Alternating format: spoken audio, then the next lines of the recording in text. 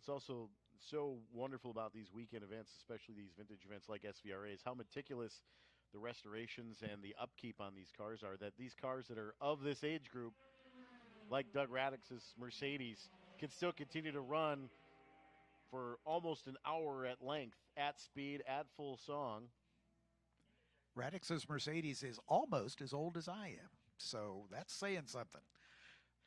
Well, your meticulous care has kept you going as well. Oh, yeah, meticulous, yeah. I meticulously look after my waistline, not. But, yeah, Joel Quadracci has seen the white flag as we're on the final lap here. James Cope and Johnny Canaves come by in the Elan, and Quadracci is alone on his own lap. Sammy Smith flashes by about 11 seconds behind the Elan, and lap time's a little quicker, but I don't think he'll catch him. Benjamin Myers doing a great job, just clicking off personal best after personal best in that number 29 Carber up to fourth. That's a good run. Jonathan DeGainer and Craig Bennett in that beautiful Devon Evolution. Looks like they're headed for a top 5 finish. Ralph Lamacchi and Tom Lemkuhl also a personal best in their Carber, so a pair of S2s in the top 5, top 6 actually.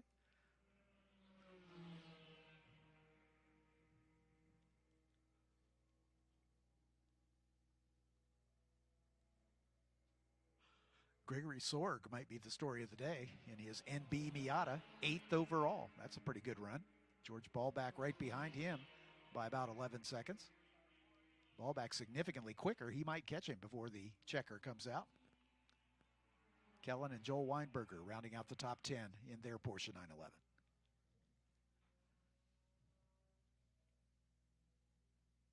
Looks like Quadracci in Thunder Valley, making his way to Billy Mitchell Bend with the final 2 corners to capture the all-group Enduro.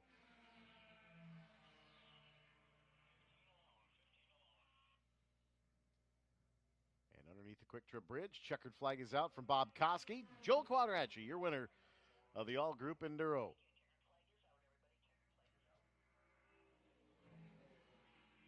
Jonathan DeGainer, 3 laps down, comes across the line in 5th.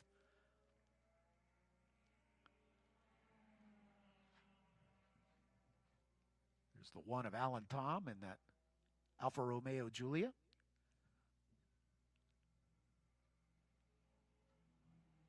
Doug Radix in that 190 Mercedes.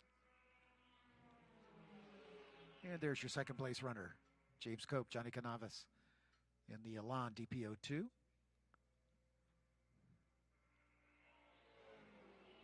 Sammy Smith hangs on to 3rd overall despite his couple of unscheduled calls to the pits.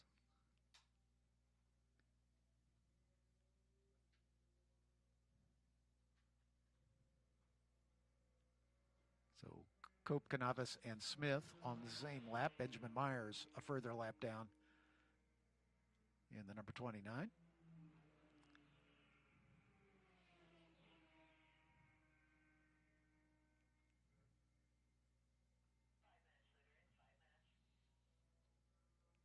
Five minutes has been given to the grid for FR. 5 minutes to the grid.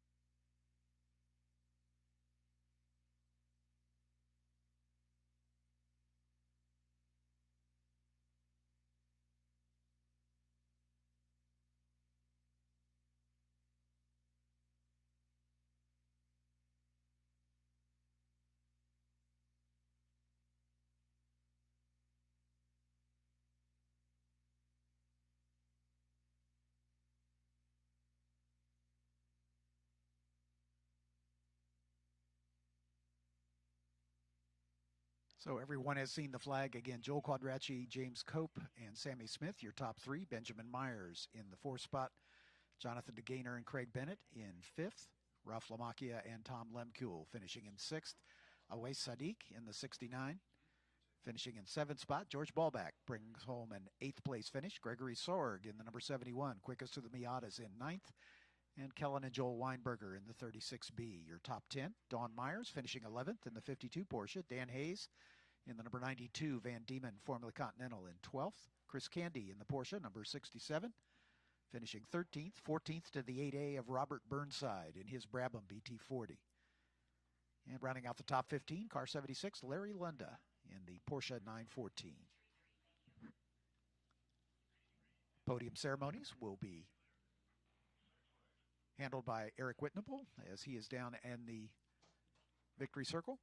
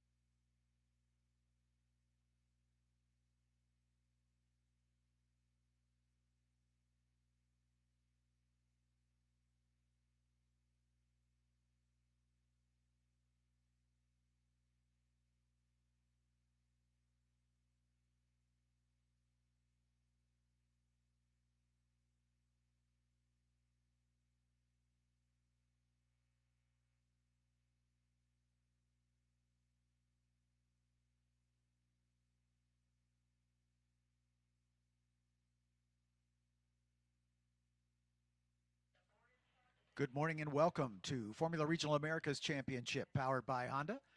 Glad to have you with us here at the beautiful Elkhart Lakes Road America in Elkhart Lake, Wisconsin. I'm John Phippen, spokesman for the series.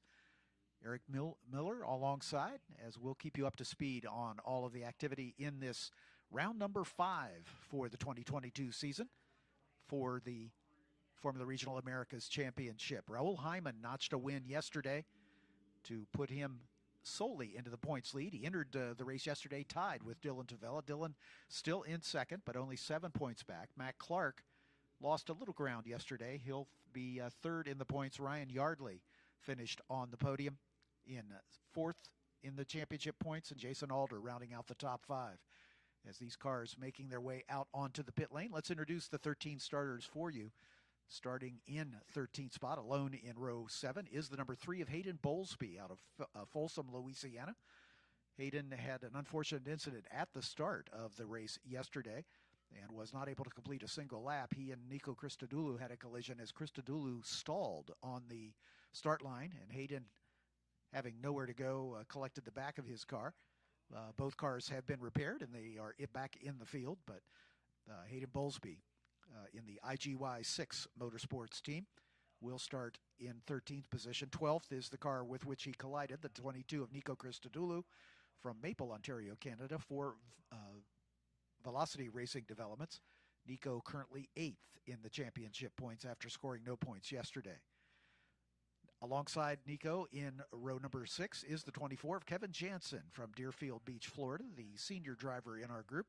Sponsored by the U.S. Power Group, Kevin drives for Crosslink Kiwi Motorsports. Starting in row 5 on the outside, car number 10, the Bolivian Rodrigo Gutierrez for Velocity Racing Development. Rodrigo currently 11th in the points chart for this season. Next to him is the number 8 of Alex Kirby from Newport Beach, California, the Hollywood stunt driver who races for Doran Kroll competition. Alex currently 9th in the points championship, looking for his 5th consecutive points finish in a row. Matt Clark will start in 8th position in the number 25 for Future Star Racing. Mac already a winner this season with another podium finish. Didn't have the race he wanted yesterday as he was battling for the top 3 early on, but the car fading just a bit, and he ended up down the order just a touch, finishing in 7th position. Next to him will be the number 95 of Marco Kasic. I'm sorry. I was corrected on the pronunciation of that yesterday by Marco's dad. So Marco Kasic from Kelowna, British Columbia, Canada. Marco racing for the Doran Kroll Racing team as well. Currently 7th in the points championship. In row 3 on the outside, car number 91, Cooper Becklin from West Lynn, Oregon for Crosslink Kiwi Motorsports. Cooper in the 91 car, currently 10th in the points championship. Next to him in row 3 is the 78 of a podium finisher yesterday, Ryan Yardley from Christchurch, New Zealand, also racing for Crosslink Kiwi. That's Ryan's best finish of the season. He's got 3 other points-paying finishes as well in the top 6.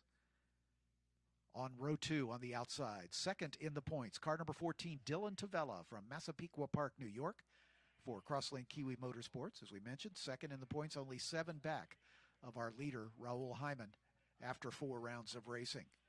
Nick Pershing had a good run yesterday, good fast lap time, put him in the top 3 out of Morgan Hill, California, in the number 29 car. Nick races for TJ Speed Motorsports.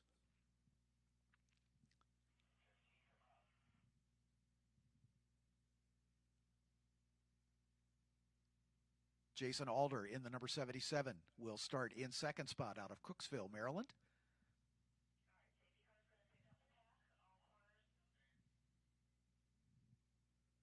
Drive from Diabetes, his sponsor in the number 77 car for TJ Speed Motorsports. Jason currently 5th in the championship standings. He's got a podium finish at NOLA at our first venue. And starting on the pole, the man who has dominated the race yesterday in the 27 car of Raul Hyman from London, Great Britain, moving there from his native South Africa, as Raul races for TJ Speed Motorsports as well. The only multiple winner so far this season in his first season with us, as the field has made its way down the front straightaway and lining up in their grid positions for the standing start.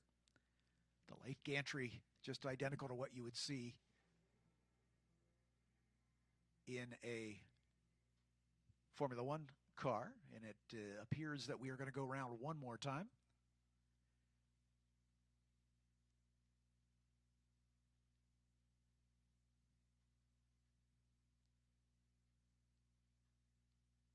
Listening to the radio from race control, apparently there's an issue that needs to be corrected out on the racetrack, so we're going to take another reconnaissance lap here before we get started.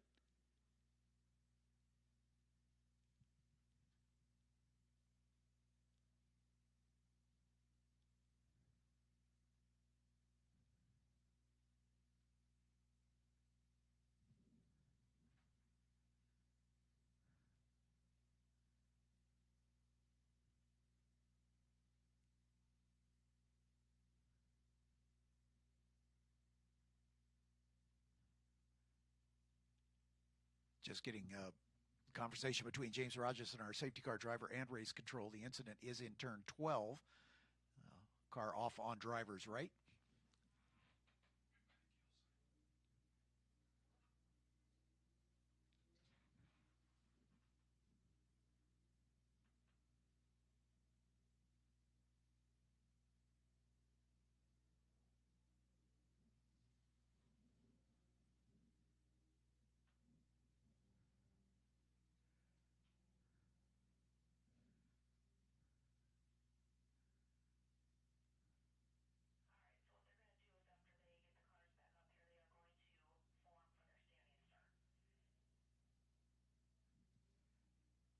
Race director just informing the teams over the radio that we are still planning on a standing start, just adding this extra reconnaissance lap so that safety crews can clear the incident there at turn 12.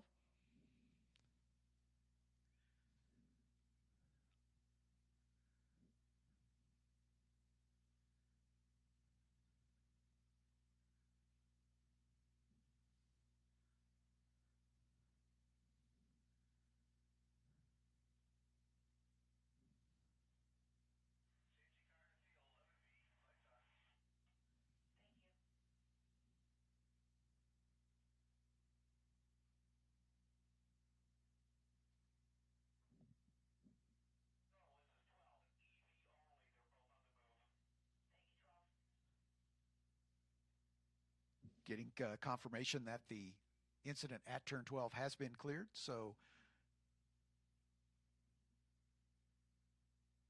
we are good to go. The safety car has the lights out, indicating to the field that we will get the start this time.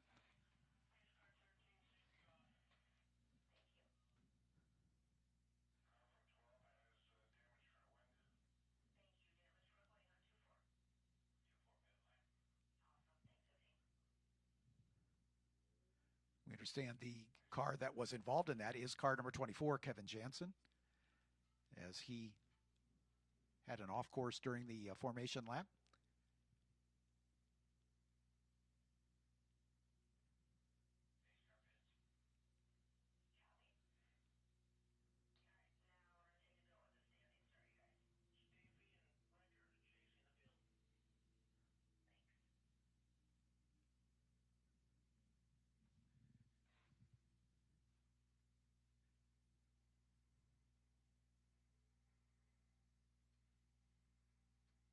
Kevin Jansen pulling into the pit stall as the Crosslink Kiwi crew will have a look to see if there's anything to be repaired on that car. Again, he was off course at turn 12 on the formation lap, but race control has determined we are going to go with a standing start, so it's just an extra formation lap as the car is now once again coming into position here on the front straightaway.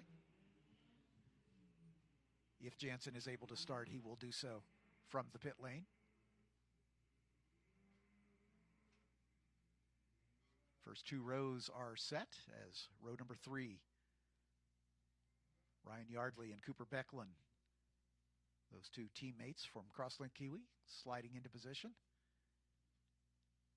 And the last of the cars rolling to a stop. We'll look at the light gantry.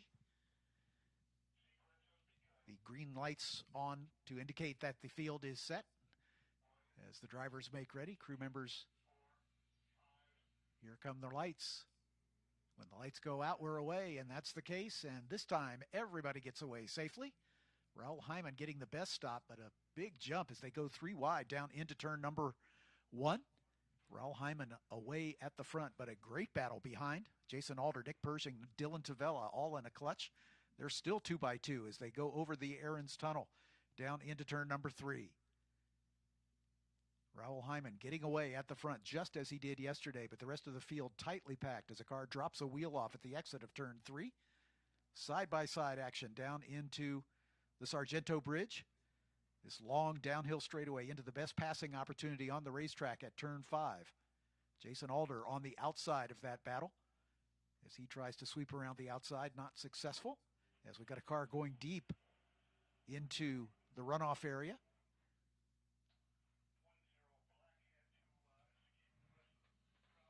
That was Rodrigo Gutierrez in the 10 car who went deep into the brake zone. So he will get turned around and back underway. Didn't make contact with anything. This battle goes down into turn number 8. We've got a spinner there at turn 8. We can see the cloud of smoke, double yellow flags being waved as a car just outside of our camera range has been able to get moving on his own. So a couple incidents here in the early going. Under the Henry Bridge they go, through the kink, and into Kettle Bottoms, heading toward Canada Corner. Raul Hyman way out in front as he got a dynamite start and has been able to just extend his lead. Pretty much a carbon copy of what we saw yesterday. Hyman complimented his TJ Speed crew for giving him the car he needed in yesterday's race, and he was just able to control the pace and open up a pretty healthy lead. The 78 car was the car spinning. That's yesterday's podium finisher, Ryan Yardley. So Ryan will have to play catch up on this 25-minute race. Matt Clark on the pace, as is Nico Christodoulou. Remember, Christodoulou qualified on the front row in yesterday's race and was knocked out after his car stalled at the standing start. So he's coming up from the back already, up into 7th position is Nico Christodoulou, and setting fast lap of the race even quicker than our leader.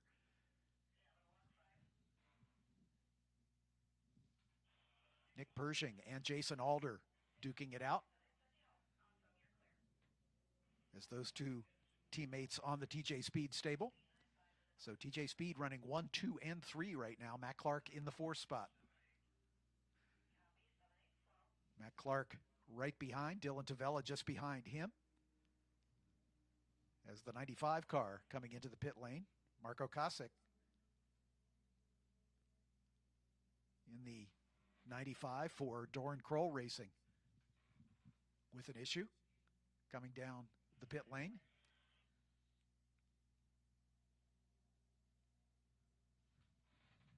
Kevin Jansen unable to take the start, still waiting on Ryan Yardley, Hayden Bowlesby, and Rodrigo Gutierrez to come by the stripe.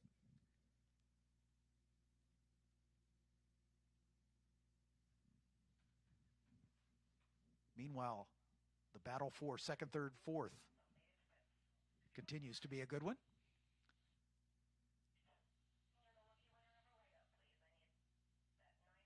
Down into Canada corner. Oh, a big spin and into the barrier. As the 29 of Nick Pershing. As Nick Pershing overcooking the braking, he was running in 2nd spot, but just left his braking way too late. As the 78 of Ryan Yardley just now getting back into the pit lane after his spin down at turn number 8.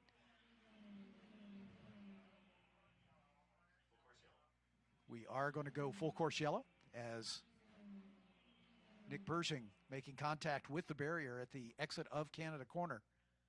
Just didn't turn in as the car apparently locked up, and he slid through the overrun and made contact with the tire barrier. So the teams have been alerted. These drivers have a yellow light system on the dashboard that the race director can click on to let them know that we're under a full course yellow. So the teams will be slowing down and packing up behind the leader. They were past start finish, or past the pit exit, should we say, before the yellow was called, so they weren't able to get the safety car out in front of them this lap, but they will next if they're unable to clear the distance. The issue with Nick Pershing at turn 12, Canada corner. So just to recap, Raul Hyman, your leader. Jason Alder now in 2nd. Matt Clark in 3rd. Dylan Tavella in 4th. Nico Christodoulou from the last row up into 5th position. Cooper Becklin in 6th. Alex Kirby in 7th.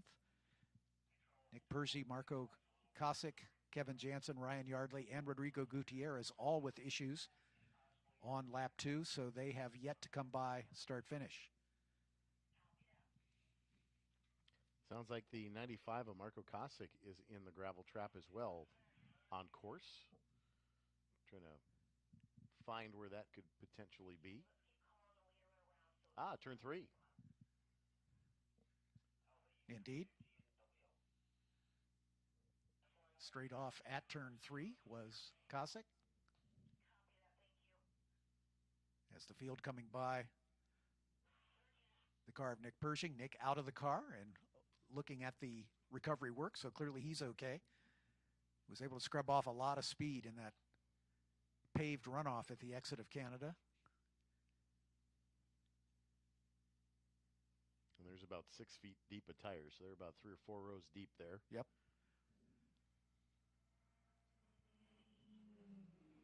No contact, even with the tire barrier, is a soft contact, but plenty of cushion there at least. Kevin Jansen was able to rejoin, but he'll be at the tail end of the lead lap as the safety car driver. He rejoined right with the leaders, so the safety car driver will wave him around. Rodrigo Gutierrez.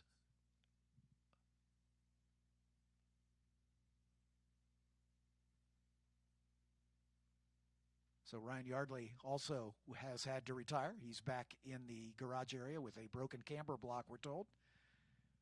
Marco Kosick still out on course. Nick Persing still out on course. The rest of the field has rejoined. Rodrigo Gutierrez having the spin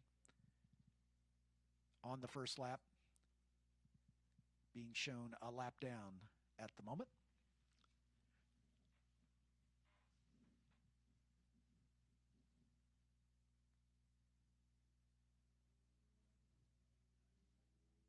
Could well be that both Gutierrez and Jensen got caught by the safety car before the leader came by, so they may be waved around. I don't have that confirmation just yet.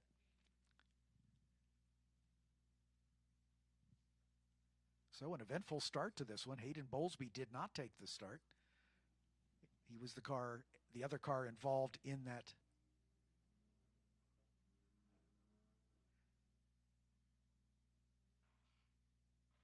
Hayden was the driver who got caught out by the stall of Nico Christodoulou and made contact with the car, but he was not able to answer the bell.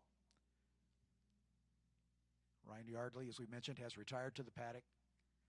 Kosick and Nick Persing, both with incidents. Persing, I'm guessing, is done for the race, as he was out of the cockpit, indicating that they'll probably have to lift that car to get it out of harm's way there at Canada Corner. Kosick will go a lap down once he's retrieved from the gravel trap at turn 3.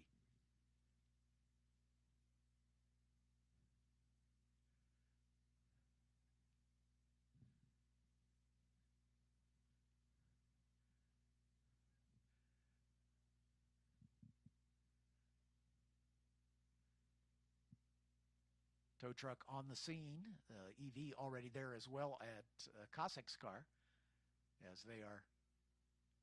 Looks like they're going to have to lift it on the tow truck as well as the tow truck backs into the gravel trap. And imagine how far into the gravel trap he is. The nose of the car may very well be underground a little bit, buried in the kitty litter. He could also have had contact and damaged the car, which put him in that position. That's conjecture on my part at this point, but we'll figure it out. It does look like Kosick and Nick Persing both will be retiring. And as we mentioned, Ryan Yardley, yesterday's third-place finisher, has already retired to the paddock after his spin down at turn 8. And just a look a moment ago at Fox City's Finish Line Towing, the official towing provider for Road America. I want to thank those guys for being here this weekend. Great job all weekend. They've got Kosick's car in the air. As we look at turn 12, they're also rolling away with Nick Persing. So we are going to go one more lap behind the safety car, I'm guessing, and then we should be able to get back to racing. As we have not quite approached half distance on this one, 13 minutes still remaining. We'll have it about halfway.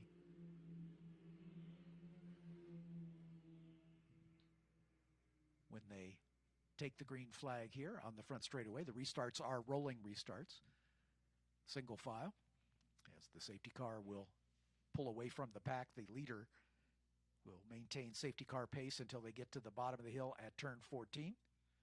Saw yesterday during the restart that in both races, leader started to accelerate a little bit past the exit of 13, caught up to the safety car a little bit as the safety car was still on the entrance road to pit lane. Sure, that was a general conversation yesterday. Exactly. Post-race. Yeah, it looks like they've cleared Marco Kosick's car as well as he's being taken behind the barrier at turn 3. So we anticipate a restart this time by working race lap number 5 right now. So Raul Hyman, Jason Alder, and Matt Clark with Dylan Tavella in fourth. Nico Christodoulou, a great recovery drive from the 6th row up to 5th spot. This yellow flag is just what he needed to have the opportunity to move up even further. Cooper Becklin, Alex Kirby, Kevin Jansen, and Rodrigo Gutierrez, the last cars running. Jansen and Gutierrez, I believe, were waved around and are catching up, and here comes Jansen and Gutierrez by our position, so they are on the lead lap. They'll just need to catch up to the back of the pack before we go green. And it sounds like we will go green this time. That is the plan. That's what we're hearing from the race director. Scott Goodyear is our race director. And his information being radioed to the teams indicates that barring an unforeseen circumstance, we will go green this time by. Hopefully, Jansen and Gutierrez will be able to catch up to the back of the pack before we go green. Into the carousel turn comes the safety car with the field in tow.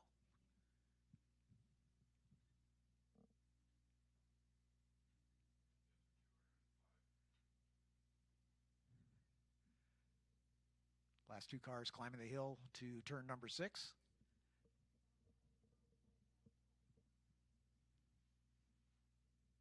As they've still got a ways to go to catch up to the back of the pack.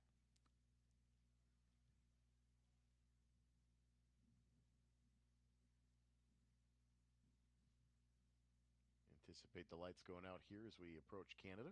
Yeah, that's where the safety car normally would click off the lights to signal to the teams what they've already heard on the radio, that we will be going green once again. That's already been done. He begins to accelerate away, and Raul Hyman brings the field around. There's still a little weaving going on, keeping temperature into the tires.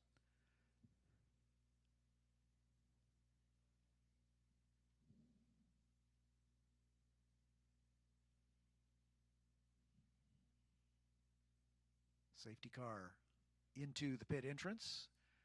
Raul Hyman drops the hammer, and here they come up the hill.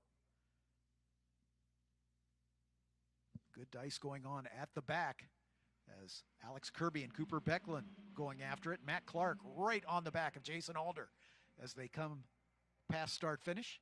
Clark and Alder had quite the battle yesterday as well for a few moments before Clark started to fade, but side by side into turn 1. Clark on the inside as Alder goes a little bit wide. There was some contact, it appeared, wheel to wheel.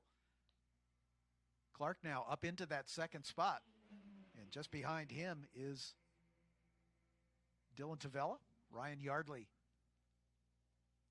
Gutierrez has gotten around Jansen. They just crossed the start-finish line, so didn't quite catch the back of the field, but they're racing for position now. Too wide, coming down in the battle for third. Matt Clark in that position. Looks like Jason Alder slotted in right behind him. Then Dylan Tavella going side by side with Nico Christodoulou. As Christodoulou continues his charge, that's Tavella on the inside of turn 6. Christodoulou on the outside. As the field all packed up after this restart. But once again, Raul Hyman seems to be able to pull away at will at the front. Matt Clark into the second spot now. Jason Alder there in third. It's finally sorted out. Dylan Tavella just behind him. Then Nico Christodoulou. Cooper Becklin and Alex Kirby bringing up the rear of this first train of cars with Kevin Jansen and Rodrigo Gutierrez well back.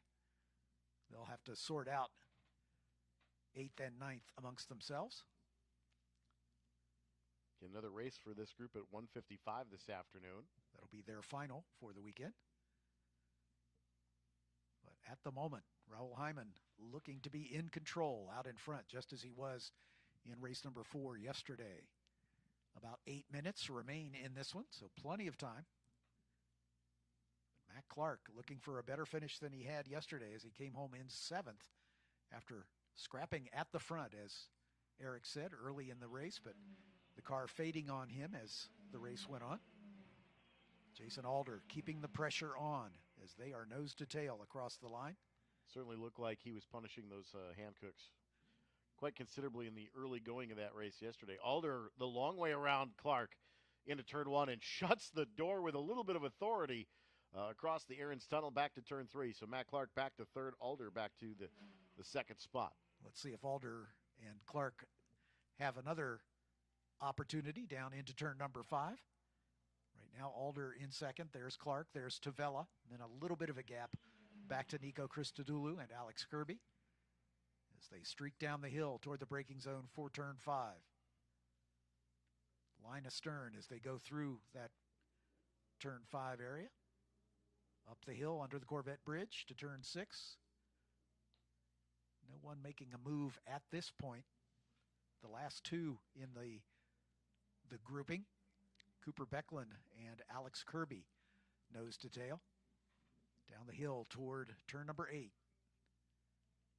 As the field's settling in finally, as we get a couple laps of green flag racing here. The Hankook's up to temperature. The engine's loving this cool weather, making maximum horsepower, about 300 horsepower for these cars with the turbocharged Honda K20. The same power plant in the pace car in the Honda Civic Type R. Honda Performance Development takes the cars directly from the Marysville assembly area in Marysville, Ohio. The only thing they do to it is put a dry sump lubrication system on the engine and retune the ECU for race performance. But the internals are absolutely stock, just as delivered in the street car. And the engine's, of course, sealed. Team's not able to do any modifications to them. Beginning to stretch out just a little bit. Looks like Dylan Tavella is closing in on the back of Matt Clark. That will be the battle for third. So Clark once again, the car showing good promise on the restart, but then fading a bit as the stint goes a little longer. And now he's got pressure from the man who is second in the points, Dylan Tavella. All three of the front runners are winners already this season. As we've got 5 minutes now left in it. Let's see if Tavella can make the move on Matt Clark. And behind them, Alex Kirby and Nico Christodoulou. Christodoulou around Kirby up into 5th. As they go side by side down into turn number 5. Oh, and we've got a spinner. I believe that to be Christodoulou. Has looped it there at the bottom of the hill at turn 5 as he was trying to make a pass. Still there. As this has been an eventful Formula Regional Americas round number 5. Usually these drivers experienced enough that we get clean racing, green flag from lights out to checkers, but this one has had lots of action going on. Looks like the car is rolling and back underway. The announcer's curse almost happened, but it didn't quite happen other than the mental note. But I was thinking to myself, wow, Nico really kind of helping himself out after yesterday. Yep. With the very poor start and the impact at the initial going, not getting any points yesterday, was making a nice comeback to the top 5, settling nicely and getting at least some points, for missing out on points yesterday, and has promptly spun himself out of the points right now. Watching the battle between Dylan Tavella and Matt Clark as they come down into turn 2. Clark still with that podium spot. Tavella right in his wheel tracks. As the time down to 3 minutes, most likely we'll see the white this time by. So the battle for third is the best one on the racetrack.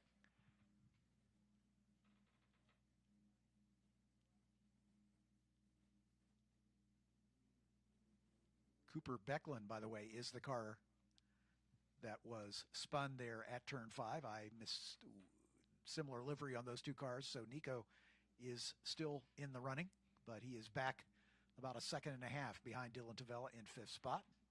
So apologies for misidentifying the spinner there at turn 5. Cooper Becklin still running, but there he is across the line just now. Kevin Jansen Now getting close to Cooper Becklin. Becklin's lap time a little quicker, so I would expect that to be him able to maintain that position. But Jansen could well overtake him before this one is over, as the clock counts down to 2 minutes. So we definitely should see the white flag this time by, as we keep an eye on the only battle on the racetrack that matters right now, the one for third, with Matt Clark hanging on to that final podium spot, and Dylan Tavella giving chase. That battle through Canada Corner, through the Bill Mitchell Bend as they head down toward turn 14. Raul Hyman well out in front as he resets fast lap of the race, a 2:04.9. Car off in turn 14, coming up the hill. And it is Raul Hyman, the leader, has gone off at the bottom of the hill. Just as it looked like he was going to cruise to a second consecutive victory, the mistake is made. And it puts Jason Alder out front. Indeed, Jason Alder on his way perhaps to his first win of this season. He had a win at the end of last season, and this would be his second career win in the championship, and that has definitely scrambled the battle behind as well. Jason Alder all by himself out in front.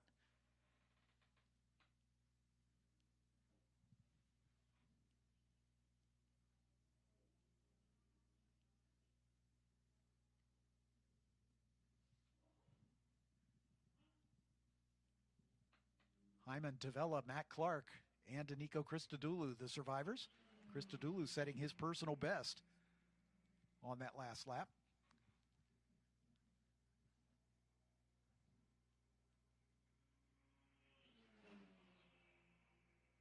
So it's not inconceivable that Raul Hyman could retake the lead before this one's all over, but he's got some time to make up. At the line, it was about 3 seconds. It's certainly less than that now. But Dylan Tavella hasn't been able to move up into that third spot behind Raul Hyman. Matt Clark shuffled back to fourth, once again fading just a touch in the closing laps.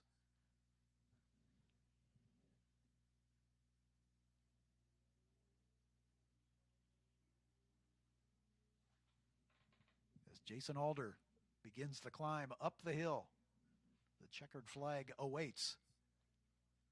The driver out of Cooksville, Maryland, keeping his nose clean and getting the job done. Raul Hyman cursing what could have been. We will settle for a second place finish. And Dylan Tavella on a last lap pass gets around Matt Clark to take over third. Mackenzie Clark in the fourth position. Nico Christodoulou from the sixth row starting position recovers for a fifth place finish. Alex Kirby, the Hollywood stunt driver, in sixth spot. Rodrigo Gutierrez, his best finish of the season so far. As Gutierrez up into sixth spot, Alex Kirby in seventh. Gutierrez taken over that position on the last lap. Cooper Becklin in the 91 should be next across the line, and Kevin Jansen just behind him, as those two battling as the final two cars running. Nick Pershing, Marco Kosick, and Ryan Yardley did not score. Hayden Bowlesby did not take the start. I'm going to make my way down to Victory Circle to interview our top three. And next up, we will have the IGT Enduro.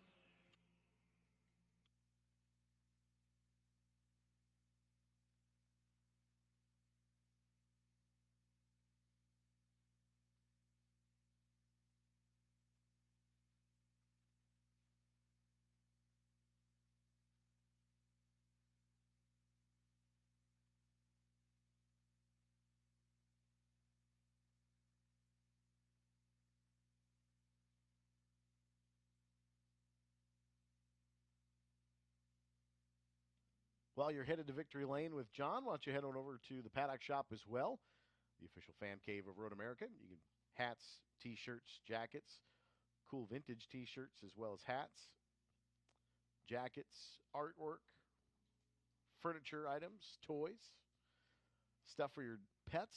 You name it, they've got it at the Paddock Shop. Open for the majority of the day today on the main Paddock Road. And while you're over there, pick up some new SVRA race swag as well. Stop by, see Marianne at Vendor Row. They've got hats, shirts, jackets, flags, duffel bags, and a whole bunch of cool race gear. While shopping, be sure to grab a subscription to SpeedTour Quarterly Magazine. Sign up for membership and grab some new swag for your team at the SVRA booth in Vendor Row. And tell Marianne we sent you.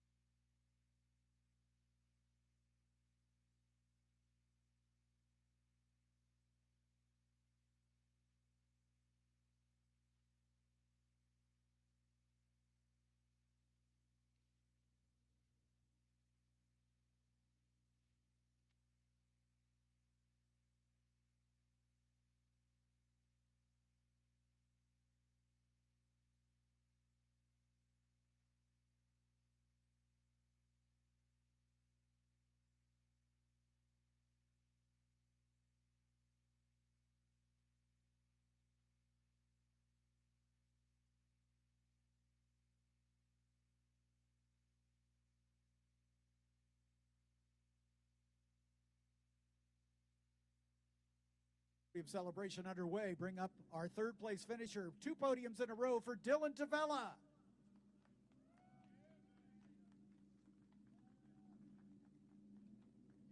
Dylan, a great battle with Mac in the last handful of laps. This was kind of a stop-start affair as we had guys spinning off everywhere, but you're able to get that pass done and get back on the box. Well done. Yeah, I'm just more focused on the championship, just trying not to put myself in the bad situations that most of the wrecks were out there. A couple offs. Some people tried pushing me off. No names. but we'll come back stronger in the race 3. Anybody else you'd like to thank? I'd like to thank my mom, dad, Patrick, Karen, Josh, Lewis, Troy, Beto, Lewis, and everyone in Kiwi as well. Congratulations. Third place finish for Dylan Tavella, ladies and gentlemen.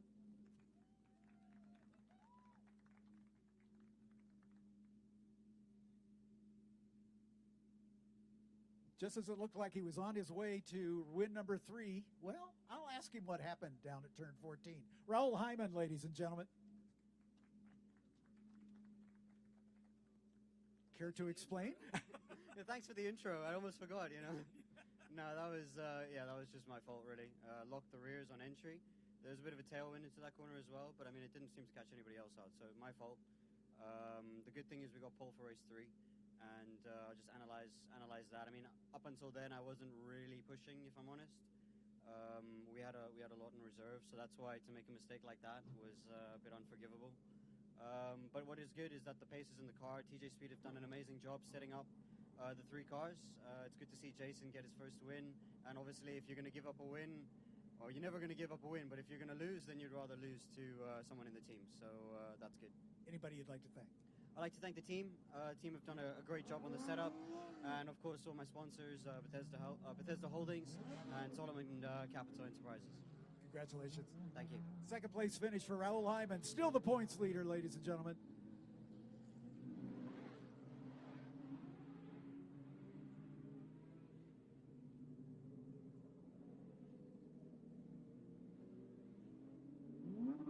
We'll let these noisy guys get out of the way before we bring up our winner.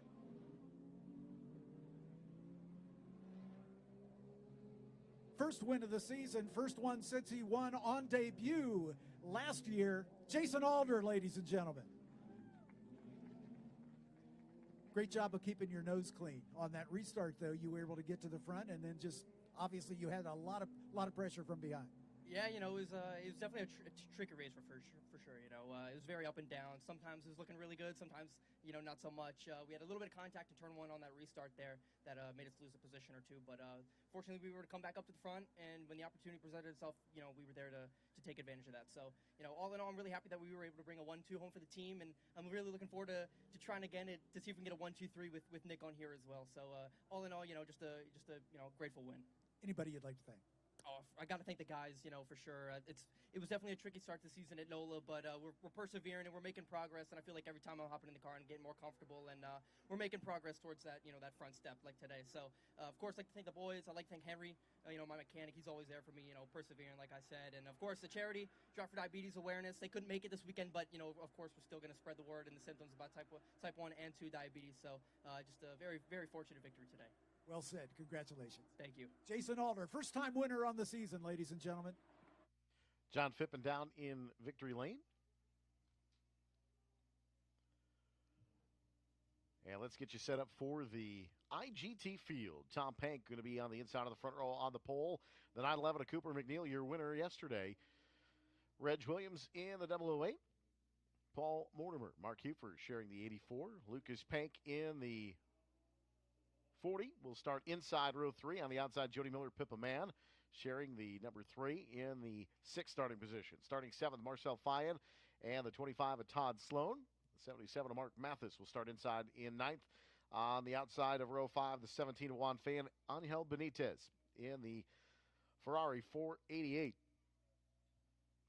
Tim Savage will start 11th on the inside of row 6. On the outside, the 176 of James Hammond, the 789 of Tim Haynes will start 13th, the 22 of Brian Hicks, the 20 of David Harrington and Daniel Harrington. Starting 16th, the 124 Nicholas Goombridge and John Dean. Mike Ward, the 711. And the 02 of Ed Wheatley. 18 cars taking to the grid here for International GT. Race number 3, this is the Enduro. 40 minutes, the time distance.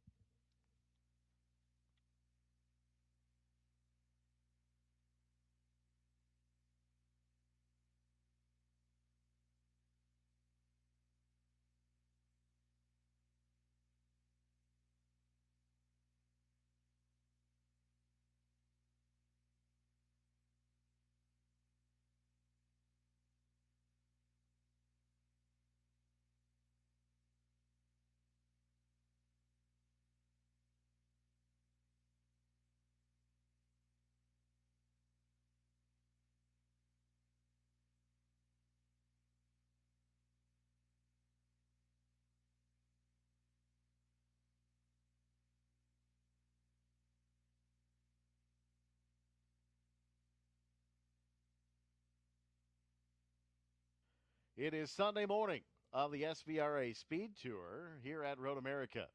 It is also race number 3 for the International GT contingent. Safety car to the Chevrolet pit lane.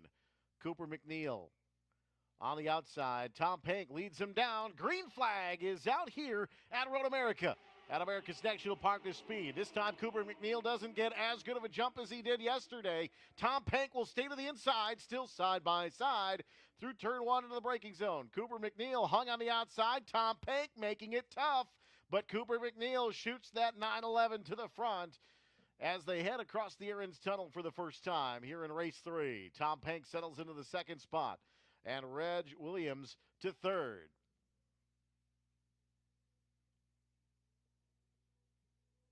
Williams in the second spot yesterday. Spent much of the race in third and fourth and battled his way back. Let's see what he can do here again today in that 008. But the 911 RSR for Cooper McNeil out front. Thomas Pink, Reg Williams into turn 5 for the first time here in race 3. Todd Sloan mixing it up with the 84.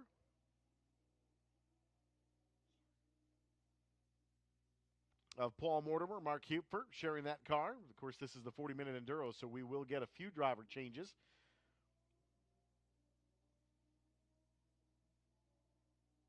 Here with the pit stop sequence as drivers will head in for those changes at some point. Not everyone getting out, of course. But Cooper McNeil continues to lead here on lap 1 of International GT.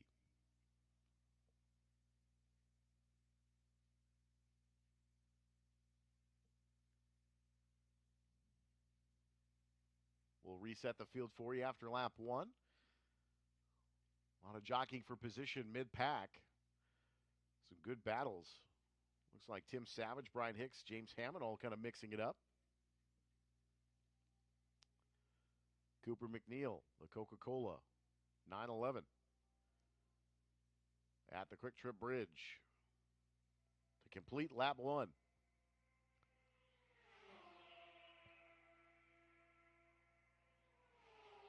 Tom Pink in the second spot. Reg Williams holding on to third. Todd Sloan, Marcel Fayen, the 03 up to 5th. Lucas Pink 6th. Jody Miller, Pippa Mann in 7th. Juan Fayen, Angel Benitez in 8th. Paul Mortimer, Mark Cooper have dropped back to the 9th spot.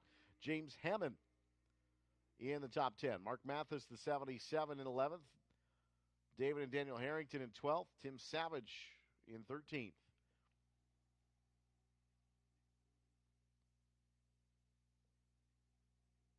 As we said, 18 cars taking the green flag here in race 3 for International GT.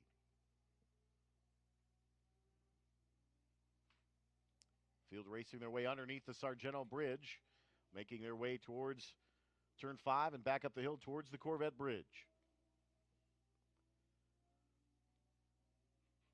Cooper McNeil by about 12 minutes into yesterday's sprint race 2 had found the Howards Grove zip code, so we've got another 20 minutes extra in today's 40 minutes, so we'll figure out how far Cooper McNeil gets away from the field today, the way it's looking. Might make it to Chilton.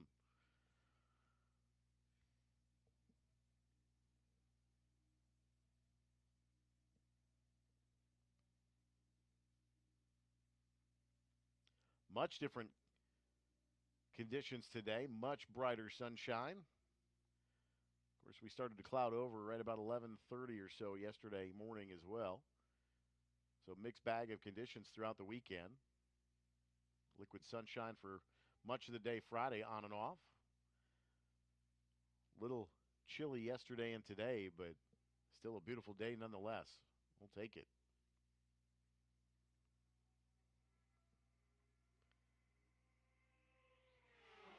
The 911 screams by the start-finish line at 2:11:022, if you care to know the times. Tom Pink, a 2:14.4. And, well, Reg Williams, a 2:15.394 3-second, almost a 4-second gap now for McNeil over Pank. Another 2.6 seconds back to Williams. They make it 3.5 seconds back to Williams and 2.6 seconds back to Todd Sloan. So the top four have kind of singled out. Good battle here with Juan Fayan, Angel Benitez sharing the 17. Jody Miller, Pippa Mann sharing the 3. Good battle there. Separated by about a second. Lucas Pank, Marcel Fayan. A little bit of a gap between those two. But Fayan and Todd Sloan, 4th and 5th. Just over half a second.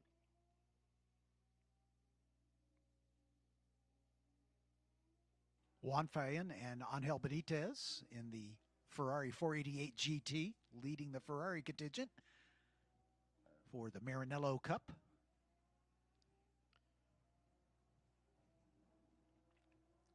And I would tell you the lone Ferrari in today's field. Indeed. In fact, we have one Ferrari and one Cayman for the Stuttgart Cup. Mike Ward in the 711 Cayman, the only Cayman in the field.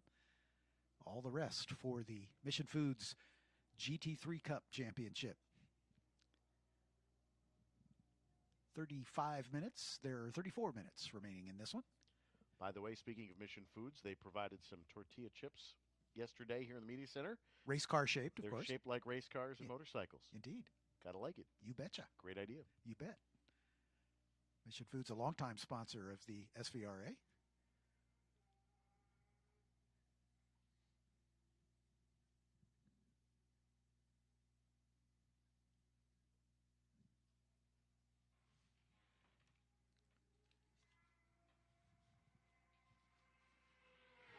Lap 3 now complete for Cooper McNeil. The gap last time through was 7.3 seconds, so we'll see what it looks like here as Tom Pank across the line.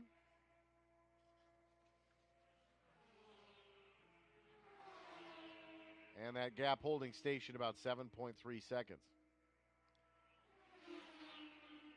On the last lap, everyone in the field, with the exception of Reg Williams, doing a personal best. So, working race lap number 4. These cars still coming up to temperature, get the tires up to temperature, and finding a little more speed. It looks like timing has corrected itself. A 12-second gap now, McNeil to Pank. Scoring a little bit behind on the loop.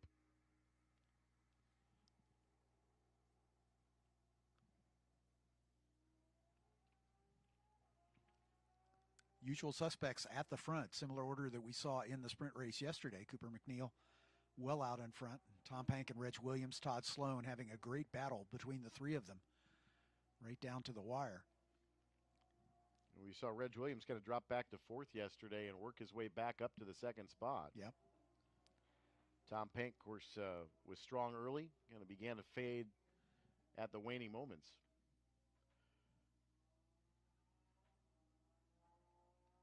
Groombridge and Dean having a good battle here in the back, looks like, with David and Daniel Harrington.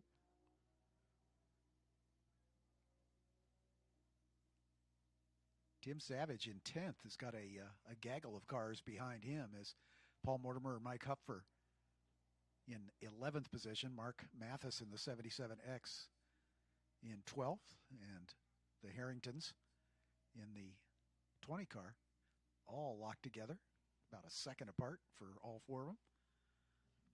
And James Hammond right on the back bumper. 0.093 the difference last time through with Jody Miller, Pippa Mann's entry. Cooper McNeil at the stripe. 209.585. The best lap, but a 211.3. So Cooper McNeil backing off the pace just a little bit here. Maybe wants to go to Kiel, not quite Chilton. Yeah. Exactly. Maybe New Holstein.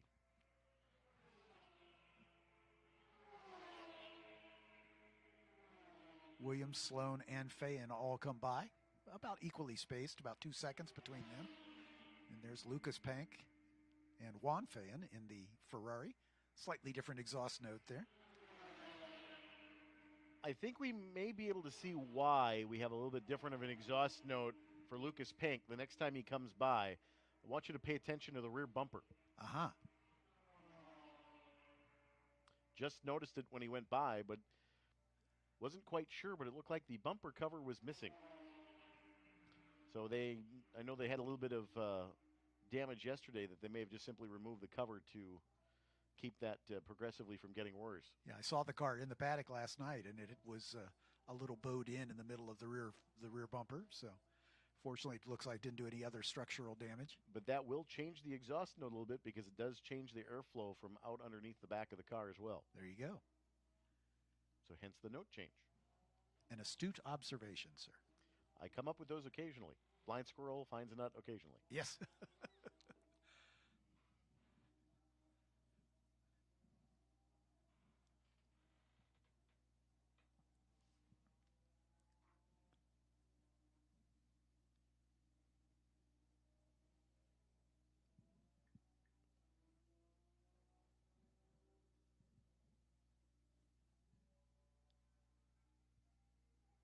Tim Savage has been on a bit of a charge as he has moved up, gaining a place on successive laps here. Back in 13th at the end of lap 1, 12th at the end of lap 2, 10th at the end of lap 3. And on the lap just completed, he got around James Hammond up into 9th spot. So Tim Savage in the number 14 on the move here. As we look at his lap time, the last lap almost 2 seconds quicker than Jody Miller and Pippa Mann just in front. So that change most likely will be happening here before too much longer. As Cooper McNeil and Tom Pank already across the line to complete race lap 5. There's Reg Williams, followed by Todd Sloan. Marcel Fayen in the 0-3. The second of the Pank contingent, Lucas, has been passed by Juan Fayen in the Ferrari. So Lucas back to 7th. Tim Savage indeed around Jody Miller up into 8th spot. Jody Miller back to 9th. James Hammond in the 10th position. 18 cars running. Mark Mathis in 11th.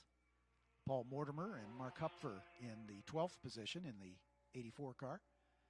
The Harringtons, David and Daniel, in 13th spot. Groombridge and Dean in 14th. Tim Hayes, Brian Hicks, Mike Ward, and Ed Wheatley rounding out the field, and they are locked together for 17th. Ward in the 7-11, Wheatley in the 0-2, side by side across the stripe.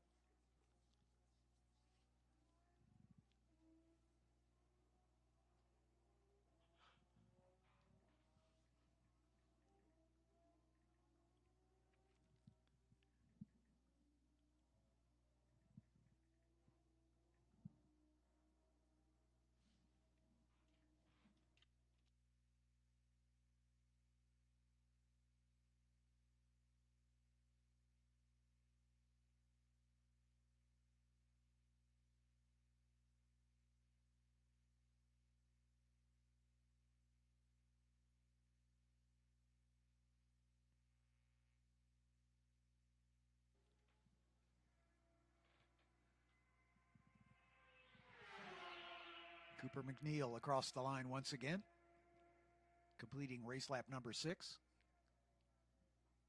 Watching the progress of the 14 of Tim Savage, who's been working his way forward. Started in 12th, currently running in 8th. And last lap was almost 3 seconds a lap faster than Lucas Pank in front of him. So expect that battle for 7th to be tightening up.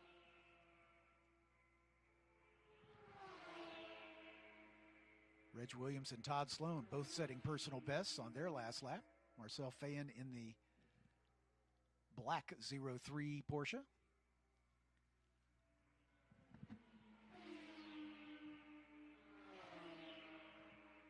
That blue 14 of Tim Savage continues his charge.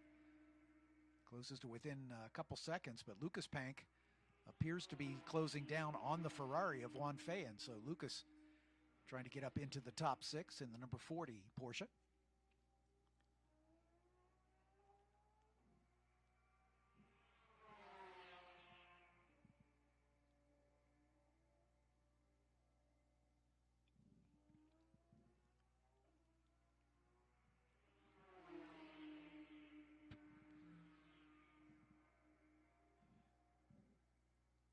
Ed Wheatley was able to get around Mike Ward, so Mike Ward back to 18th in the lone Cayman in the field.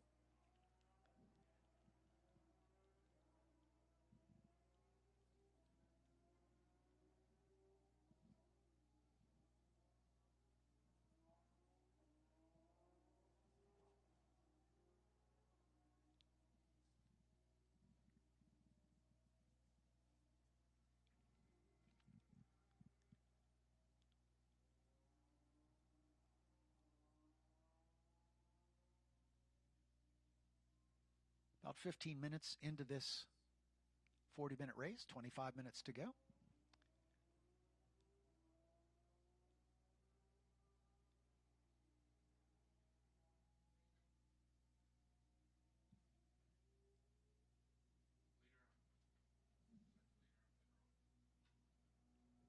It is Cooper McNeil down the pit lane.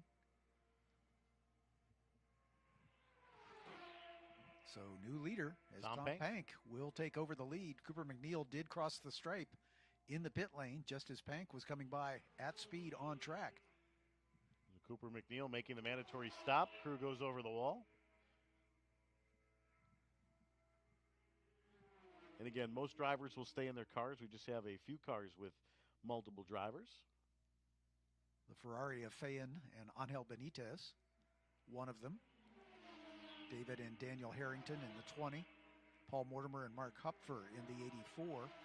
And Nicholas Groombridge and John Dean in the 124 are the ones listed as having co-drivers, but some of the other teams do. They just don't get the listing on timing and scoring. And Jody Miller, Pippa Mann. Yep. In the 3 machine. Yes, sir. Good to see Pip at the racetrack. You betcha.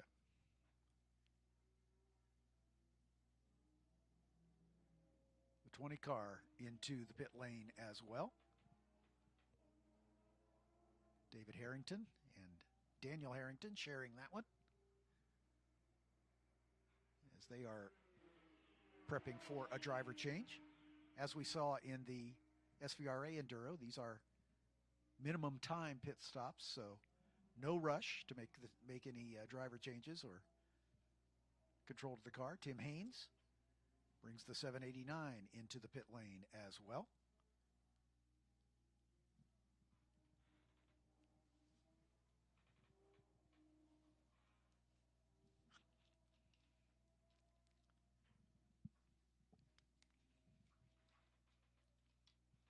Don't forget, coming up at the lunch break, David Hobbs and B.S. Levy signing copies of their books, specifically Habbo for David Hobbs, his autobiography. They'll be there at lunch in the paddock shop, signing away.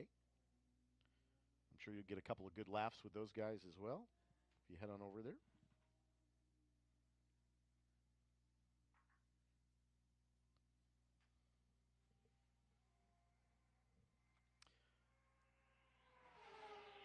Tom Pank at the line. Cooper McNeil still on pit lane as part of the mandatory length pit stop.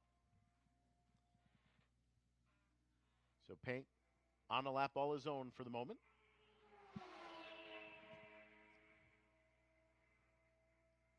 Todd Sloan about 12 seconds back in the second spot in the 25 car. Sloan continuing to hammer out good laps as that was his personal best, a 2:14.1.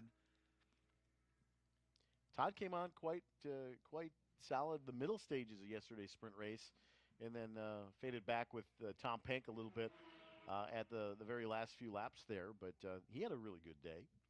Reg Williams also comes into the pit lane out of 4th position. And the Ferrari is in. The 17 of Juan Fayen. Lucas Pank on pit lane, minus that back bumper, as we mentioned earlier. There's the 14 of Tim Savage, who would have been bragging about working his way forward.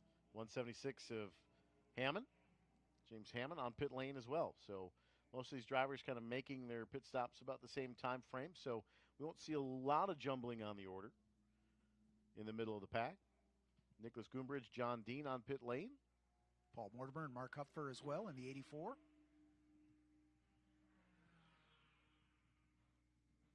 Almost as if most of the field is in the pit lane and fewer cars are actually out on track right now.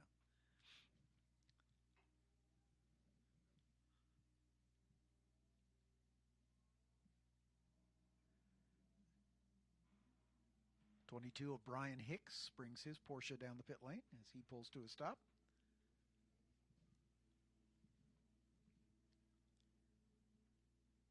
Normally we would see the overcut, undercut in a normal pit stop sequence, but because these are not rushed, they are just simply taking the mandatory time. Let the cars come down in temperature a bit. Let the tires come down in temperature a little bit. Maybe a driver to come down in temperature a bit, both mentally and physically. They are not permitted to refuel during these pit stops, and that's just a safety measure. So they carry enough fuel in the car to last the entire distance.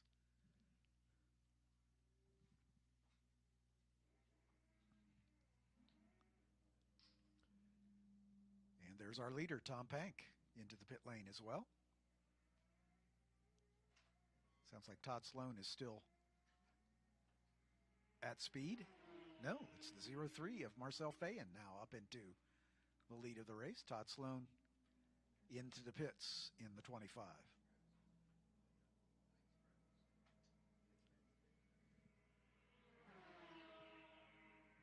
'77X of Mark Mathis also yet to pit.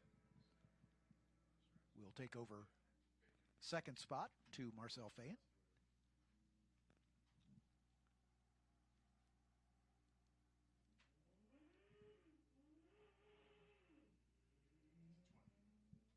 '20 car completing its stop, heading back out. David Harrington and Daniel Harrington sharing that one.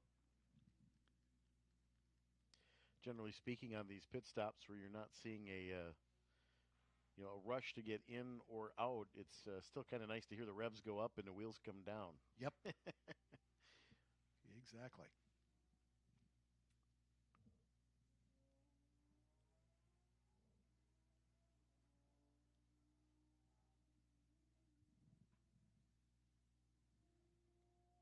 Would expect to see the 03 here on pit lane here shortly.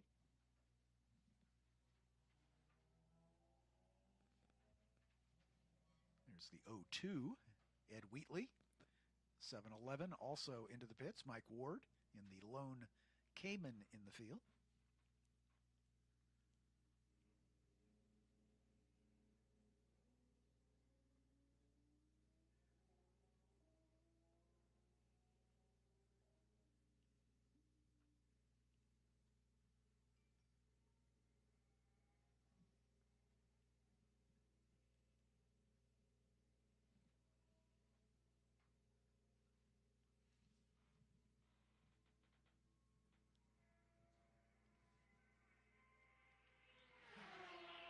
Cooper McNeil back out on track. He was the first to come in for the pit stop.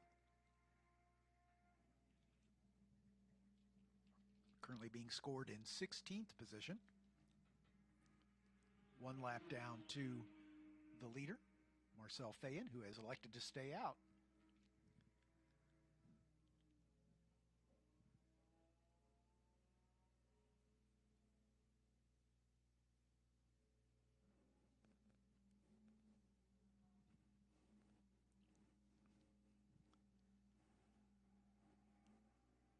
Just about 17 minutes remaining on the clock. As Mark Mathis brings the 77X into the pits out of second place. Meanwhile, Paul Motorber and Mike Hupfner rejoining in the 84 car as they roll down the pit lane toward the pit exit.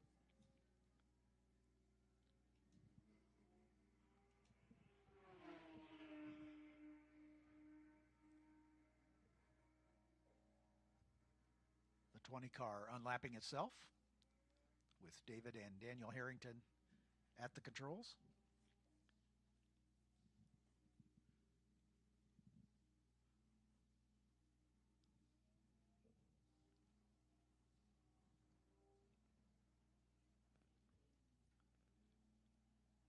Only two cars left to pit, and they are Marcel Fayen and Mark Mathis.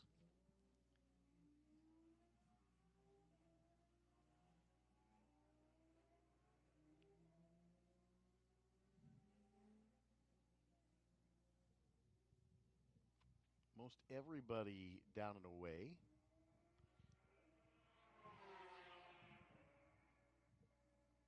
789 of Tim Haynes rejoins.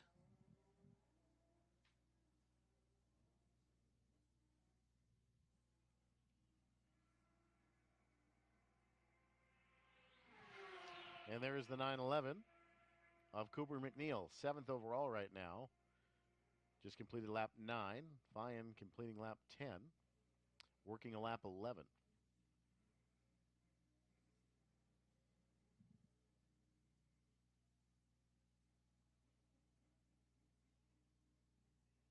Again, McNeil the first to pit, so he'll be moving up the order as the cars in front of him exit the pit lane. So I expect Cooper McNeil will be back to the top in another lap or two as the pit stops cycle through. Reg Williams completing his stop, slots in right behind Cooper McNeil in the order.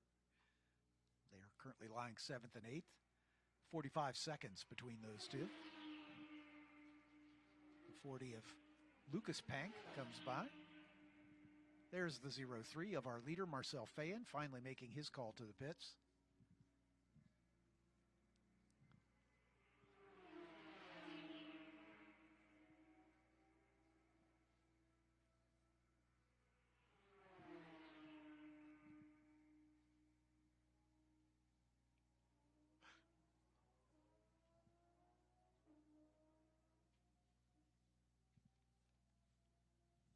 Looks like the 02 stop just about complete here.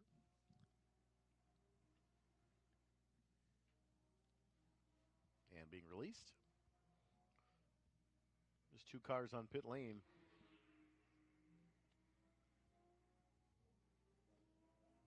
One with a little bit of an extended stop. Looks like the crew's inside the cockpit of the race car at the moment. Yeah, maybe something amiss or having a little trouble adapting the controls to the new driver.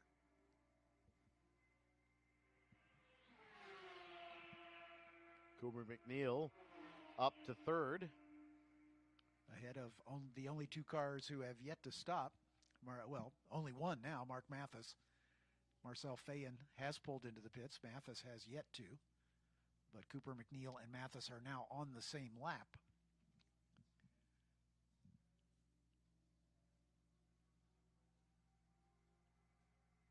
Twelve and a half minutes remaining.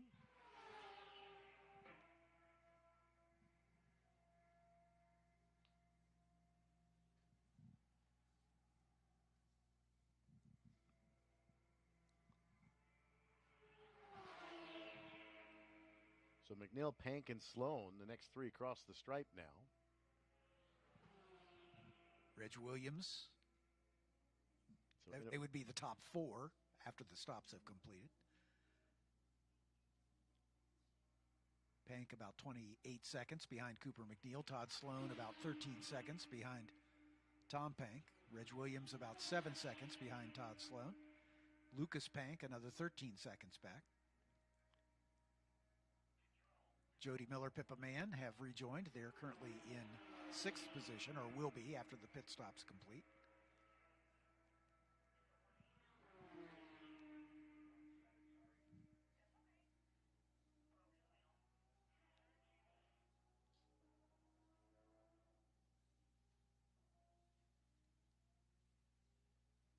Just over 11 minutes remain in this one.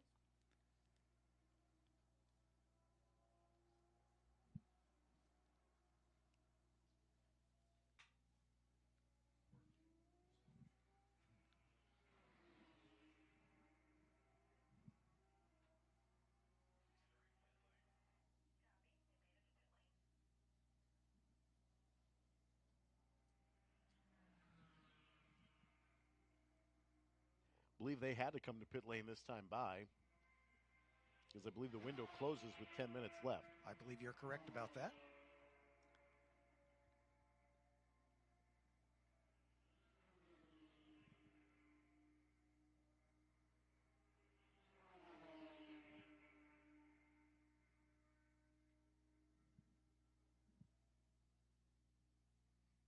And there is the 17 on pit lane.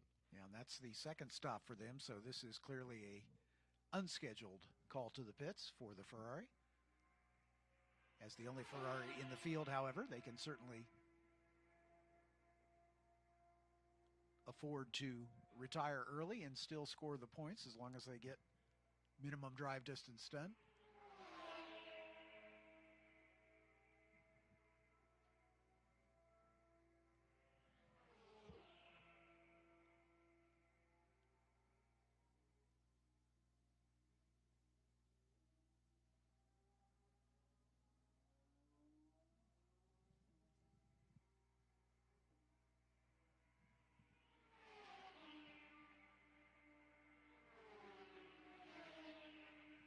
So I think everyone has cycled through the pit stops now. Marcel Fayen was the last to pit, so next time Cooper McNeil comes by, he will have retaken the lead, most likely. But your order will be Cooper McNeil, Tom Pank, Todd Sloan, and Reg Williams, Lucas Pank in 5th, Mark Mathis in 6th, Jody Miller and Pippa Mann, however, right behind Mark Mathis, and James Hammond not far behind as well. So 6th, 7th, and 8th is definitely still in play, as the positions in front pretty spread out as it stands right now.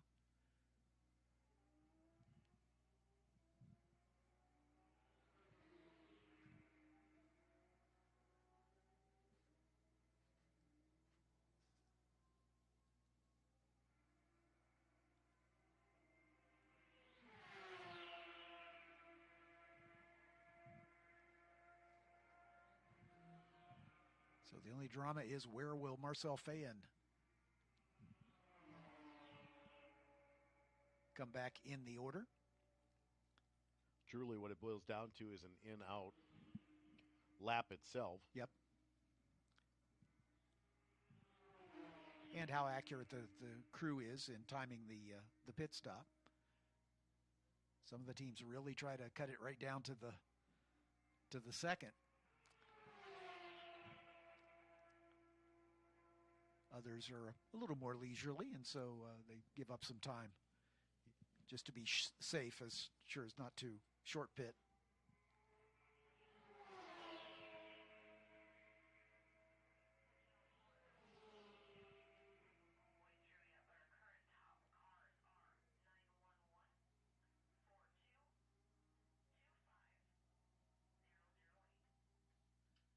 So on the pit sequence, Todd Sloan did get around Reg Williams. Checking the lap time, Williams almost 3 seconds a lap faster than Sloan on that last lap. And only 4 seconds back. Yep, so that order could definitely change.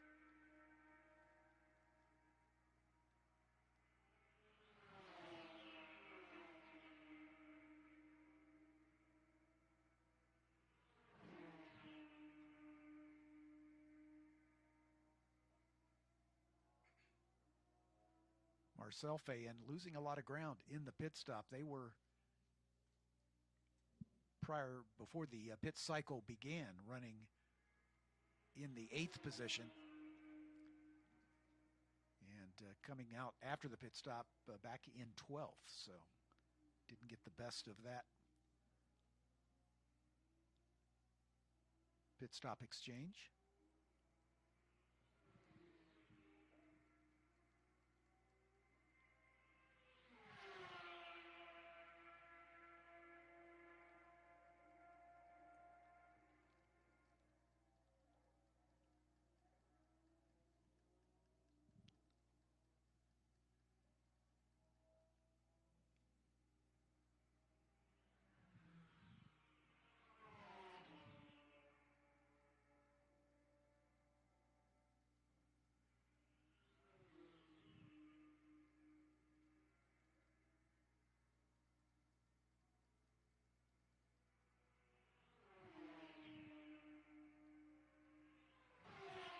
There's Tom Pank, our second place runner, about 38 seconds behind the leader, Cooper McNeil.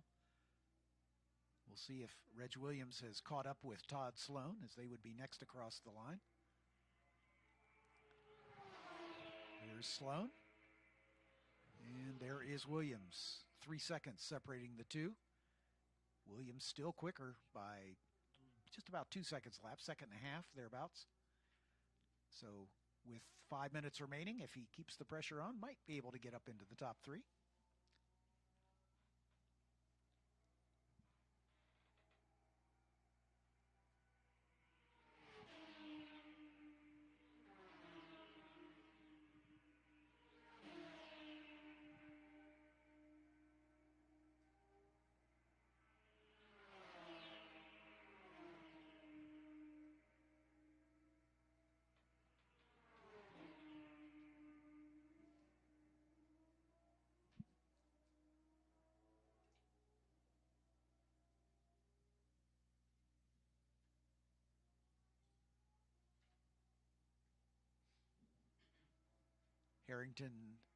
Harrington in the 20 car picking up a couple spots through the pit cycle.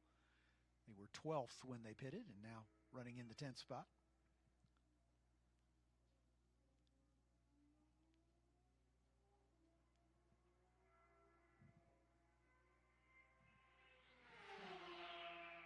Cooper MacNeil dodging a plastic bag blowing its way down the front straightaway, trying not to get that sucked up into a radiator.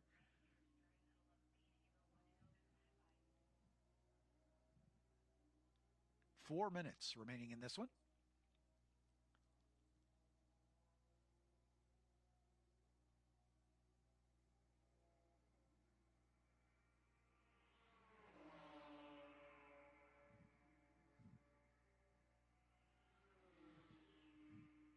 The Jody Miller Pippa Mann number 3 car also in a position to move up another spot as they were right behind the 77 of Mark Mathis. We'll see how that progress happens here as they come to the line.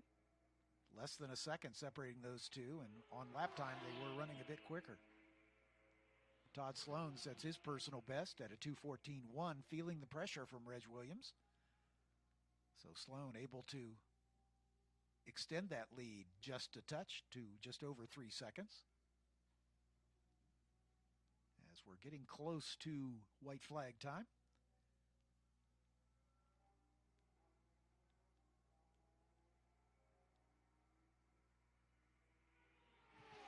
There's Lucas Pank. There's the 77X of Mark Mathis and the 3 of Jody Miller Pippa Mann. Pippa Mann and Jody Miller once again setting personal bests, but not enough faster than the cars in front to change that order, I don't believe.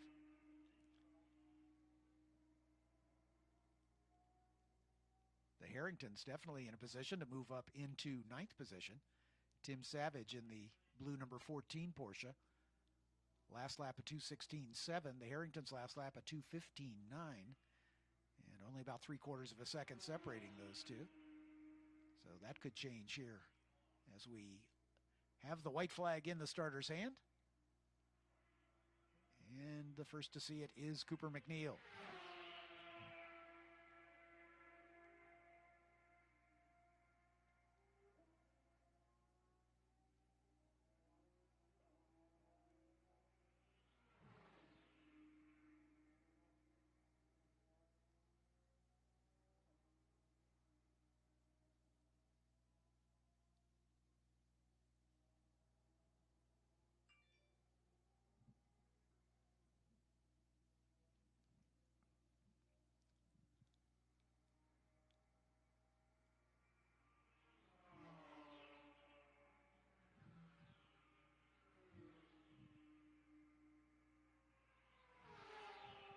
Tom Pank comes by in second spot to see the white flag. 43 seconds the difference between he and Cooper MacNeil. There's Todd Sloan, about 12 seconds further back. Reg Williams, another 3 seconds back as the second, third, and fourth place drivers all lapping within a few tenths of each other. So those positions look to be stable as we head around for the final time.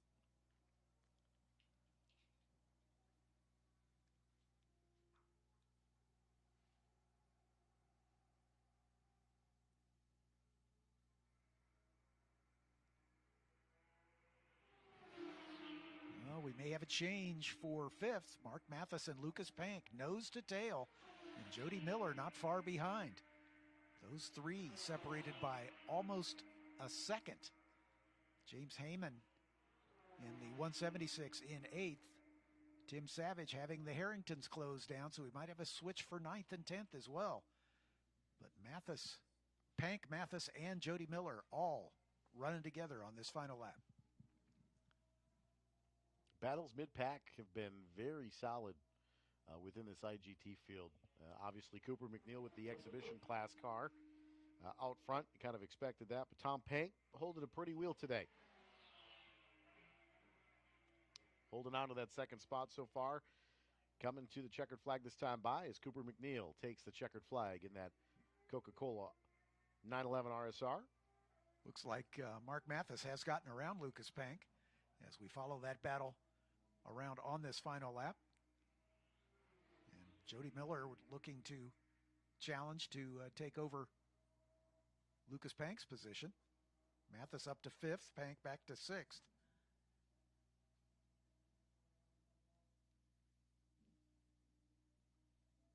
It's Mark Mathis drawing away from those two as they're working through the carousel turn. Lucas Pank clinging to sixth position with Jody Miller in seventh. And/or Pippa Man, not sure who's in the car. Tom Pank just across the start-finish line will finish in second spot. Waiting on third place Todd Sloan last time through. And that's where Todd will be as well. And there's Reg Williams, who will finish fourth overall. Lucas Pank a little resurgent here, closing back down on Mark Mathis. Just as it looked like Mathis was going to motor away. Pank and Jody Miller have caught back up as they're at the bottom of the hill, making the final run to the checkered flag.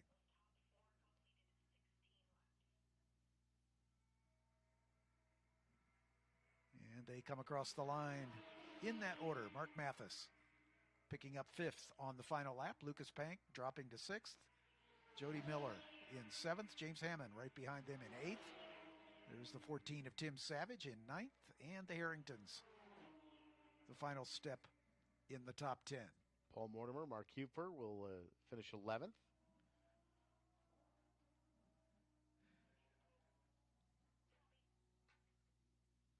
"16 laps completed by your leader, Cooper McNeil, by the way.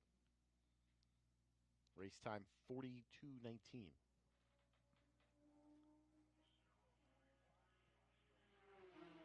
There's Marcel Fayen, the last car to pit, coming home in 12th position.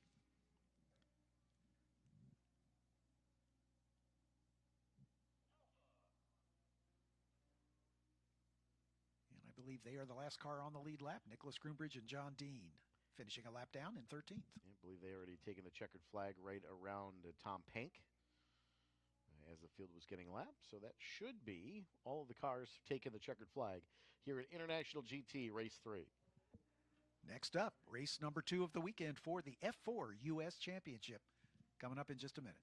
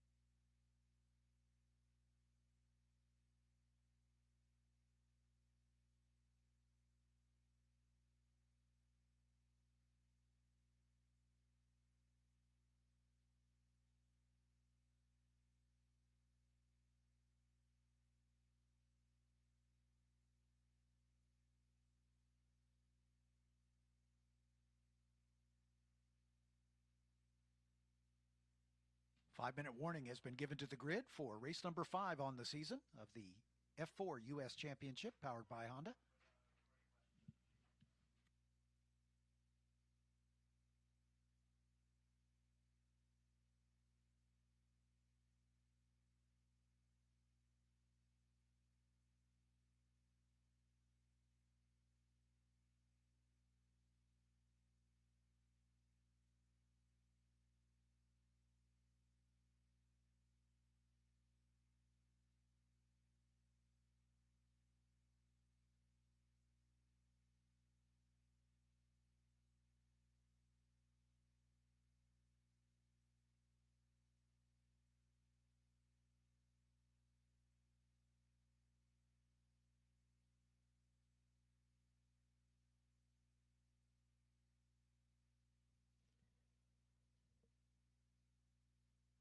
Road America's official vehicle Chevrolet is America's fastest growing full-line brand, and people are taking it everywhere.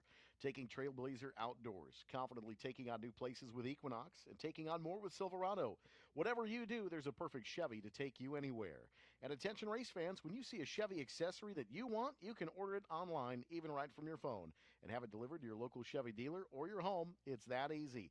Visit Chevrolet.com/accessories to learn more. Racing at Road America brought to you by Yamaha, the industry-leading power sports company. From motorcycles, ATVs, and side-by-side vehicles to power products and much more, Yamaha revs your heart. For more information, visit YamahaMotorsports.com. Catalyst Exhibits is a sponsor and the official exhibit and design service of Road America. If trade shows and events are part of doing business, Catalyst designs, builds, and executes in-person experiences that can accelerate your brand into the winner's circle. Follow the link on the Road America website to get started. If you're a hunter or an outdoorsman, then you know that firearms are just like dessert. Somehow you always find room for more, and no collection is complete without a rifle or shotgun from Henry Repeating Arms. Proudly made in the great state of Wisconsin, Henry Repeating Arms offers a wide variety, so you can be sure that there's a Henry that's just right for you. Find yours today by visiting them online at henryusa.com and ordering a free catalog. Quick Trip is a proud partner of Road America and your official convenience store of summer racing in Wisconsin. They carry all of your favorite cookout and tailgating grocery items like brats, burgers, steaks, chops, salads, soda, beer, and more. Quick Trip has you covered when you're on the go. Plus, you can find no-fee ATMs, free air for your tires, and top-tier fuel for your vehicles. Quick Trip. We'll see you next time. Road America would like to recognize our 2022 season corporate partners. Chevrolet, the official vehicle of Road America.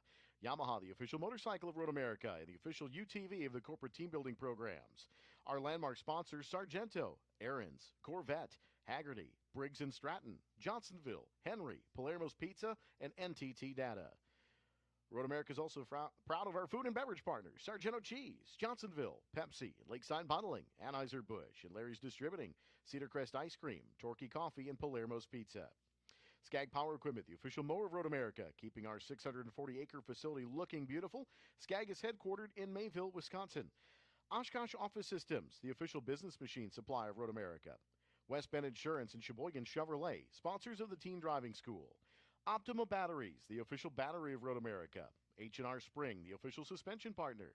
Lake Michigan Car Ferry, the official transportation partner of Road America, sailing twice daily from Manitowoc to Ludington, Michigan. Soundhouse, the official hearing partner of Road America. Our event entitlement sponsors, WeatherTech, Henry, Quick Trip, Jockey, and Aaron's. These companies sponsor events throughout the year, and we thank you for your participation and support. Our fire and safety sponsors, Home Outro, AMR, Crete Truck Center, Wheelan Engineering, Safety Clean, Finish Line Towing, and Collins Classic Automobiles. Sign Me Up, the official signage company. Milwaukee, the official power tool. Jim's Golf Car, the official golf cart provider. Eden Stone of Valders, the official stone. Clean Tools, makers of the Absorber Car Cloth. TireRack.com, the official tire retailer. Quick Trip, the official convenience store. Catalyst Exhibits, the official design and exhibit partner.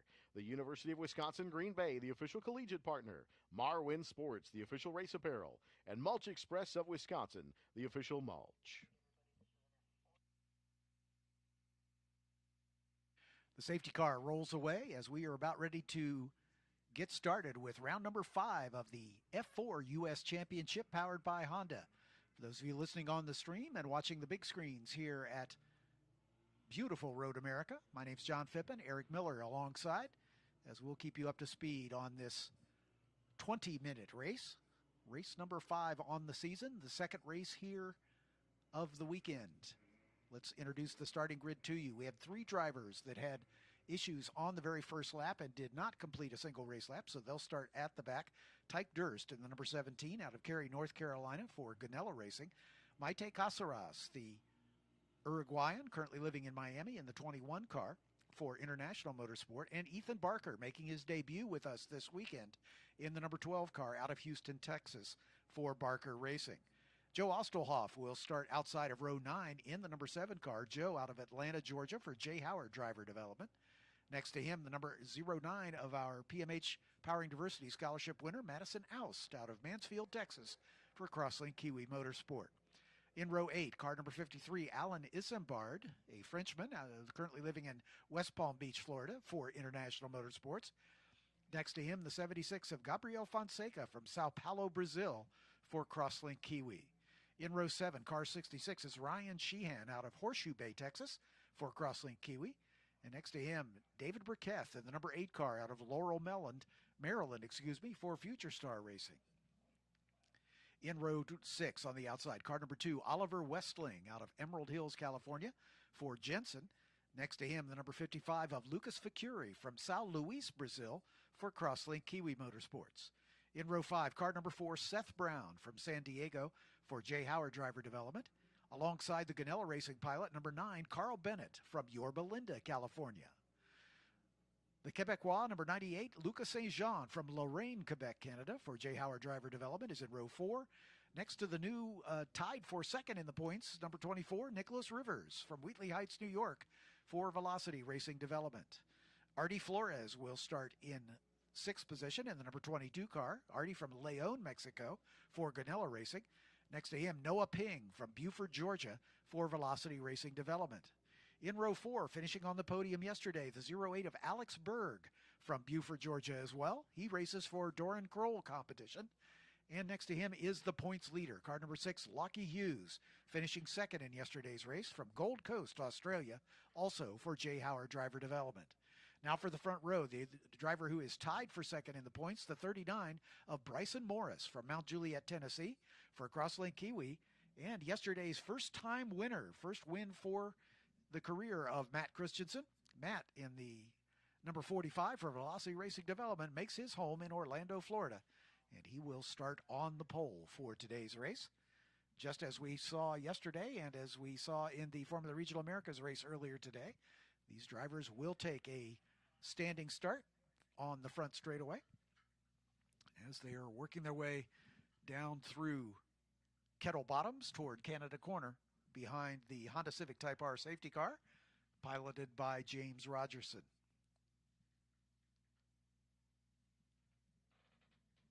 We've had 4 different winners in the 4 races so far this season. Lockie Hughes taking the first win at New Orleans Motorsports Park. Bryson Morris winning round 2 at NOLA. Nicholas Rivers coming through with his first career win in round 3 at NOLA. And then in yesterday's first race of the weekend, Matt Christensen notching his first ever win in the championship. Matt raced with us a year ago. He finished 5th in the points, had 11 top 10s, but his best finish was a second right here at Road America. So Matt clearly likes this racetrack and was able to break through for his first career win in yesterday's race for Velocity Racing Development. Safety car is into the pit lane. Matt Christensen and Bryson Morris rolling down toward their grid positions. Lockie Hughes and Alex Berg right behind. Noah Ping and Artie Flores in row 3. Nicholas Rivers and Lucas St. John in row 4. Carl Bennett, Seth Brown in row 5.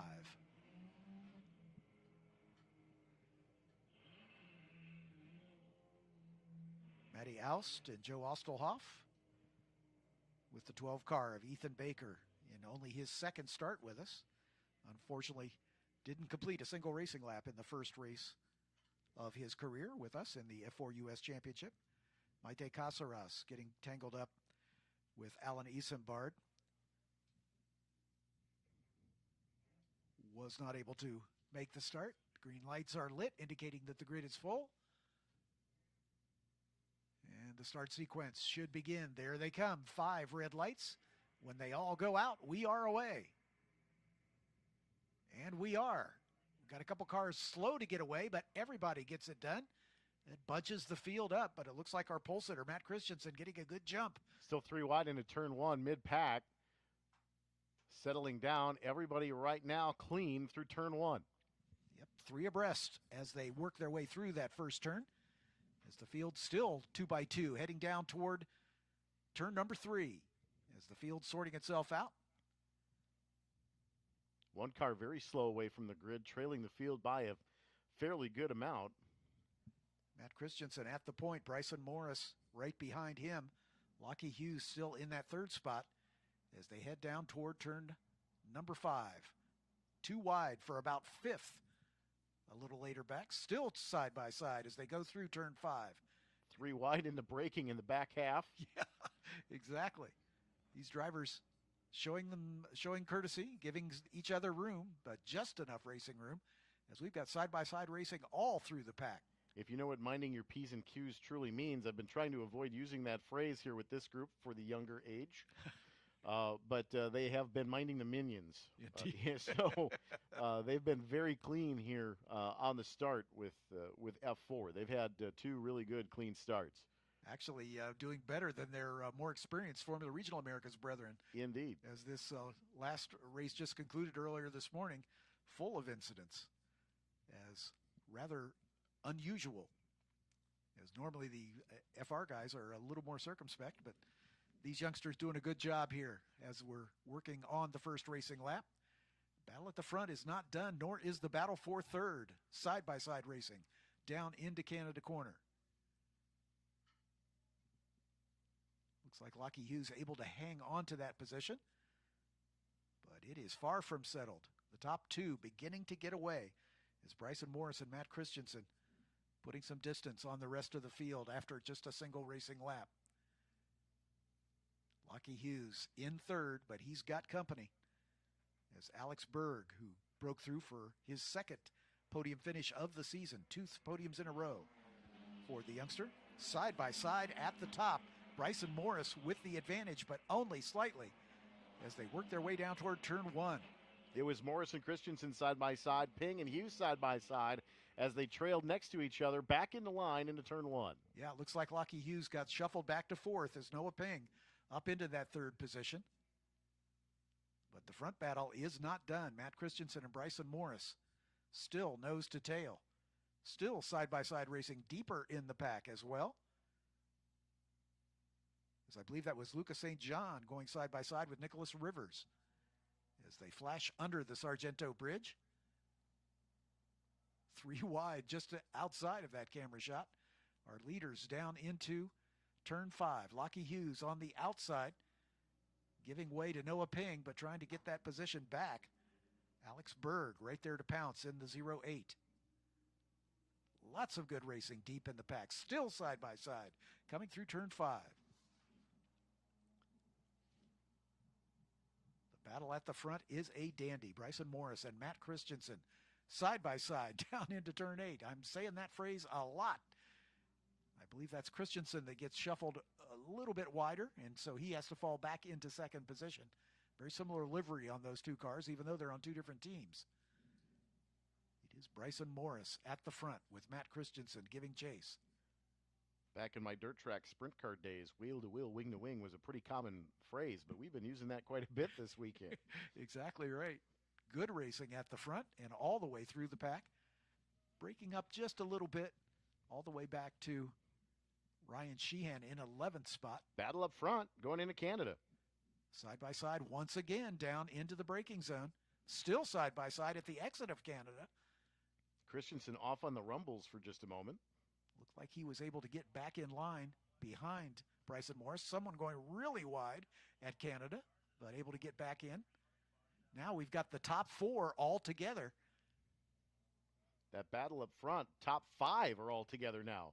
As it shuffles up the straightaway, they go 2 by 2. underneath the Quick Trip Bridge, and a three-way battle for the top spot. It's a four-way battle if you really count it. We look at the timing charts, Matt Christensen given credit for the lead. Noah Ping in second. Bryson Morris got shuffled to the outside as Christensen, Ping, and Hughes were all nose to gearbox on the inside line, and that shuffled Morris back. The top four crossed the line within .178 of each other. We've got a thrilling drive at the front of this pack. Top five cars with just we've got a spinner. I think that might be Alex Berg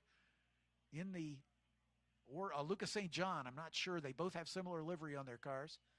We'll have to sort that. I can't read the car number from our vantage point. And it looks like the rear tires are spinning, so it may very well be in the grass. Another car going a little bit wide here in the front, in turn 5 as well. I think Alex Berg did make it through, so he and Bryson Morris battling there. I think that's Berg up into 4th position. Bryson Morris back to 5th. As they come through turn number 7, begin to string out just a bit. But a great 5-way battle at the front. That's the furthest apart the top 5 has been for the first 2 laps. I think you're absolutely correct. As Noah Ping, the Velocity Racing teammates, Matt Christensen and Noah Ping, battling at the front.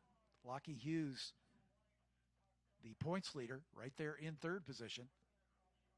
The field finally beginning to settle in. One thing we like about these F4 cars, they can definitely race more closely than their Formula Regional counterparts. They don't make quite as much downforce. There's still some disturbed air as the battle for second. Lockie Hughes goes side by side with Noah Ping as they come down into Canada. I don't see a waving yellow at the 3 flag station, so it does appear that that car back underway under its own power. So we stay green all the way around this 4-mile race course on this SVRA Sunday morning. Matt Christensen, I believe, is the leader at the moment, but he and his teammate Noah Ping out in front as Lockie Hughes slotted back into that 3rd spot. But he's having to fend off the challenge from Bryson Morris behind. It is Christensen at the point. Noah Ping, Alex Berg up to 3rd, Lockie Hughes 4th, Bryson Morris in 5th, Nicholas Rivers 6th. It was Lucas St. John that spun there at turn 3 as he is following down the order. Oliver Wessling in 7th, Gabriel Fonseca in 8th, David Burkett 9th, and Ryan Sheehan in the final points-paying position. Battle for 3rd and 4th right now. 3rd, 4th, 5th, 3-way battle. It is Lockie Hughes side by side with Bryson Morris and Alex Berg. All right, so it looks like we do have a waving local yellow just in front of the Sargento Bridge. Let's keep an eye. And it's also, looks like a green flag at 4A. So we must have something going on between the Sargento Bridge and just before the braking zone starts in turn 5. So we've got a local yellow zone, but it is green on the straightaway. I'd imagine they might have a car pulled off to the side or par chance maybe some debris as well. I'm guessing Artie Flores might be involved because he did not come by, and Lucas St. John, after his spin, coming down the pit lane. So Artie Flores may be the car off in the 22 for Ganella Racing. Meanwhile, the battle at the front stringing out just a little bit as Matt Christensen and Noah Ping pull away from that battle for 3rd. Lockie Hughes in that position right now. And right behind Lockie, Bryson Morris, Nicholas Rivers at the tail end of that battle, I believe. Excuse me, Bryson Morris at the tail end. Alex Berg up just in front of him.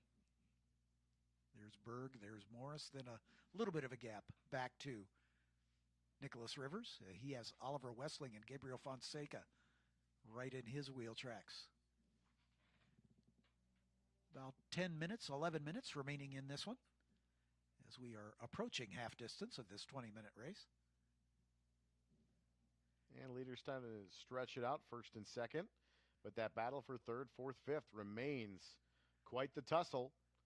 And trying to break the draft and snaking up and down the straightaway. Again, side by side as they cross the line with Bryson Morris with a nose ahead, then Lockie Hughes, then Alex Berg, and then side by side with Nicholas Rivers and Oliver Wessling in the battle for 6th and 7th.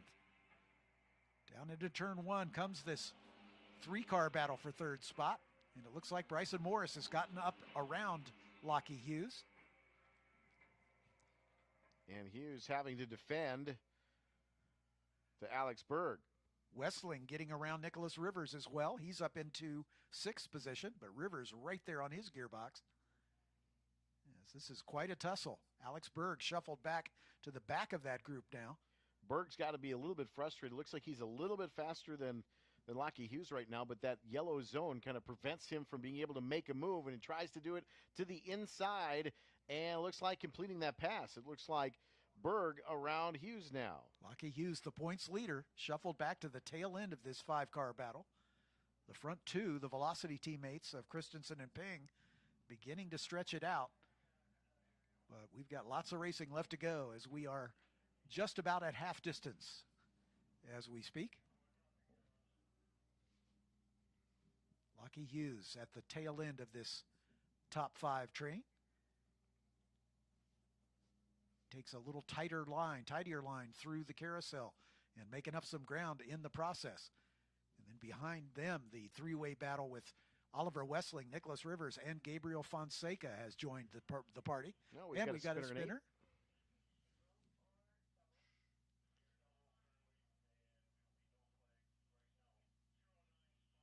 That is the 09, I believe. That would be Maddie Oust. But she has been able to get it going again and is back underway. Maddie running 15th at the time, so she'll lose a couple spots as Ethan Baker and Lucas Ficuri, as well as Joe Ostelhoff, will have gotten by her.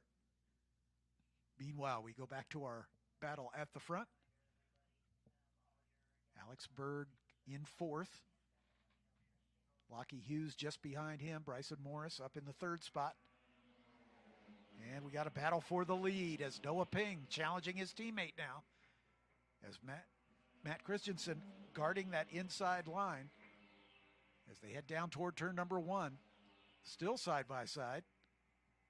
Battle between Rivers Westling pretty heated as well now. Yeah, that was for 6th and 7th. 3 wide over the Aaron's Tunnel. That squabble for 3rd is far from done. Alex Berg in that position right now. As Matt Christensen still in the lead. Lockie Hughes now trying to take 3rd back as he's on the inside coming down into the braking zone for turn 5. And right there to pick up the pieces is Bryson Morris. Late on the brakes is Berg. Hughes to the outside, stays right there, climbing the hill toward turn 6. Bryson Morris looking for a way through as he's trying to decide who to follow. Lockie stepped out going up the hill towards turn 6 on the rumble strips on the outside, and that gave Hughes and Berg a chance to try to pounce again. Down to the inside goes Lockie Hughes again on Berg. He's got the position at the moment, but he goes a little bit wide as they dive under the Speedville Bridge and into the carousel turn. Lockie Hughes back up onto the podium as it stands, but that is far from settled. Alex Berg and Bryson Morris giving chase. Through the kink they go. And an equally pitched battle behind between Nicholas Rivers, Oliver Westling, and Gabriel Fonseca. Look at this battle for 3rd. Nose to tail, a wheel gets dropped off. Lockie dropped the right rear off in the grass just before the braking zone to Canada. Maintained the position, though. That does stave off a little bit of momentum and gets the car a little unsettled. Bryson Morris all over the back of Alex Berg.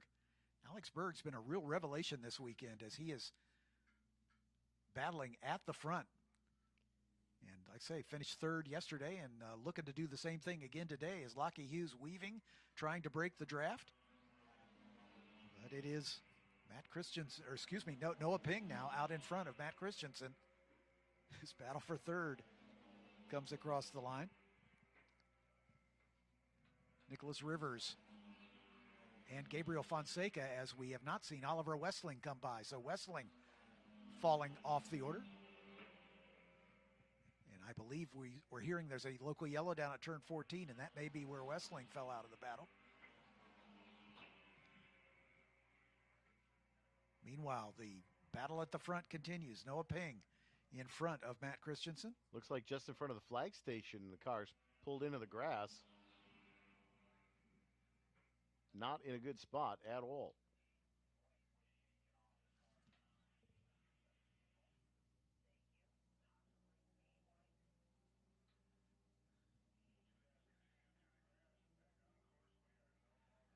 We understand David Burkett also may be off down there, although he did come by. So, and that looks like the car in 14 is refired. Back underway and will head to the Chevrolet pit lane. Lockie Hughes still hanging on to that third spot. Now with Bryson Morris right behind him.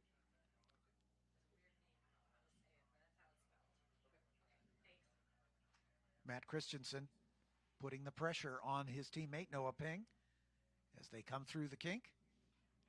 Counting down to about 4.5 minutes. There's Oliver Westling making it into the pit lane. Look at this battle at the front, side by side, as they come down into Canada corner. Still side by side as they exit, heading forward the Bill Mitchell bend. Nose to tail. What a great race at the front and a great race for third. Side by side for a moment. Climb up the hill. Who's going to get the better draft? This will be a good rehearsal for the finish of the race to see when to pop out and try to take something at the line, as it is Noah Ping slightly in front at the line, but Christensen getting the better run. And now here comes Bryson Morris going after third as he goes side by side with Lockie Hughes. This tells me we've got at least 2 to go. Exactly right. Sweeping around the outside is Matt Christensen, I believe, into the lead. Hughes and Morris still side by side for third as they come down the hill. Hughes on the inside, Morris on the outside, Alex Berg right there behind. They finally go single file, coming out of turn 3 under the Sargento Bridge. Constant jockeying for position there for that battle for third. Noah Ping back to second. Matt Christensen in the lead. Down the hill comes the battle for third. Lockie Hughes goes a little deep, opening the door for Bryson Morris to do the classic over-under pass at the exit of 5. Morris will have the inside line at the top of the hill. I think Hughes might lose third here. Yeah, with that momentum loss, that's going to give Alex Berg the opportunity, as the front two have spread out just a touch. Look at Berg trying to go around the long way around down into turn 8. Meanwhile, the leaders into the carousel turn as that battle beginning to spread. Look at Lockie Hughes go around the outside of Berg. That is definitely the long way around. Yeah, you betcha. Settles back into that 4th spot, right in the middle of that sandwich. 3rd, 4th, and 5th has swapped between those 3 drivers all race long. The battle at the front not quite as tight as it was a lap ago when they went side by side down into Canada. But the battle for third is far from settled.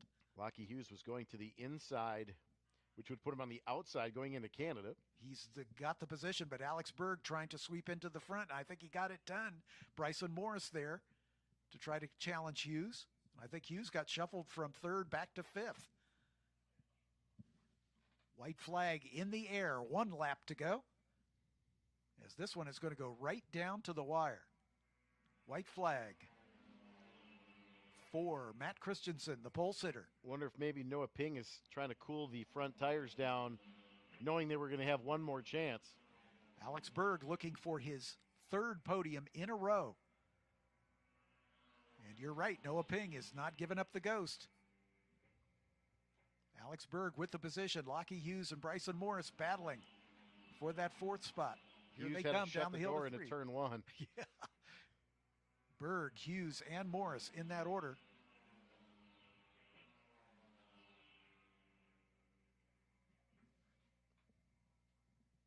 Nicholas Rivers and Gabriel Fonseca not that far behind, as Rivers setting his personal best on that last lap.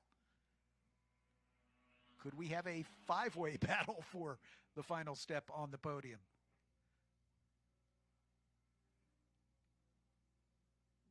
Down into turn 5 on the final lap. There they go up the hill. Still Christensen and Ping.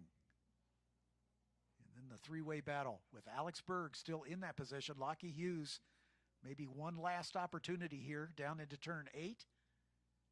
Not quite close enough. You got to be thinking that Nicholas Rivers is really wishing he had another 2 laps here. He has really chased them down. He is running them down. His last lap was 2 seconds faster because of all the squabbling going on. And I think he's going to join this battle before they get to Canada, as they're still battling amongst themselves. Nicholas Rivers in clear air. The snake off of turn 10 to the inside, dip set back to the outside, back to the kink. Great battle here. Battle for the lead going into Canada, side by side. Noah Ping going to try it one more time. I think you're absolutely right, Eric, as he left it. Let his teammate get a little bit ahead as they're still side by side through Billy Mitchell Bend. Matt Christensen, Noah Ping for Velocity Racing Development. Here comes the run to the line. Let's see who's been doing their homework and see who's going to have the better slipstream as they come to the line side by side. I believe Lockie Hughes is actually back out front of that group. He is, and it's Matt Christensen holding off his teammate. The battle for third coming to the line, 3 abreast, and it's going to be Alex Berg with the position. Lockie Hughes 4th, Bryson Morris 5th. Holy moly, the 3 of them less than half a second at the stripe.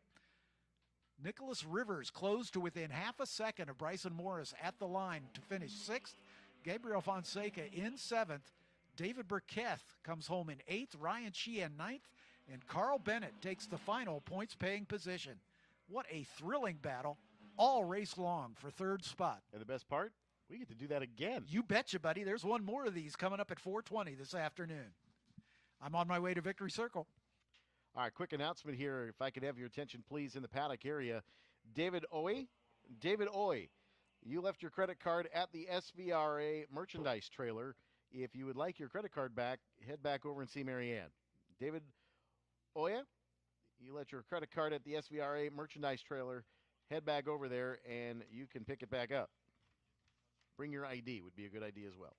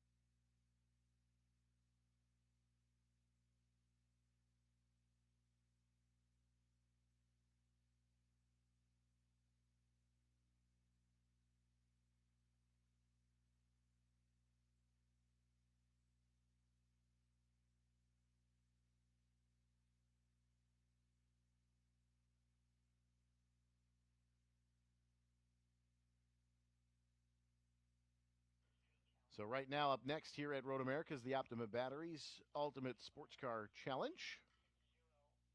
And so they're reconfiguring the bend. We'll need that here momentarily. And then we'll get into our 3 run groups. We'll get into that in just a little bit. But I think we'd like to join John down in Victory Lane.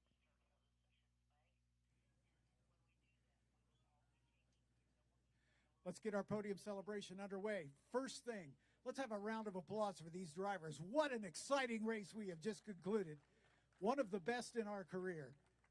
And they raced it clean all the way to the end. Let's bring up our third place finisher, his 3rd podium in a row, Alex Berg, ladies and gentlemen. What a thrilling race you guys had for 3rd spot. Oh yeah, dude. I mean, it was an amazing race. On the start I dropped down to P6, and from then on I knew it was a moment of just like keeping my calm.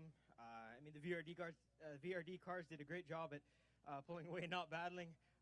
3rd, 4th, and 5th didn't really do that great of a job, and I'm one of those. But yeah, I'd like to thank all my partners, Penelcom, MySim.ca, DAE Systems, and Jevity Life Science. My team has been doing a great job for the past 2 weekends. Duran Quo competition. I'd really like to thank all of my Mexican family and Corey Cameron for coming out and watching me race. They're all on the pink shirts over there. But yeah, I mean, I'm really happy to be here. Hopefully it's get even better in race number 3. Thank you to everyone. Yeah, looking forward to the 3rd one, my friend. Alex Berg, ladies and gentlemen, 3rd podium in a row for Doran Kroll Racing. That battle for 3rd was absolutely exciting throughout the race, but the battle at the front was every bit as good between the VRD teammates. Finishing in 2nd, Noah Ping, ladies and gentlemen.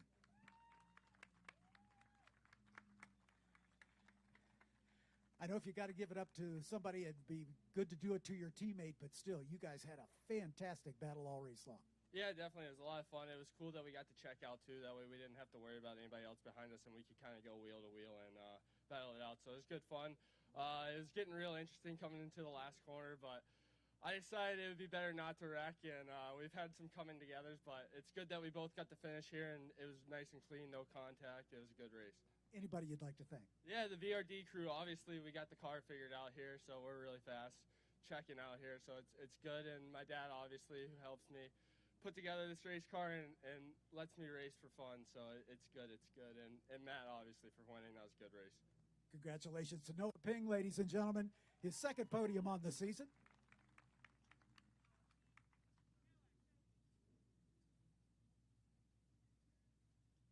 This driver came into this race weekend with his best career finish, 2nd, right here a year ago, and now he's got 2 wins in a row. Matt Christensen, ladies and gentlemen. What a fantastic race at the front, my friend. Yeah, it was a really good race. Me and Noah started to pull away, and I saw the gap, and I knew at the end it'd be a fight for the win. And overall, it was just clean passes, and it was just a really fun race. Anybody you'd like to thank? I'd like to thank all the VRD guys. The car's obviously fast. We checked out on the whole field. And I'd like to thank my family for coming out here and supporting me, and Noah for being a good teammate and having a clean race with me. Good done. Top of the step of the podium, ladies and gentlemen, for Matt Christensen. Race win number 2 on the weekend.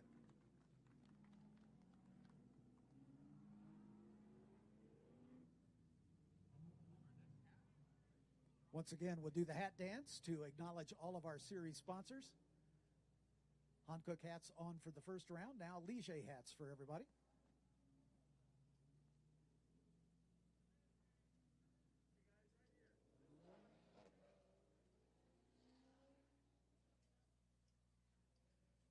Always remember Andy Scriven on these F4 podiums, the man who designed this beautiful race car.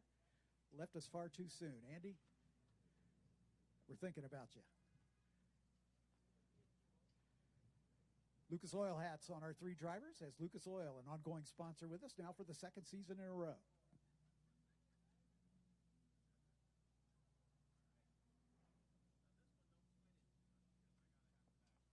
Last and certainly not least, Honda Performance Development, providing the power plants and our title sponsor. We could not do what we do without the help from Honda. Let's have a round of applause, ladies and gentlemen, for these 3 young drivers. What a show they put on. Alex Berg, Noah Ping, and Matt Christensen.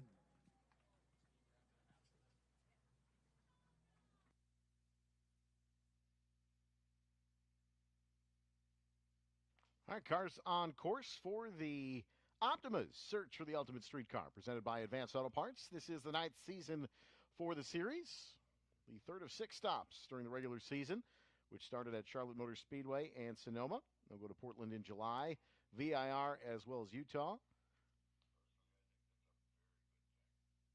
If you'd like to participate, go to driveoptima.com. These competitors are trying to earn invitations to the 2022 SEMA show in Las Vegas in the Optima Ultimate Streetcar Invitational presented by Advanced Auto Parts. They can earn an invitation by winning one of 7 classes or by earning enough points throughout the season. Points are accumulated based upon their best 2 finishes out of 6 events. 5 segments worth 100 points each. No one has ever scored 500 at an event yet. The closest, an 03 Corvette by Jake Rozelle. He scored 494 points twice last season. And you can catch the Optimus Search for the Ultimate Streetcar on MAV TV every Friday night, 8 o'clock Eastern. And you can also watch the series on Roku as well as Amazon Fire TV on the Optima Network.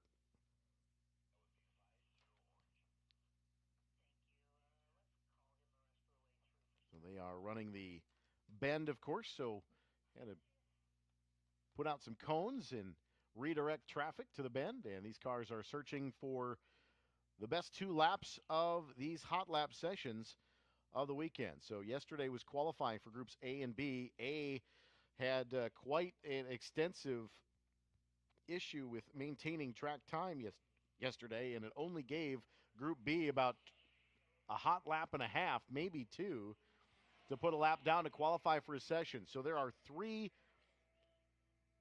qualifying sessions. This is red session 1. So this, again, is red session 1. We have blue and yellow as well. And so these cars in red session are the fastest cars of the weekend here from qualifying yesterday. And these cars, both in the morning session just before our lunch break at 12:20, and again this afternoon after 5 o'clock, we'll be looking to set their best, fastest 2 laps. And that is what they take to gather their points by position. Jonathan Blevins in a 2008 Ford Shelby GT500, quickest of the day yesterday by almost 4 seconds. Over August Faulkner and Mike Revere. Blevins again, the number 50. Ford Shelby GT500. August Faulkner, a 2021 Chevrolet Camaro. Revere, a 2008 Chevrolet Corvette Z6. Andy Vogel also out there with a 2020 Chevrolet Corvette. Looking for some clean racetrack and a space. Trying to find a gap and trying to put the ultimate lap down. Now, these cars are running DOT street legal tires, and you can get maybe 1 or 2, maybe 3 laps if you kind of pamper them on the outlap. But these cars, you don't want to really abuse the tires much because you cannot change a tire during the weekend. So these tires have been through autocross a couple of times this weekend, a stop-start, the Peak Performance Challenge behind the VIP Tower this morning, as well as a road rally last night. They had a run to Advanced Auto Parts in Plymouth and back to complete that for points. So this group, in the midst of throwing down maybe 2 or 3 laps, because they do have another session this afternoon as well. And again, without being able to change tires, you really can't punish them too much. So you've got to be smooth, you've got to be smart. And it's a lot warmer today than it was yesterday in the qualifying session. So we'll see what these cars have for you. Mike Revere, the first car across the stripe with purple, a 229.563. Again, that's the outlap included to that. Blevins about a half a second behind. Actually, almost a full second behind for Blevins on the outlap. So again, if you pamper the tires a little bit on the outlap, lap 2, maybe lap 3 is really going to be the delta. Anything more than that, these street tires get too hot. They're not going to stick, and your performance is going to suffer. So you've got to be diligent with the build, with the car. And again, no changing of tires for the entire weekend. They've been running and pounding these cars since Friday.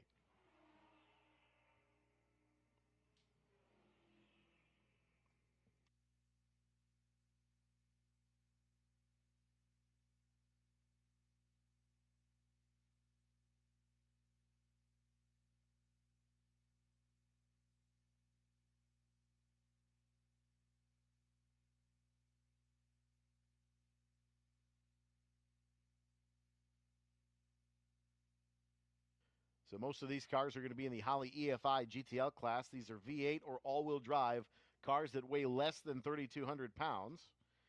Jake Rizal.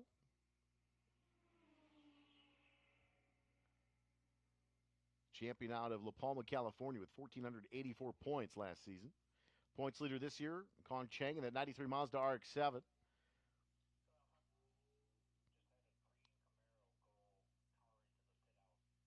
Mike Revere, who's on top of the board right now, that 2008 Corvette.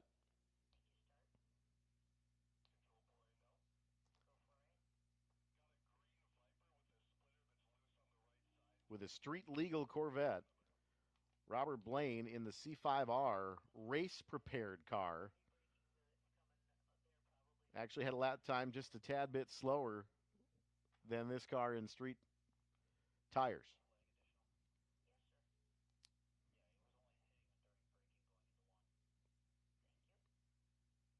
Just a tad bit slower than that C5 race-prepared Corvette. 2:15 was the lap time for Bob Blaine in the race-prepared car. 2:32 for Mike Revere last time through, and this time Revere at 2:29.563. Jonathan Blevins still with a gap of just shy of a second.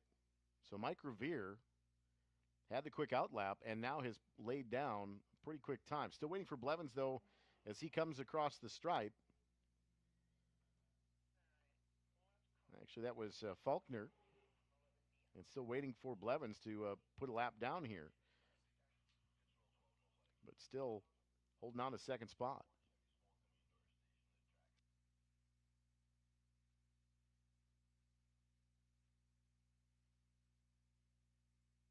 So Blevins actually on the pit lane that time through. So maybe he's content sitting with that 230. Tire and track temps are up with the sunshine out all morning. Maybe he's thinking this afternoon track temperature may be a little bit cooler as the day progresses here. Maybe he's going to stand on that. We'll see if he turns into the paddock, and indeed he does. So Blevins, who was quite considerably faster in qualifying yesterday, going to stand on the outlap time of a 2:35.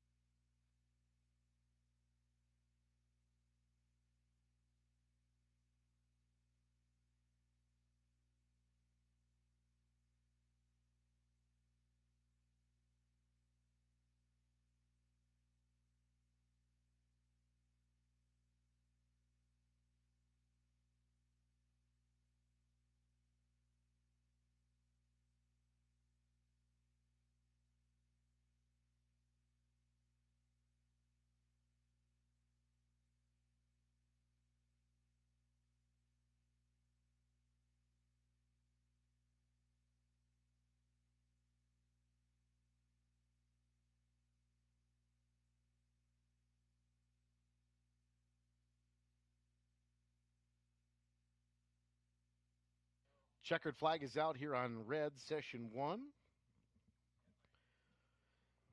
Blue and yellow yet to come.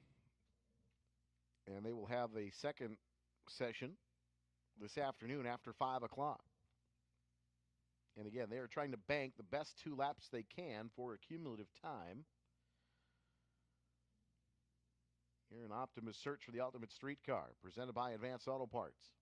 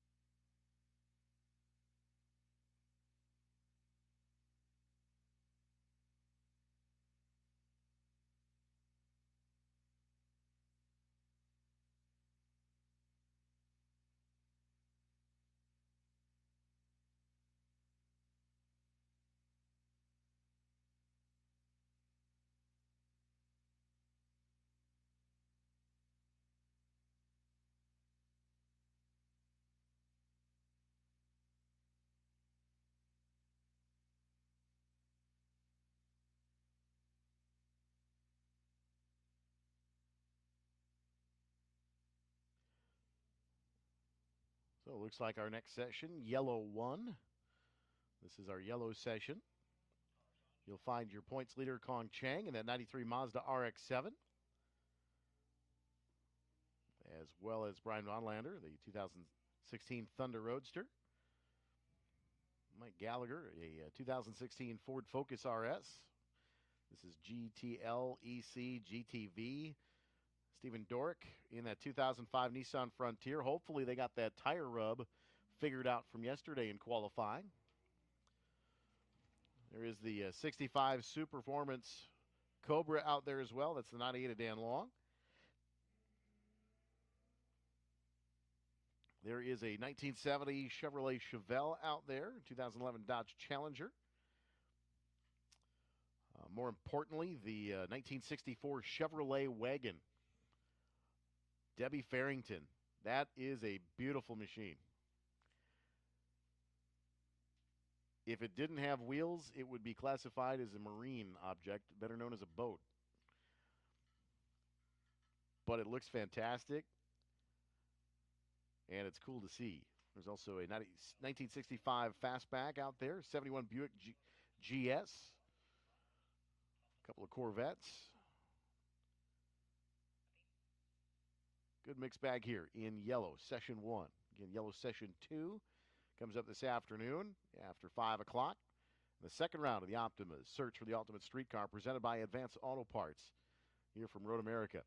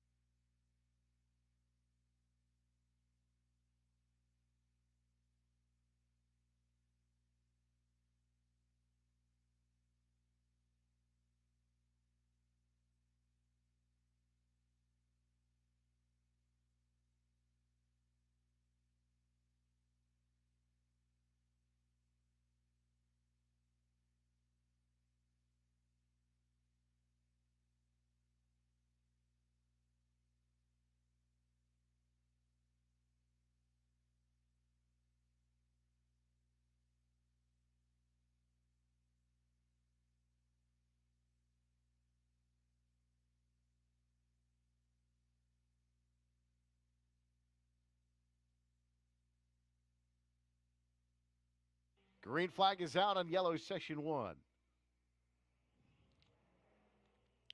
See the MAV TV crew out and about as well right now, shooting some visuals, some B-roll. And you can watch the Optima Search for the Ultimate Street Car on MAV TV every Friday night at 8 o'clock Eastern Time.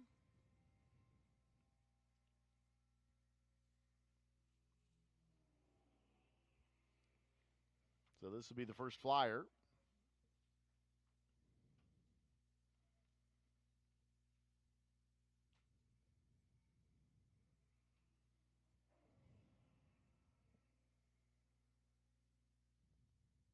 Again, your points leader, Kong Chang, that 93 Mazda RX-7 in GTL.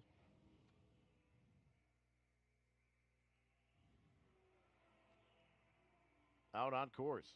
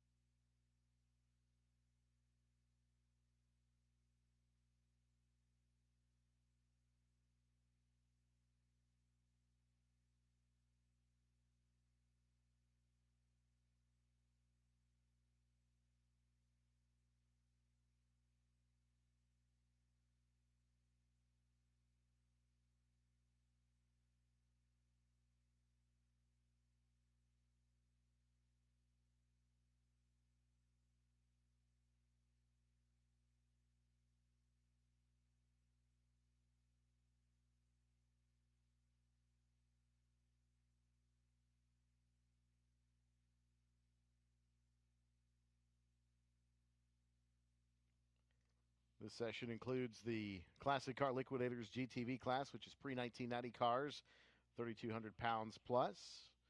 18 of Jason Botenfield, 69 Camaro out of Dallas, Texas, 1,377 points. In FTL, Chris Smith, at 1970 Camaro with a lap time around 2:36. Robert Geese, 69 Vet in race trim, with a lap of 2:33, so there's faster than 4 of the cars from Group 6 for Chris Smith. No Limit Engineering GTT class, trucks, 3,200 pounds, SUVs and vans. Preston Folkstad's 84 Chevy C10, the points leader out of Des Moines, Iowa, with 1,209 points. Jesse Vaughn, a 78 C10.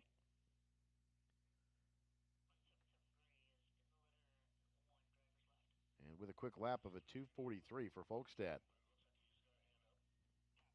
Doug Wind right now, P1 after one lap, 2:46.949. Mike Owen at 2:48.37. Luke Vigneault at 2:48.582. Jesse Schaefer, that 2015 Chevrolet SS, 2:48.749. Again, these teams, 1 or 2 laps before knocking the good off the tires. Don't want to overheat them. They are street legal DOT tires. And they cannot change tires during the weekend.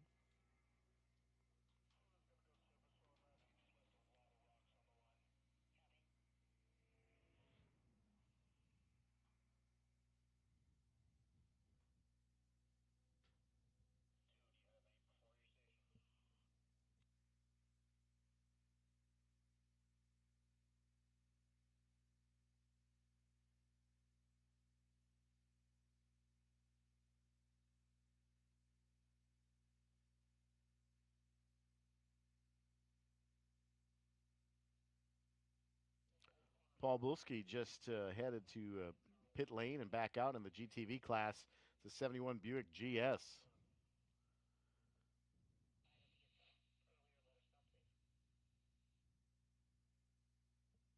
Has not turned a time. But Doug Wind still at a 2:46.9, working lap 2 in that 2004 Dodge SRT4. Had a problem yesterday in qualifying and had parked it over in turn 13. So whatever woes that car had seemed to be resolved, hopefully. And just completed lap 2 at 2:42.642. 2:42.642 for the 704 of Douglas Wind. Got to be the fastest Dodge Neon on the planet right now.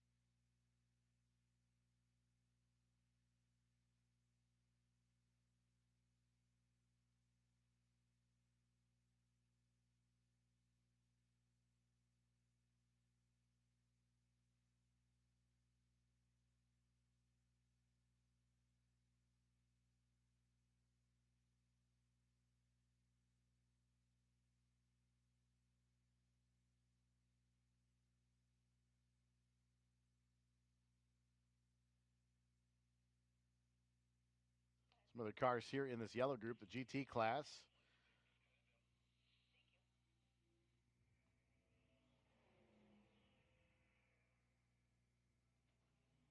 I just told you about Jonathan Blevins leading the point standings. Of course, he is in the fastest of the field here in qualifying yesterday, so he was in the red group. But here in this yellow group, a couple of GT cars, which are 1990 and older. 3,200-pound plus two-wheel drive sedans, 4-seat coupes. Luke Vigneault and Jesse Schaefer with their 2011 Dodge Challenger and a 2015 Chevrolet SS, respectfully. 4th and 5th right now in the timing. So Doug Wind still purple after 2 laps at 2:42.64. Owen in the Outlaw class, a 2021 Chevrolet Corvette at 245.563. In GTV at 247.247 for Tom Farrington in that 66 Chevelle. Again, 918 of Jesse Schaefer, quickest in GT of 247.815 here in this session, in the yellow session. Again, these drivers basically competing against themselves to get the fastest, best 2 laps over the course of the weekend sessions this morning as well as this afternoon. Trying to get the best times that they possibly can for 2 of the fast laps. Checkered flag at a fall here momentarily on yellow session 1. Blue up next. Checkered flag is out.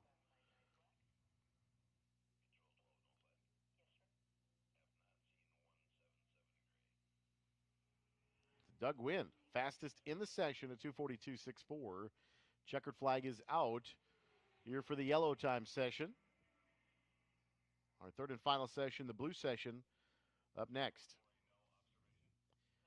SVRA track touring coming up as well, starting at 12:20. We'll get some track tours out there. And then we'll see the Optima Batteries Ultimate Streetcar Challenge again this afternoon at 5 o'clock following the F4 feature. Race 3 of the weekend. After a lunch break, our first event will be Group 6, 8, and 12 at 1:05 this afternoon. So we'll take lunch from 12:20 to 1:05.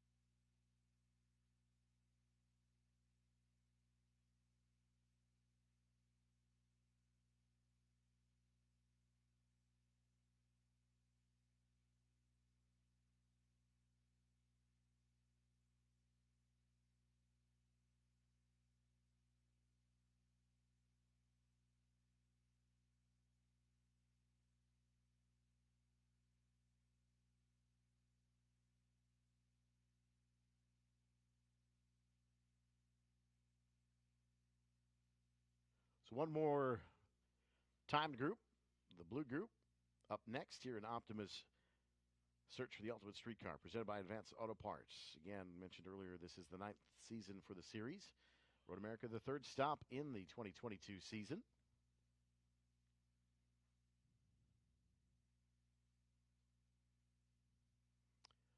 Mike Owens, second quick on the yellow session, a 2:43.67, able to drop the time down on lap 2. So Mike Owens, second quick now in that 2021 C8 Chevrolet Corvette in the Outlaw class.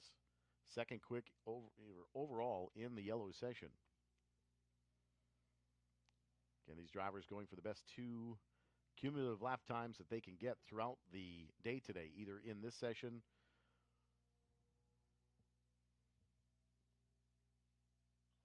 or in the afternoon session.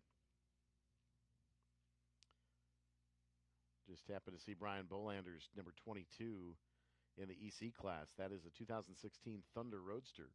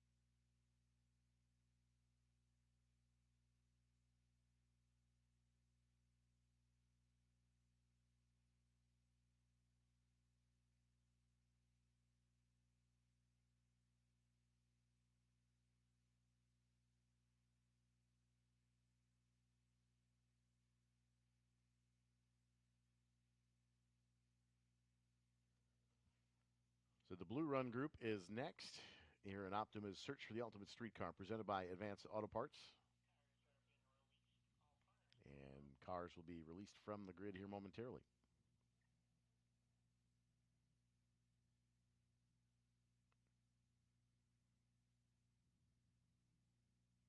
Tim Grant's 2008 Chevrolet Corvette. Jeremy Selenius, a 1965 Ford Mustang.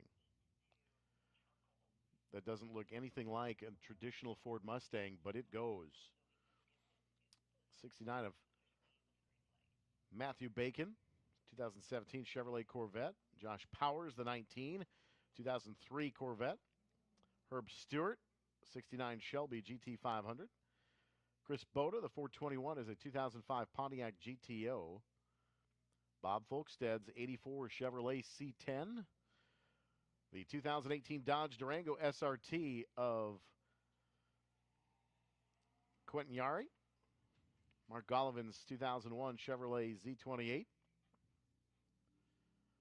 Valerie Pichette in a 88 Pontiac GTA. Scott Merritt's 72 Chevrolet C10.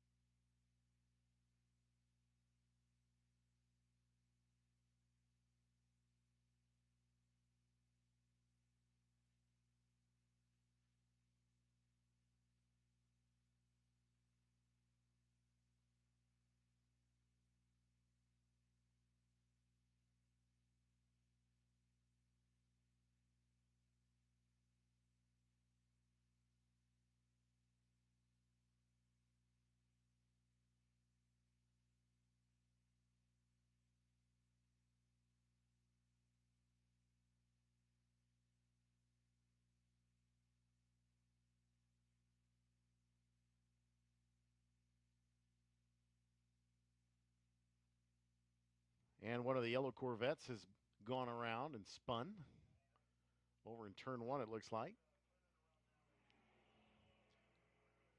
Waiting for an opening and appears to be back underway. So that looks like the number 2 of Al Radonsky. That is a 2008 Chevrolet Corvette Z06. Everybody working their out laps. Green flag is out. So this is the blue run group, not to be confused with the blue man group. They play music. We have a symphony of race cars.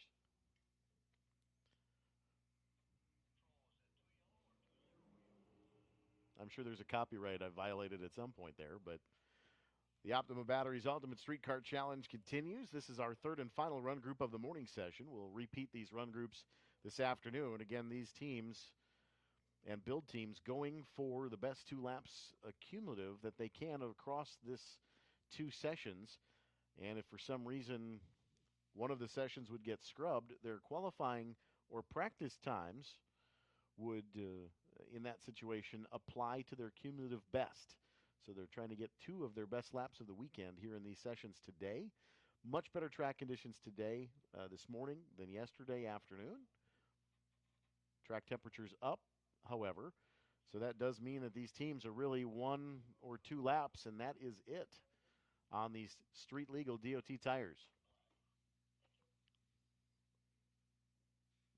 Got to have DOT 200s at the very minimum.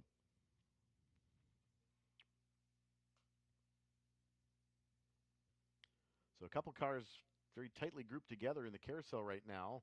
You want to ideally give yourself a little bit of a gap and some clean road ahead of you.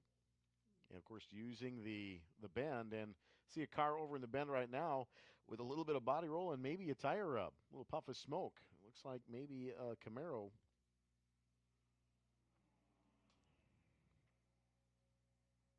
Didn't quite see who that was. But there is indeed some smoke out of that car at speed as well as in the corner.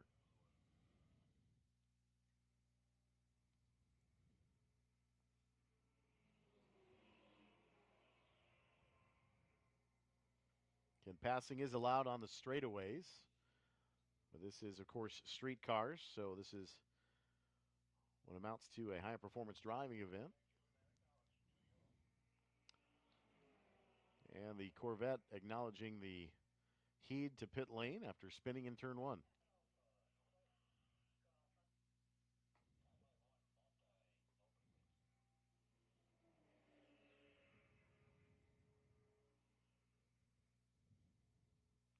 Again, these cars on track right now are all street legal. You could physically take the shortcut in turn 5, turn right, and then turn left and head to the tunnel and go right to Highway 67 out gate 6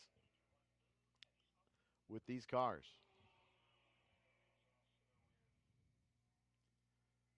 And the Nissan Frontier pickup truck in turn 1 right now, followed by the 2018 Durango, part of the GTT truck class.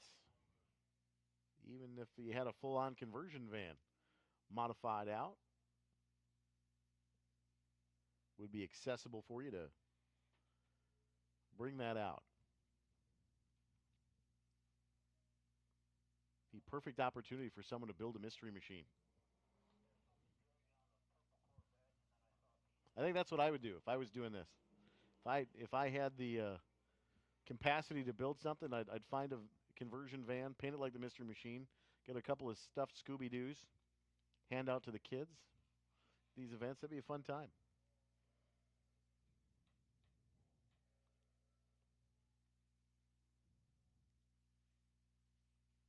Maybe dress up like Shaggy or Fred, maybe.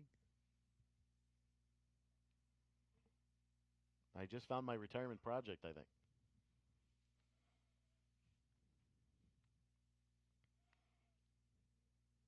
The 9th season for the Optimus Search for the Ultimate Street Car, presented by Advanced Auto Parts. Kicked off their season. This is the 3rd of 6 stops. Went to Charlotte Motor Speedway in Sonoma, and we'll head to Portland in July, VIR, and Utah. If you want to learn more, go to driveoptima.com. And again, these competitors all vying for an invitation to the 2020 SEMA show in Las Vegas in the Ultimate Streetcar Invitational presented by Advance Auto Parts. And they can earn a maximum of 500 points per event. No one has ever scored 500 points. 494 points twice last season by Jake Rozelle, the defending champion.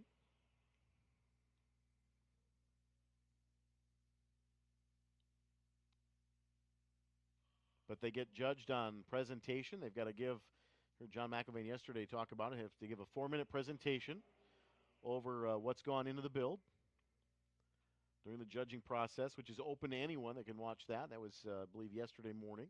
You got autocross. They've got the Peak Performance Challenge, which is very similar to a stop-start challenge where they've got to accelerate, make a hairpin, accelerate again, and then stop in a 40-foot box without hitting a cone or going past the finish line.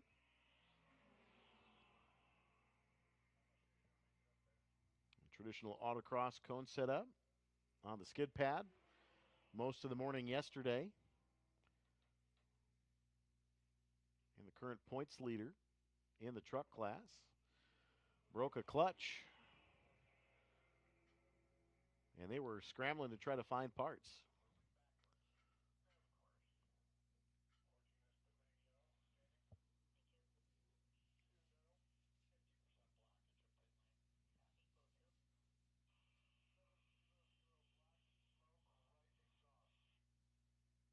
Looks like we've got a car stranded on pit lane, running up the hill, off track, but blocking the entrance to pit road on the Chevrolet pit lane.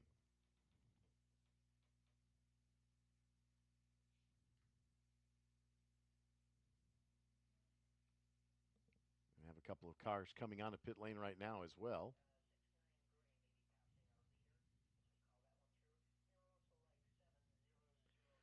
Matthew Bacon, the 69, purple in the session, a 242.817. 242.817. Tim Grant, second quick, a 245.142.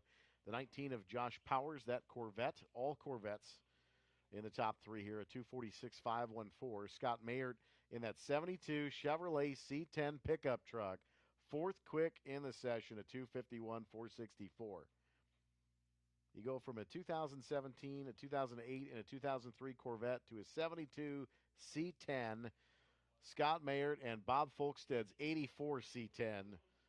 1, 2, 3, 4, 5 in the group. Checkered flag is out here in the Optimus Search for the Ultimate Streetcar, presented by Advance Auto Parts.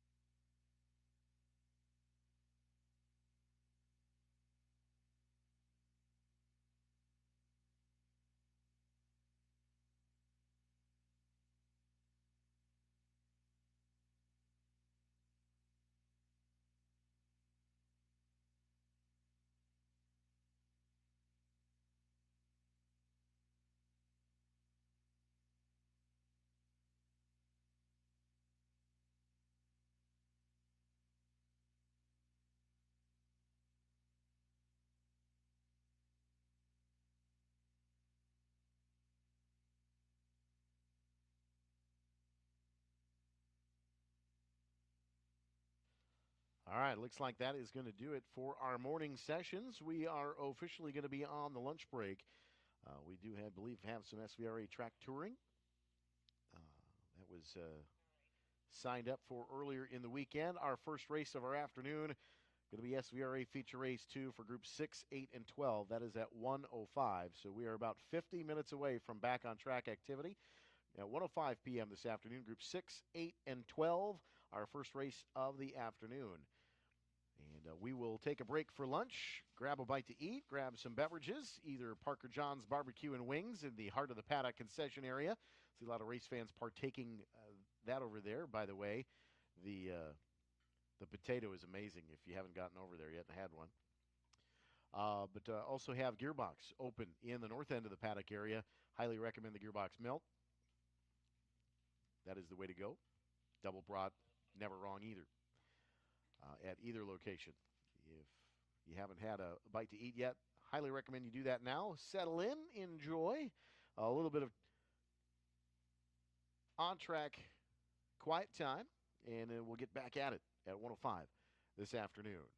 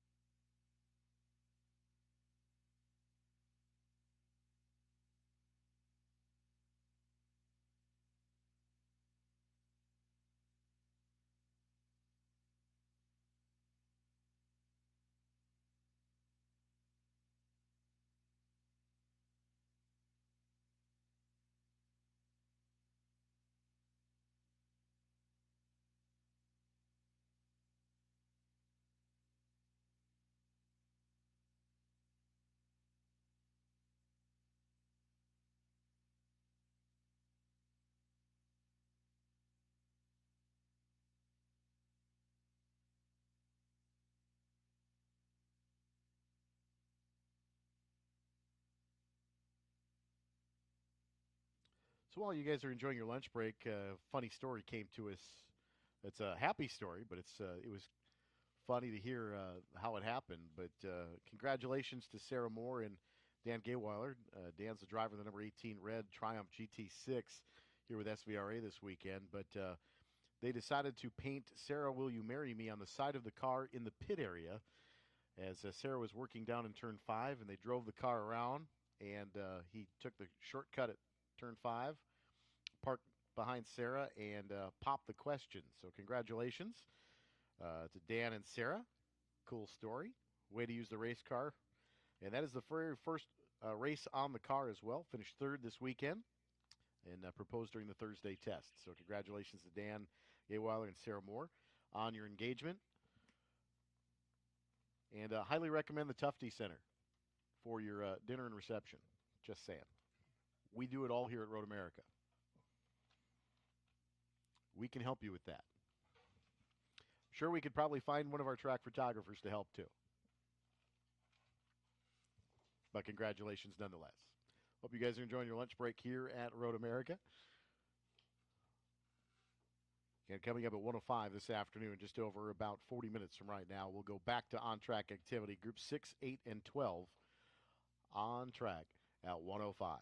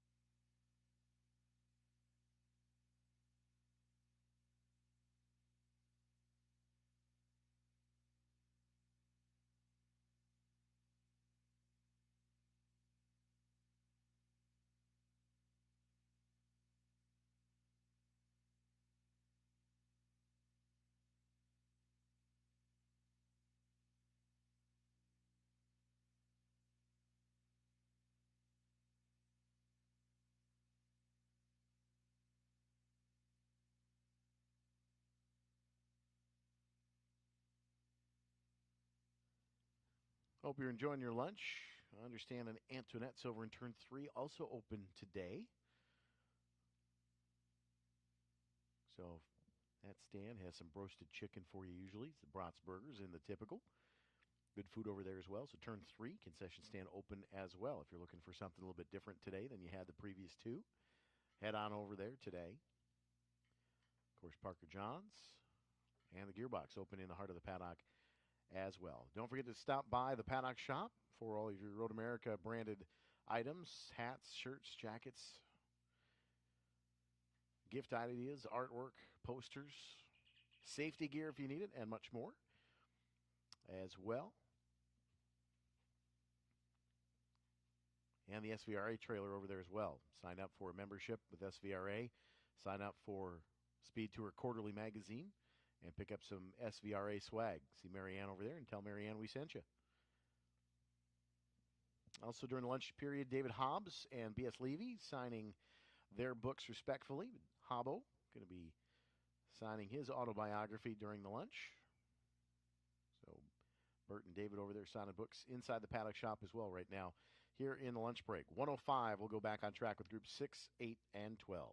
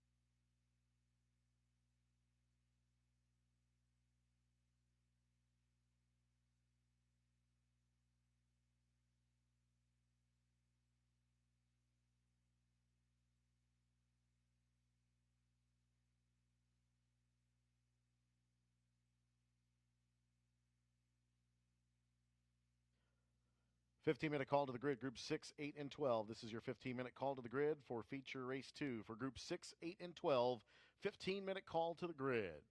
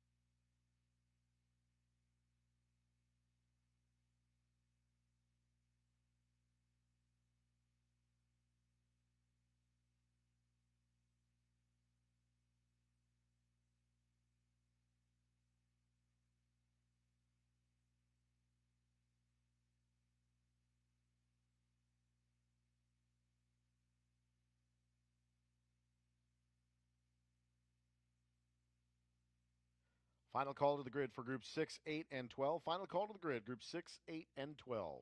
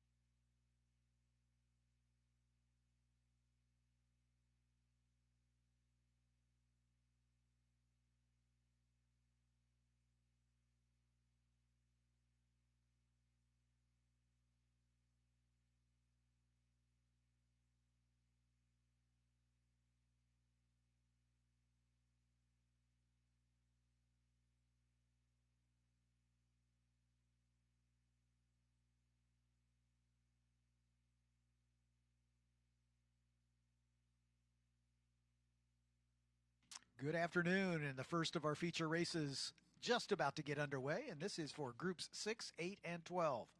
Nice loud group to kind of get us out of the funk from lunch. Let's introduce the 31 starters for you. Not sure they'll all be here, but at least we'll introduce everybody that is on the entry list. Car number 5 will start at the back in row 16. That's David Hupchen in his Group 8 Volvo 122S. In row 15, car number 2, Rose Avigliano in her Porsche 944. Next to the 57 of Zachary Tenorio in a Group 12 Ford Mustang. Row 14 has the 20A of James Albright in a Group 8 Porsche 924. 71 is Jeff Antonelli in a Group 12 Porsche 944. In row 13, car 40A, Randall Castling in a Group 12 Porsche 914-6. And the 86 of Jessica Jonk in the Group 12 BMW 325i Cabriolet. In row 12, car number 36, Kellen Weinberger in his Group 8 Porsche 911, and the 32 of Nicholas Pekarski in a Group 8 Datsun 510. In row 11, car 67, Chris Candy in a Group 12 Porsche 911, and the 76 of Larry Lunda in a Group 8 Porsche 914. In row 10, car 52, Dawn Myers in that beautiful black and yellow Porsche 911, and the 26 of Rick Ortman in a Group 12 Chevy Corvette. Row 9 has the 77 of Daniel Caggiano in a Porsche 914-6, and the 09A of Jonathan Clausen in a Group 6 Sunbeam Tiger. In row 8, car 04, Ron Pauly in a Group 12 Lexus IS 300, and the 471 of Tom Walega in a 1966 Ford Mustang. In row 7, car 61, Joseph Hish in a Group 8 Porsche 914-6, and the 81 of Juan Gonzalez in another Group 8 Porsche 914-6. Lisa Hansen starts outside of row 6 in the 110, that's a Porsche 911S, and George Ballback in the 0 number Group 8, should I say, Porsche 911. All of the top 10 are from Group 6. Daniel Parr is in the 96 car. That's a Chevy Camaro Z28 Trans Am. The 36 is Scott Shadell in another Group 6 Trans Am, Chevy Camaro. In row 4, car 696, Robert G. in his Chevy Corvette. That's a sedan, not a roadster. And the 165 of Thomas Bleeker in a Group 6 Ford Mustang. Tim Cornelius is in row 3 in the 47 car. That's another Trans Am Camaro. Next to him is Scott Graham in the 169. That's a Pontiac Firebird. In row 2 on the outside, Fritz Seidel in the Porsche RSR. Next to him, the 41 of Todd Treffert in his 74 Porsche 911. And on the front row, the 111 Jonathan DeGainer in that beautiful Devon Evolution, 1959 vintage. And your pole sitter, car number 1, Scott Borchetta, trading in his Trans Am 2 car for a 1969 Chevy Corvette Roadster, purple, blue, and white. Borchetta almost 7 seconds a lap quicker in qualifying, so we'll see how that shakes out once we get underway. Gotta say, it's probably one of my more favorite car looks this weekend is that number 1 car. Yep, you betcha. It's a great looking car. And I bet it's pretty breezy racing that open cockpit car here with a brisk tailwind coming out of the north. Lights are off in turn 12, and we get set to go racing this afternoon. Group 2 and Formula Development next on the docket at 1:30 this afternoon. 20-minute call to the grid for Group 2. 20-minute call on the grid for Group 2. Safety car just going through the Bill Mitchell bend, heading toward turn 14. The 2x2 rolling start is imminent.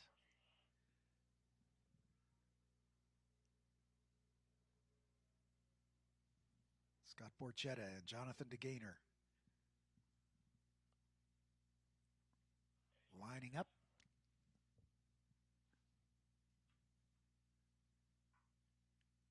Safety car into the pit lane.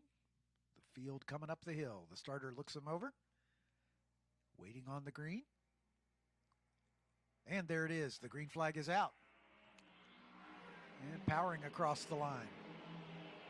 Borchetta and DeGainer, Todd Treffert right in their wheel tracks in that RSR Porsche as they make the run down toward turn 1.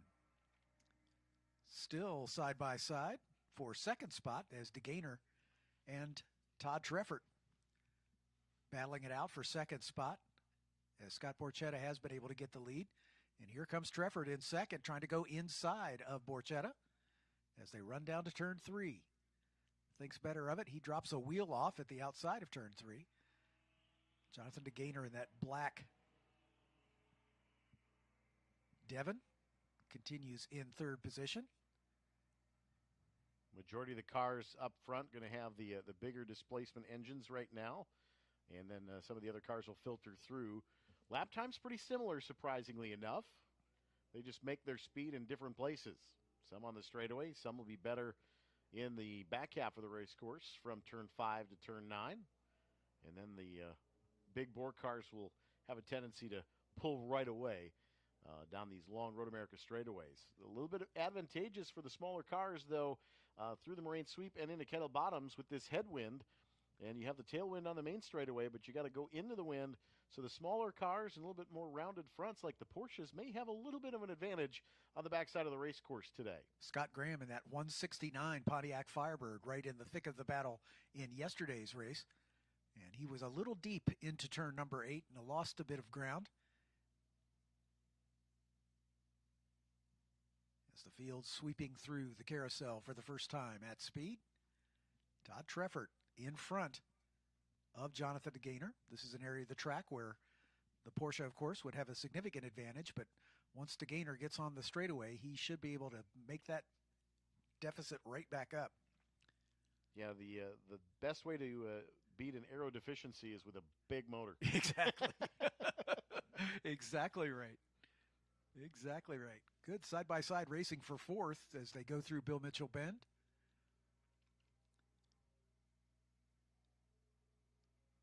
Treffert with the advantage for second. Borchetta long gone and out in front. hear him thundering by our commentary position. There's Treffert, there's DeGainer gaining quickly as they make the run down to turn 1. And DeGainer with the tailwind right around Treffert on the outside, going the long way around. They're still side by side into turn 1, and DeGainer cannot get by Treffert. The Porsche probably a good deal better on the brakes as DeGainer still using his momentum to get ahead down into turn number 3. DeGainer did finally get around on the downhill run from turn 2. On the exit of turn 3, DeGainer shifts drivers right. Treffert looks to the left. And DeGainer now slowly starting to pull away with that big power plant underneath the hood of the Devon.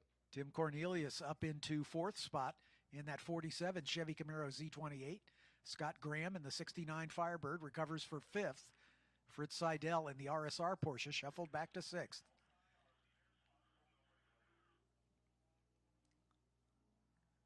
There goes DeGainer with Treffert right behind. Then the Camaro and the Firebird, followed by the RSR. And then right behind them, Thomas Bleeker in that Mustang, the 165. As the top 5 or 6 begin to spread out just a bit. Fritz Seidel in the Porsche RSR looking racy as he tries to recover that position.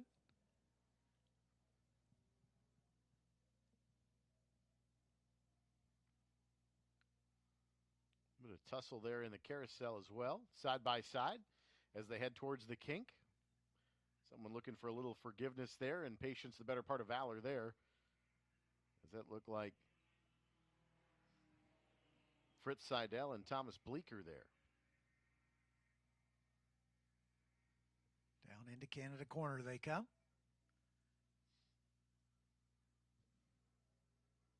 Jonathan DeGainer and Todd Treffert continue their battle. DeGainer able to maintain his lead this lap. Then a little bit of a gap back to Tim Cornelius.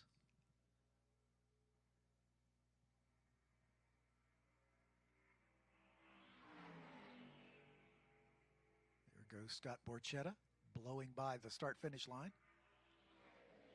Jonathan DeGainer, then the 41 of Treffert. Scott Graham in the 169 Firebird, able to move up around Fritz Seidel.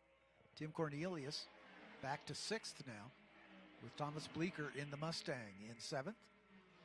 Scott Shadell in the 36 blue Chevy Camaro in 8th. Daniel Parr in the black Z28 in 9th. And Robert G in that 696 Chevy Corvette rounds out the top 10.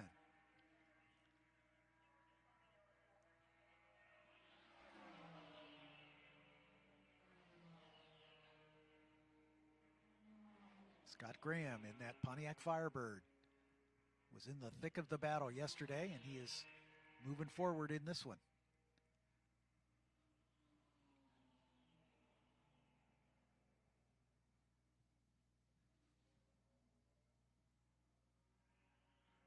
There's 2nd and 3rd. There's your 4th place Firebird.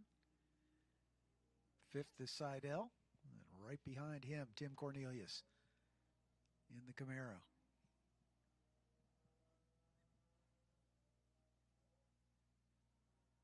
Already picking off the car at the back of the pack, David Whipchin in that 1968 Volvo 122S.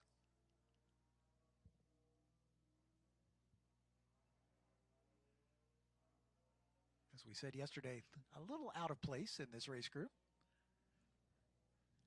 The little car that could. Exactly. Exactly.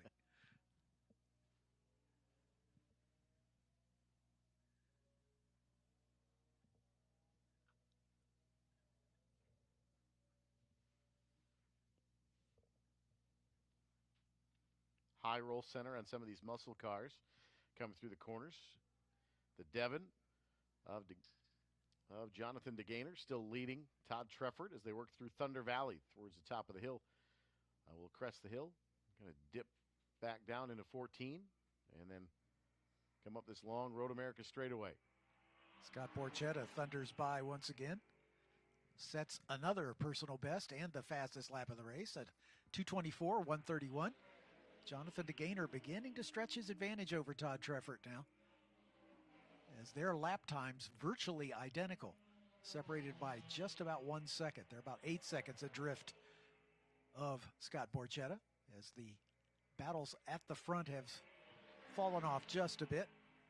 There's Thomas Bleeker, Scott Shadell in that blue number 36, Daniel Parr a couple seconds back in the Camaro, with Robert G still holding on to 10th in his Corvette, but he's running a little bit quicker than the cars in front of him, as the lapped number 5 of David Hoytgen in the middle of that grouping.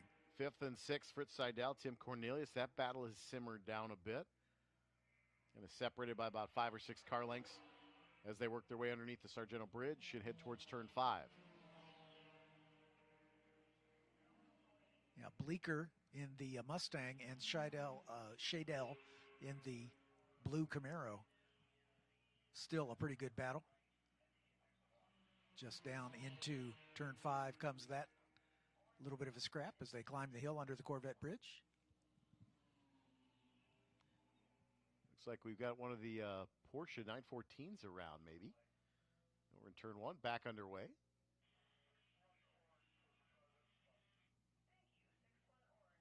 As the 61 machine. Joseph Hish in his 1970 914-6.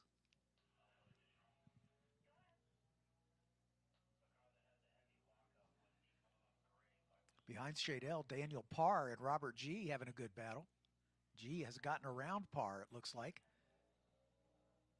in that big Corvette. Daniel Parr shuffled back to 10th position.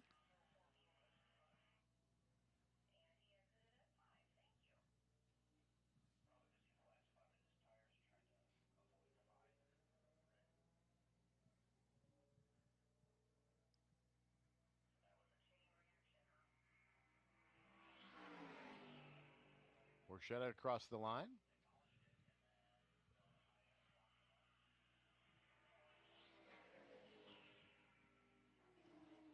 DeGainer and Treffert. No change there as DeGainer stretches his advantage over Tom Treffert. In turn, Scott Graham and Fritz Seidel.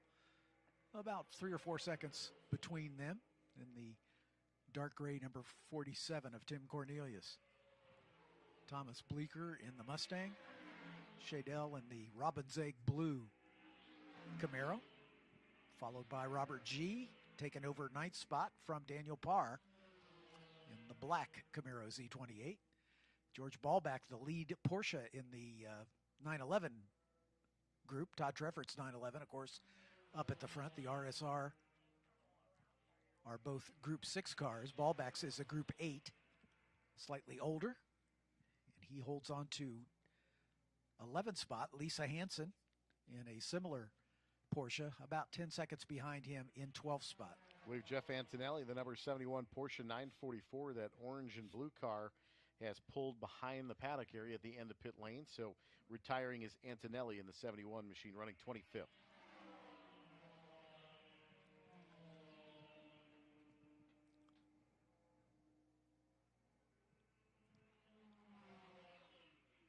Jonathan Clausen in the Sunbeam Tiger, the 09A, coming under pressure from Kellen Weinberger in the 36B Porsche 911.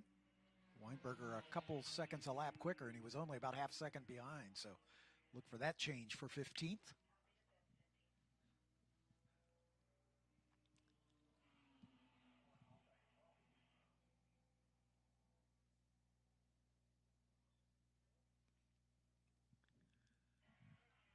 And second call to the grid, Group 2. Group 2 to the grid, please.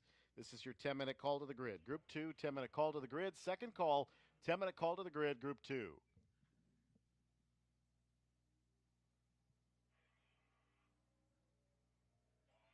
Scott Borchetta climbs the hill, still waiting on the second place car to make it through as the white flag flies. One more lap to go. Scott Borchetta has seen it. Jonathan DeGainer about 2.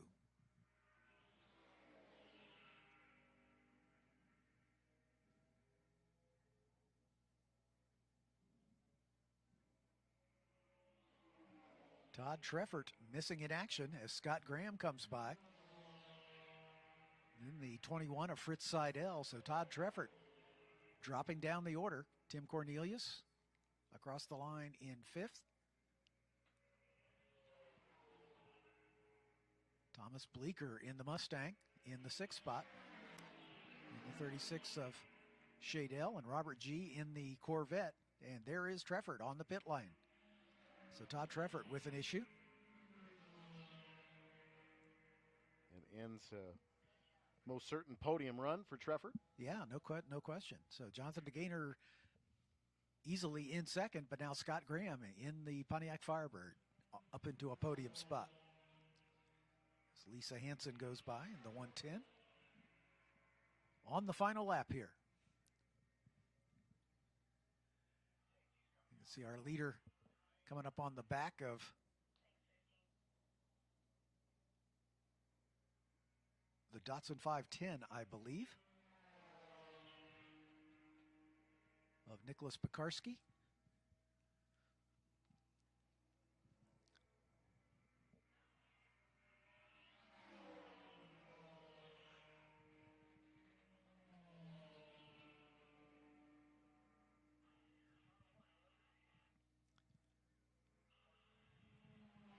Jonathan Clausen able to hold off the challenge from Kellen Weinberger.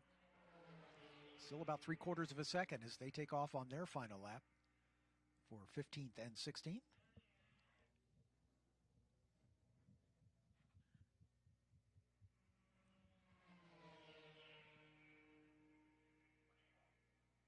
Starter grabbing the checkered flag as our leader, Scott Borchetta, exits turn 14. One more car at the tail end of the lead lap. That's the 86 of Jessica Jong. She'll go around one more time. Scott Borchetta takes the checkers. A commanding lead as expected. Still waiting for the second place car to run by. And there is Jonathan DeGainer.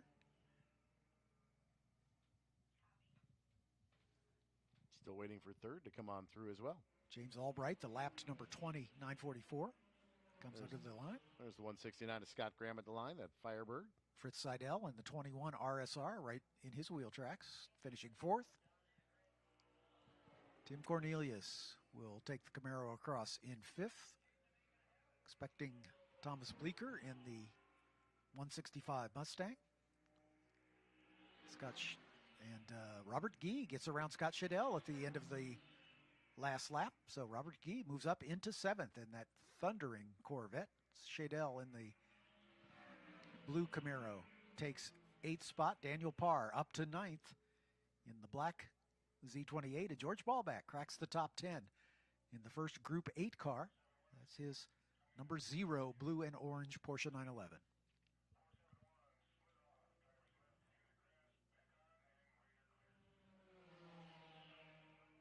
Tom Malenga doing a little agricultural work with his Ford Mustang, the 471, at an 0-0, back underway.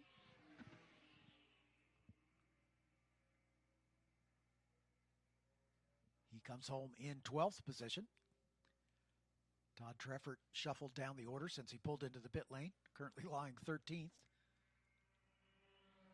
Here's the 77 of Daniel Caggiano.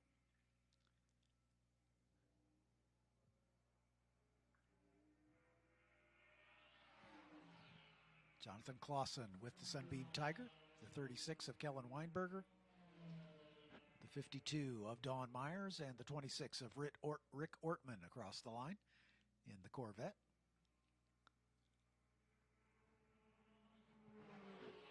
Good battle to the line. Larry Lunda and Joseph Hish side by side at the stripe.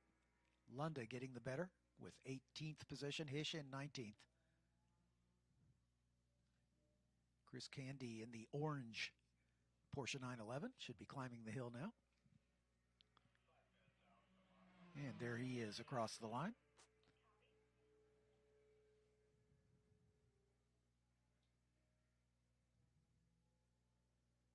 The 20A of James Albright, pretty sure he went a lap down just as the leader crossed the line to see the checkers. So Jessica Jonk should be the last car. And there she is across the line in the BMW 325i Cabriolet.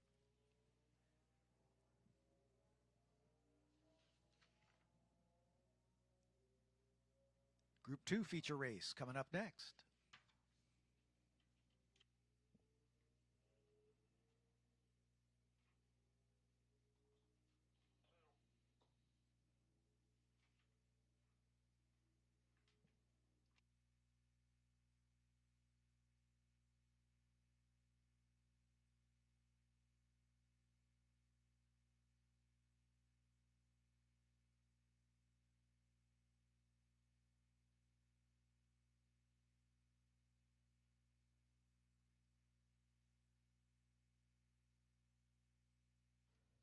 Serving Appleton, Green Bay, and Madison, Milwaukee, Fox Cities and Finish Line Towing provide the best towing and battery service around. They're revolutionizing the towing industry by providing rapid service to help you get you back on the road.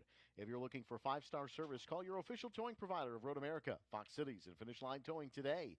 They offer safe and quick services such as lockouts, jump starts, tire changes, and towing to get you back on the road. Fox Cities, Finish Line Towing serve Appleton, Green Bay, Madison, and Milwaukee. Skag Power Equipment is proud to be the official lawnmower of Road America. Cut your lawn mowing time in half with American-made high-performance mowers from Skag. Proudly made in Mayville, Beaver Dam, and West Bend, Wisconsin, Skag mowers are the benchmark of the lawnmower industry. Check them out online at skag.com. That's SCAG.com.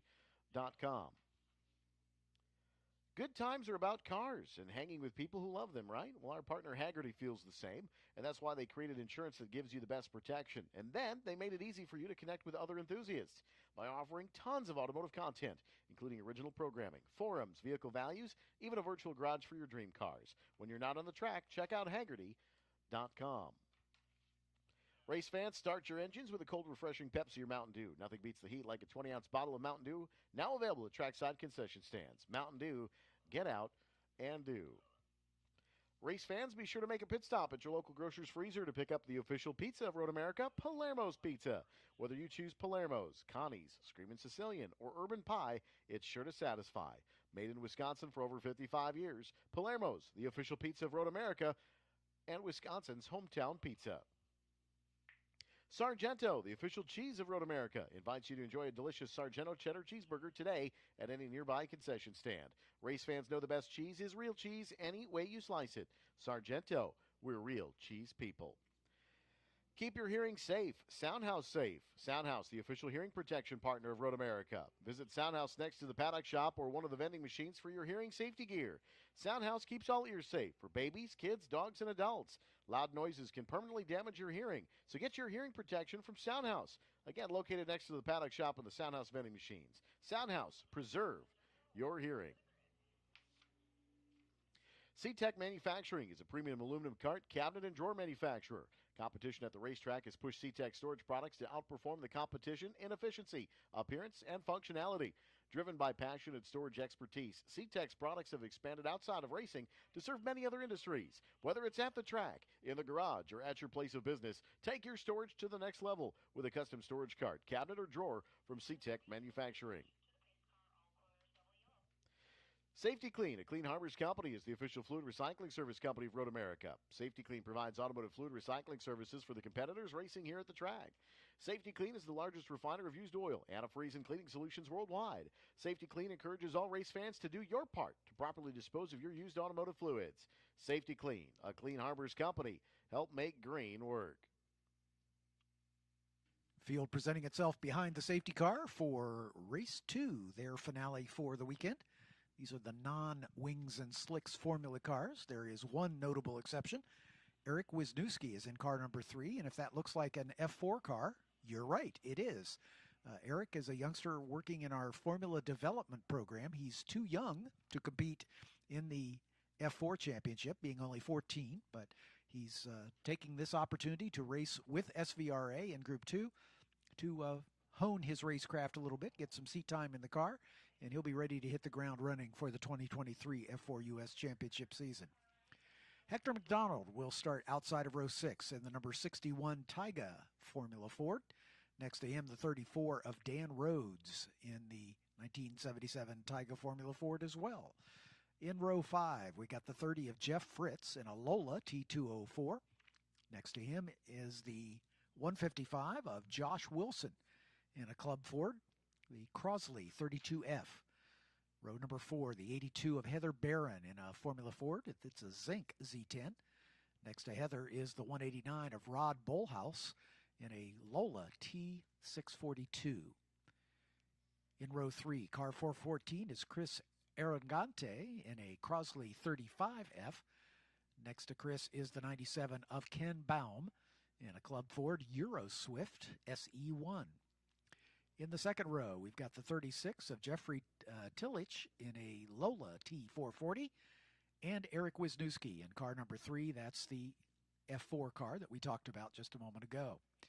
And on the front row, a couple guys that had a good race yesterday. The 68 of Pierce Reeder in the maroon-colored Lotus 69B Formula B car. And the number 4 on the pole, Steve Grundahl in the black Brabham BT29.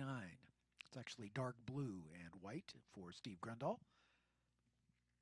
And he and Pierce Reeder swapped that lead a couple hundred times, it seemed, in yesterday's race.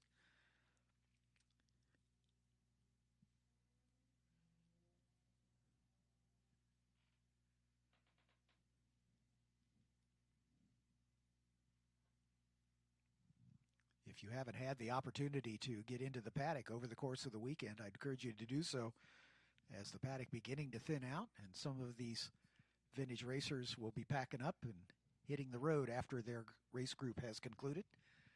But to get a chance to see these cars up close and personal is well worth your time. They are beautifully restored and lovingly maintained by their owners, who are usually more than happy to talk about the provenance and the racing history of their pride and joy.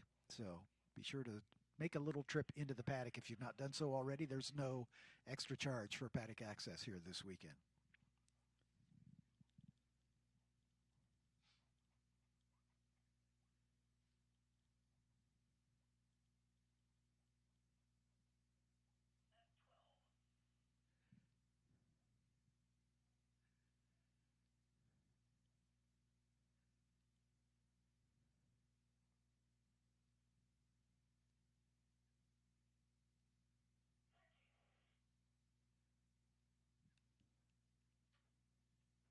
Attention in the Formula Regional Americas paddock. The grid is now open for race 3. Formula Regional Americas grid is open.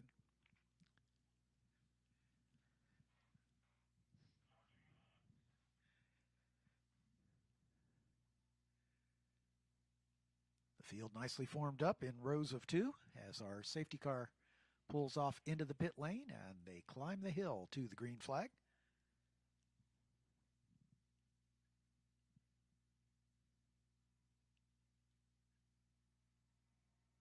Starter looks over the field, and there's the green flag, and we're away.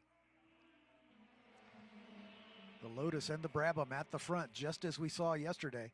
Grundahl and Rader side by side in the run down toward turn 1. Still side by side as they come into the braking zone.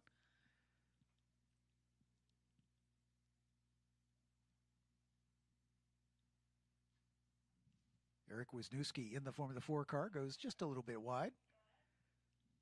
But it will be Grundahl with the point. Coming up fast on the outside in a good battle for third. Or fourth, should we say, with Tillich and Ken Brown. Eric Wisniewski with a little bit of smoke coming center rear. Reported by the course marshals. So we'll keep an eye on Wisniewski in that F4 car. Rader now getting a nose in front in the run down toward turn 5. In the battle at the front. And he slots into that lead.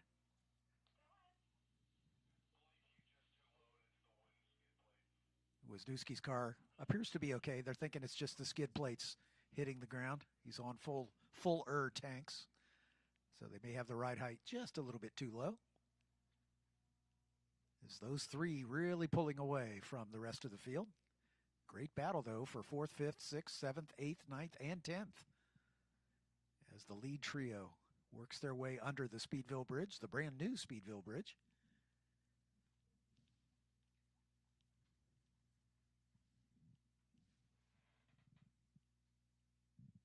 Ken Baum, I think, got up into fourth place with Jeffrey Tillich just behind him.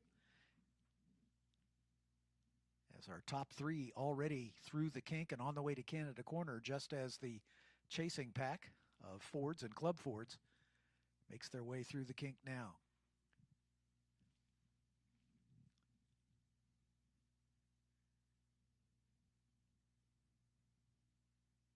We noticed this yesterday, but it's great to observe the difference between these late 60s, early 70s vintage Formula B cars and obviously the very contemporary F4 car, which has wings, running on slick tires, all those good things, much wider tires.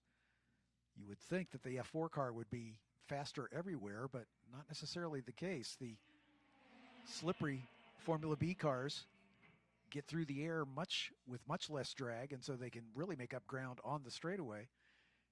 But on the high-speed, long radius turns is where the extra downforce of that F4 car brings it to the fore. I'm sure a little bit of that may have to do with inexperience for Wisniewski as well. Just a touch, yep. Ken Baum is your fourth place runner. Jeffrey Tillich in fifth. Rod Bullhouse in the sixth spot. Chris Arrogante in seventh. Josh Wilson, Jeff Fritz, Heather Barron, and Hector McDonald round out the field as we got one of the cars going really wide at turn one.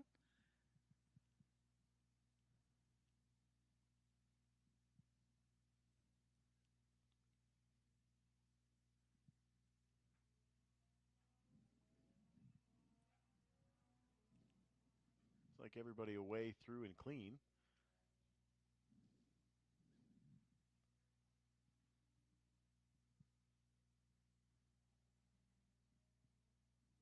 Watching these Formula Fords and Club Fords down into turn 5 with Ken Baum at the point in that 97 Euro Swift SE1.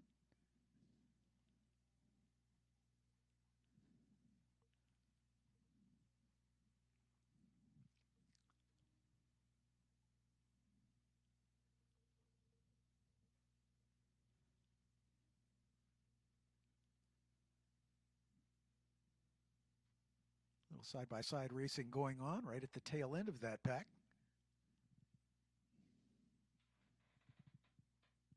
As the yellow of Josh Wilson going inside of Chris Arrogante.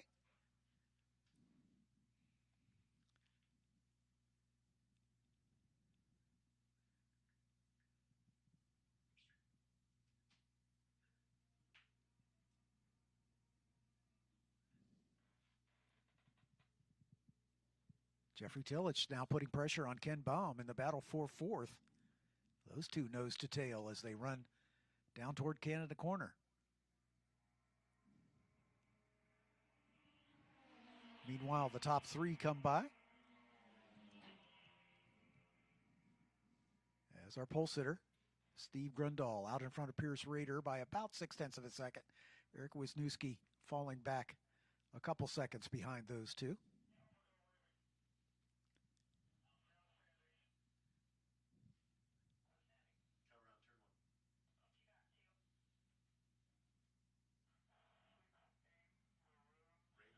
Yeah, Rader went around, so Pierce Rader carrying a little too much speed through turn number 1 and looped it. He has continued, but I believe he'll get out in front of this battle for fourth. So Eric Wisniewski up into second spot. We'll see if Rader can run him down in the remaining time. We're about 5 minutes into this.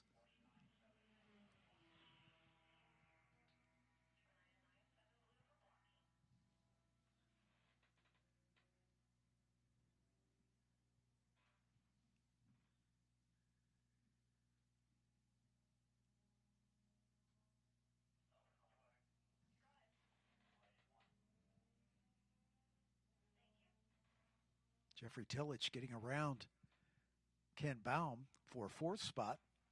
And Baum being warned that he could be shown the black flag for blocking.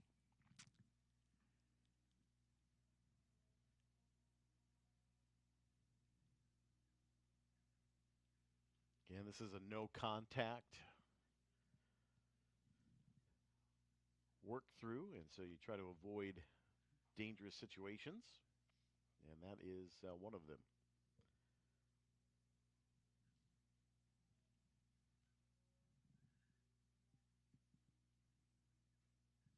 That battle continues with Ken Baum back in front of Jeffrey Tillage as they work their way through the carousel turn. Very evenly matched, those two. Lap times within a few tenths of each other. And it was less than a tenth of a second. The Lola of Tillage and the Euro Swift of Ken Baum.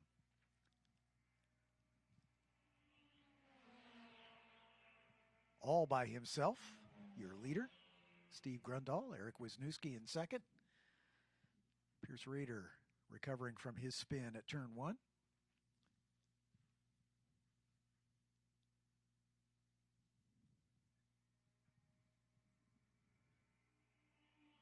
There's Rader as he maintains third position ahead of this battle that's just now coming into turn 14 between Baum and Tillage.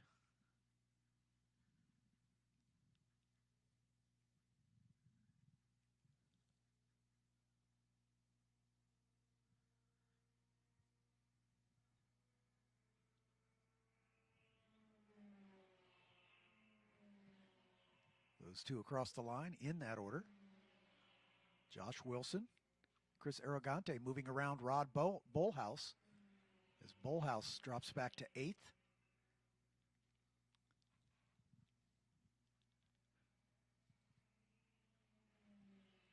You mentioned Wilson and Arrogante. It's been a little bit of a battle. They've been kind of swapping positions on the straightaways here. Still within about a tenth of each other as they cross the line. Working race lap number 4.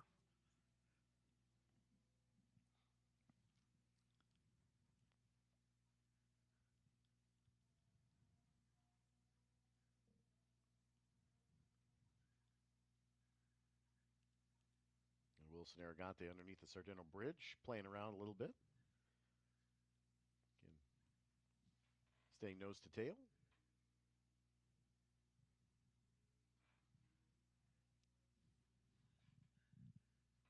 Both of them in Crosley's. The Wilson car is a 32F, the Arrogante in the 35F. Very, very similar, just evolutionary changes between the two. Sounds like Rod Bolhouse, the 189, just exited at the shortcut at turn 5. So Bolhouse was falling through the field a little bit, and looks like he has made the election to pull that into the paddock area. That'll promote Heather Barron up into 8th spot and Jeff Fritz into 9th. As our leader, Steve Grundahl, resets fast lap of the race.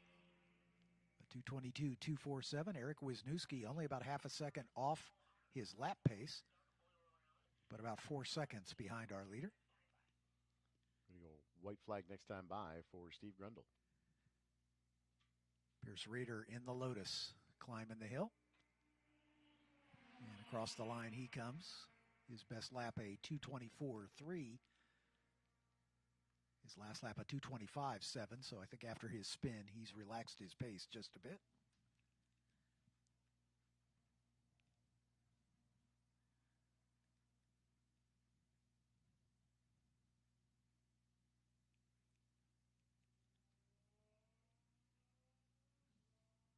Battle between Baum and Tillage continues to be pretty close. They were about a second and a half apart the last time across the stripe.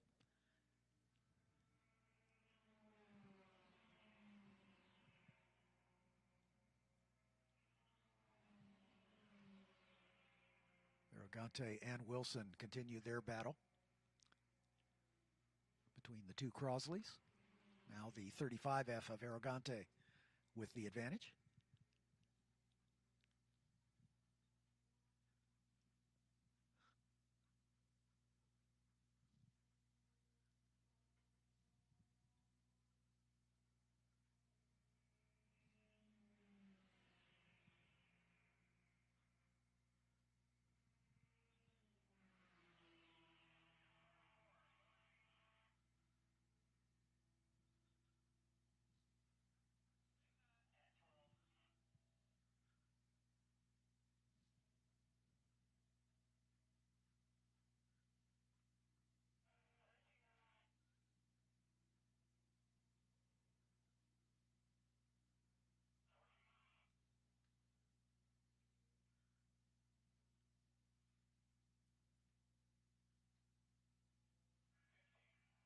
White flag in the hand of the starter.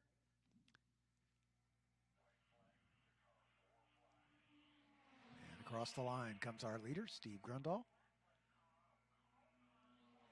Eric Wisniewski sees the white.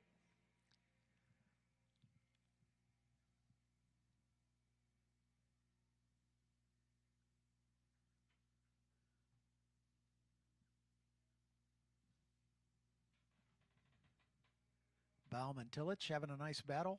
Arrogante and Wilson as well, as they are 4th and 5th and 6th and 7th, respectively.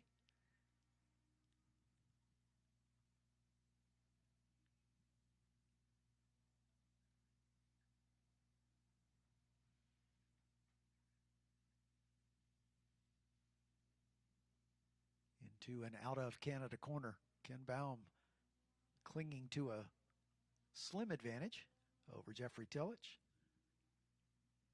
But they'll see the white flag as they climb the hill. Arrogante and Wilson not quite as close together as they head toward turn 14.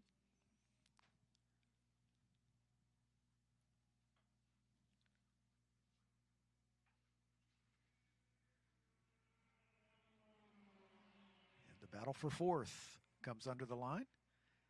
Jeffrey Tillich, see if he's got anything for Ken Baum here on this final lap. They make the run down to turn 1, stay line astern. Both nice tidy line right out to the edge of the track, but not over. Over the Aaron's Tunnel down into turn 3 in this 4th place battle.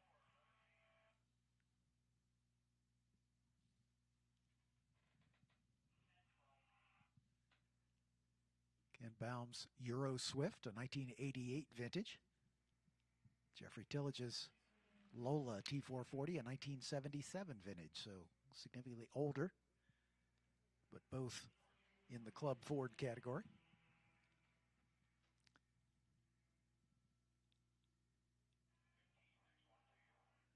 Baum stretching his advantage just a bit as they climb the hill toward turn 6. Meanwhile, the checkered flag flies for the Formula B of Steve Grundahl as he'll take the win for the 2nd day in a row. Eric Wisniewski saluting the starter as the 14-year-old sees the checkers.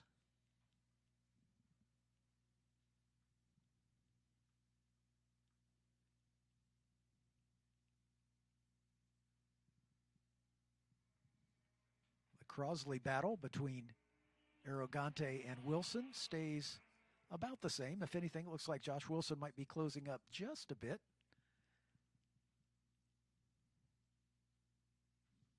But we'll follow this battle for 4th to the checkers as Pierce Reeder has come across to notch his podium finish in the Lotus. Here they come down into Canada corner. Last real passing opportunity for Jeffrey Tillich. He's right there. In fact, I think he may have made that pass happen.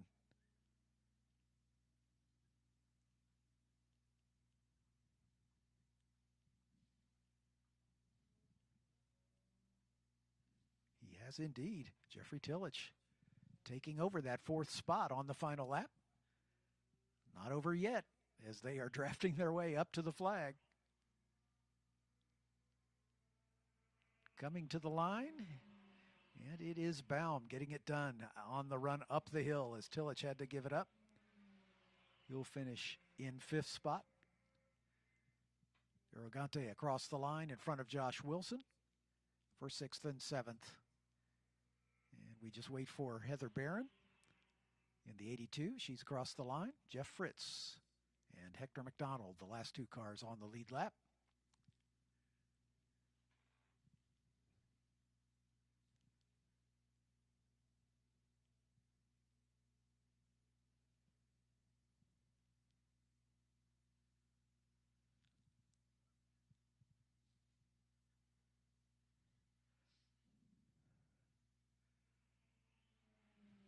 And here they come across the line to make it official.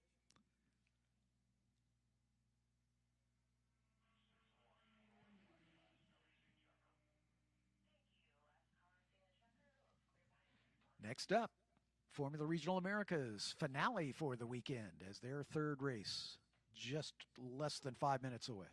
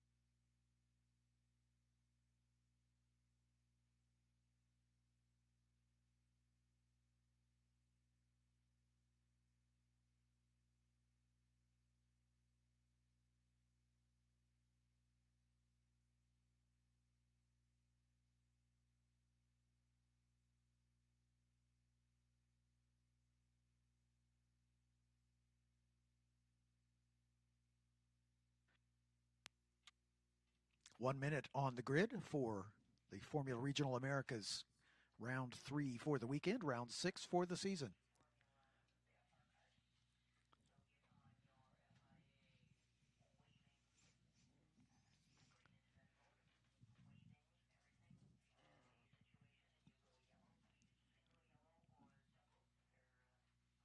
James Rogerson brings the Honda Civic Type R safety car into position as we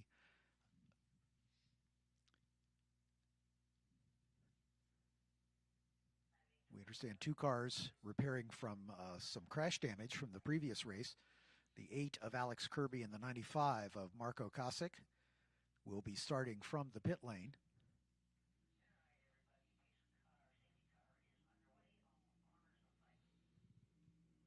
And here comes the field. Let's introduce them to you. Kevin Jansen has made a request to start from the last position in the number 24 car for Crosslink Kiwi Motorsports.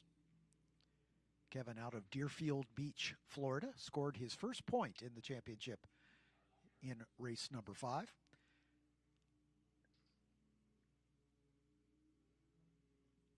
Marco Kosick in the 95 out of Kelowna, British Columbia, Canada. Marco racing for the Doran Kroll Racing Team. Currently 8th in the points after 5 rounds of racing. Hayden Bowlesby in the 3 car took the formation lap but discovered a problem with the car and they weren't able to take the start. So for the second consecutive race, the I Got Your 6 Motorsports driver from Folsom, Louisiana, unable to score points, hoping for a better time today. Ryan Yardley, already a podium finisher this weekend, but didn't have a great day in round number 5. In the 78 out of Christchurch, New Zealand for Crosslink Kiwi, he'll start 10th. In 9th, the number 29 of Nick Pershing from Morgan Hill, California. He races for the TJ Speed Motorsports stable. Nick currently 6th in the points. Alex Kirby, again starting from the pit lane in the number 8 car out of Newport Beach, California for Doran Kroll competition. Alex 9th in the points coming into this round 6. Next to him, or in the 7th starting position, the 91 of Cooper Becklin from Westland, Oregon, also for Crosslink Kiwi. Cooper is 10th in the points championship. Rodrigo Gutierrez outside of row 3 in car number 10 out of Santa Cruz, Bolivia for Velocity Racing Development. Rodrigo currently 11th in the points. He'll start alongside the 22 of Nico Christodoulou from Maple, Ontario, Canada for VRD Racing. Nico looking for another points finish here this weekend, currently 7th in the points. Matt Clark will start 4th in the number 25 out of Campbellville, Ontario, Canada for Future Star Racing. Mac is 3rd in the points championship. He's got 2 podiums, but those were in the first 2 races of the season, and he's not finished higher than 4th in the last 3 rounds. Dylan Tavella, 2nd in the points by only 10 markers in the number 14 car for Crosslink Kiwi. Dylan, a winner already this season with a pair of podiums, a pair of seconds, and a pair of thirds. So he has been on the podium every round so far this season. Starting 2nd, the 77 of Jason Alder, the most recent winner, winning his 2nd race ever in the championship and the first of the season in round 5 out of Cooksville, Maryland. The Drive for Diabetes Awareness sponsored machine for TJ Speed Motorsports. And your pole sitter, who's been a fast and dominant force most of the weekend, made a slight mistake on the very last lap, the last turn of the last lap. Cost him a 2nd consecutive win, but he came home in 2nd. Raoul Hyman out of London, Great Britain. His hometown now after growing up in South Africa. Raoul, sponsored by Bethesda Holdings, Solomon Capital, Oaklands, and Kinross for TJ Speed. He is the points leader, but Dylan Tavella stays right with him. They entered this weekend tied for the points lead, but on the strength of their podium finishes in the 2 races here this weekend so far, they're still separated by only 10 points. Then it's another 23 back to Matt Clark, who's looking to get his car into the top. The 8 car of Alex Kirby coming down the pit lane. He will be required to start from the pit lane after making the formation lap, the same with the 95 of Marco Kosick. As the rest of the field streams by, and great to see Hayden Bowlesby on the formation lap. It looks like he is going to be able to take the start. So this is the start that we had some issues with in race 1. Nico Christodoulou stalling. Hayden Bowlesby unsighted, ran into the back of him. And we had a number of incidents in the race just concluded, round 5. Ryan Yardley, Marco Kosick, all involved in incidents. Nick Pershing spinning off. Do have the open spot on the grid as well. Indeed, that is for the 8 car of Alex Kirby, who is required to start from the pit lane. Green lights are on to indicate that the grid is set. The light sequence has begun. All 5 lights come on. When they go out, we go racing. And we've got a flashing light on the car in the inside or outside of row 2. That would be Mackenzie Clark, I believe. That indicates that that car has stalled. Mac is able to finally get it rolling, and he will join last. And once he goes by, then the cars from the pit lane will be released. So tough break for Mac Clark as the car stalled on him at the start. Fortunately, everyone was able to get around him, and no collision was had. You can see when the rain light flashes at a high rate like that, that is indication that the engine has stalled. Down the hill they come. as we are underway.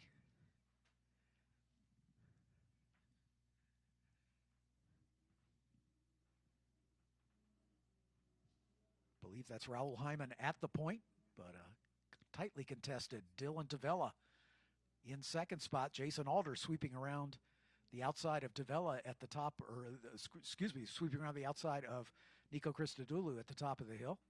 And then a car going wide there at turn 7. Back on track. Side-by-side racing between Cooper Becklin, I believe, and Rodrigo Gutierrez as they work their way around the carousel turn. Matt Clark's had an eventful weekend here. Race 1 was tussling for the lead and dropped back into the lower half of the top 10, I believe 6th or 7th. 7th at in the that end, in that round 1, and then in race 2 was a little bit more consistent, able to kind of gather up some points, and now out on the points right now, looking on the outside, looking in, and going to have to try to make up some positions here in the race. Yeah, it'll be an uphill struggle as that car just stalled on him at the start. Mac racing for Future Star Racing in his first season of Formula Regional Americas Championship Racing. He finished second in the F4 US Championship a year ago. 5 wins and 4 podiums in that year as the leaders climb the hill and across the line to complete race lap number 1. And it is Hyman and Tavella at the point. Nico Christodoulou in 3rd. Jason Alder back to 4th. Rodrigo Gutierrez, a good start. Started 6th, now running in 5th spot. Ryan Yardley in 6th. Nick Pershing coming up from the back in 7th. Cooper Becklin, Hayden Bowlesby, and Matt Clark, your top 10. Alex Kirby and Marco Kachik starting from the pit lane. 11th and 12th, Kevin Jansen bringing up the rear in the 24 car. And again, the more experienced drivers here in FR have had the most issues on starts this weekend. But everybody cleanly away today. A lot of brake lockup into turn 5. Yeah, that's Rodrigo Gutierrez and Ryan Yardley battling for 5th and 6th.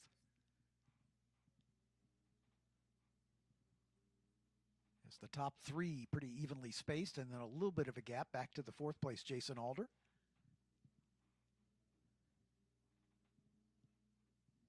Right behind Alder, Rodrigo Gutierrez, Ryan Yardley, Nick Pershing working his way forward after an early problem in this morning's race.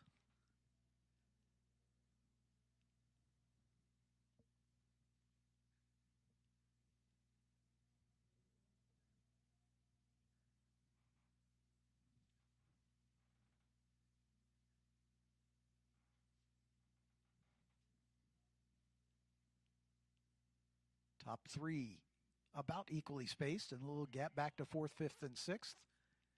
There's a couple 3-way battles brewing here at the front.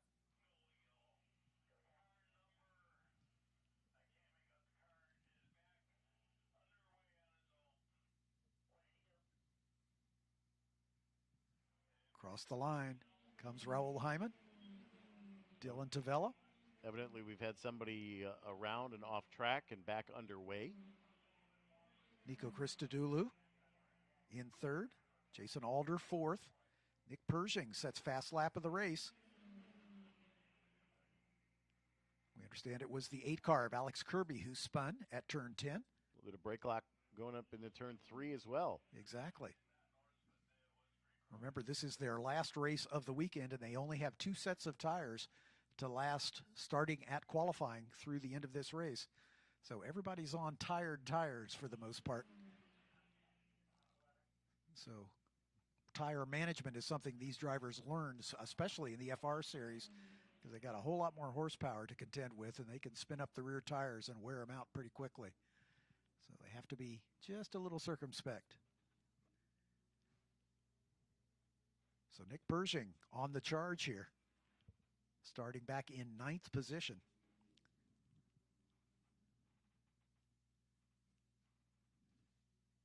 The top 3 remain unchanged. Hyman, Tavella, and Christodoulou, with Alder trying to hold off Nick Pershing, who's charging.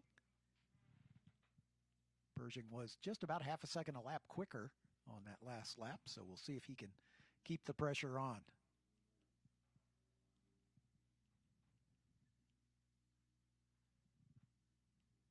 Hyman, of course, led the entire race too until the waning laps. Last turn of the last lap, actually. Going off. Mistake. Turn 14 and owned it in victory lane. Admitted on the podium that it was his mistake. But he still leads the points. And I'm sure he'll be a little more cautious all the way to the end this time. Very easy to lose your focus after a long weekend. Yeah, you could be drinking the champagne before you cross the line.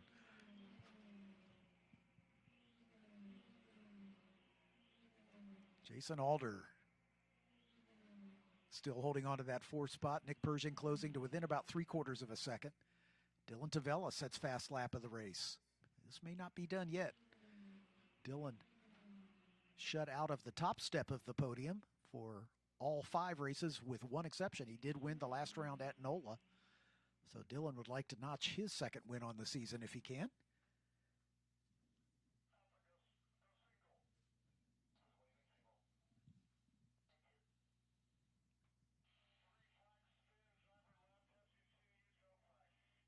Hayden Bowlesby having a spin at turn 1, but he has been able to continue.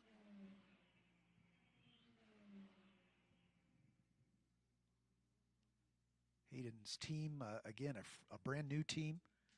The I Got Your 6 racing team, an all veteran-owned and operated racing team. And they're kind of finding their sea legs, no pun intended, and have had more than their share of misfortune. So hoping for a good result for them here so they can begin to build on the momentum they'll need for the rest of this season. Lots of racing left to go. This is only round 6 of an 18-round season for 2022.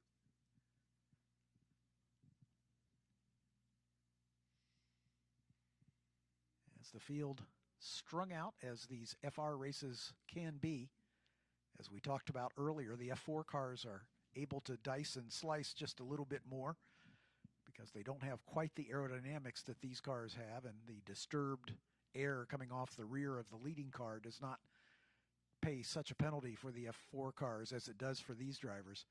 The big diffuser in the back of these cars really generates that low pressure zone, which plants the car to the road, but also creates turbulence for the following car. It makes it tough to follow.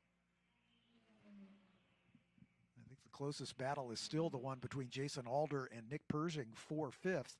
And Pershing resets fast lap of the race to close to within half a second of Jason Alder. Jason Alder, in the meantime, turns his personal best, a 2:06.289, but Pershing with a 2:06 flat, a couple tenths quicker.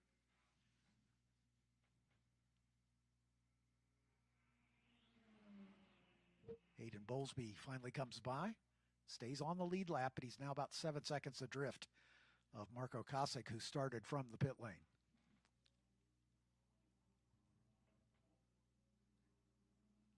Alex Kirby also starting from the pit lane, but he's had a spin already.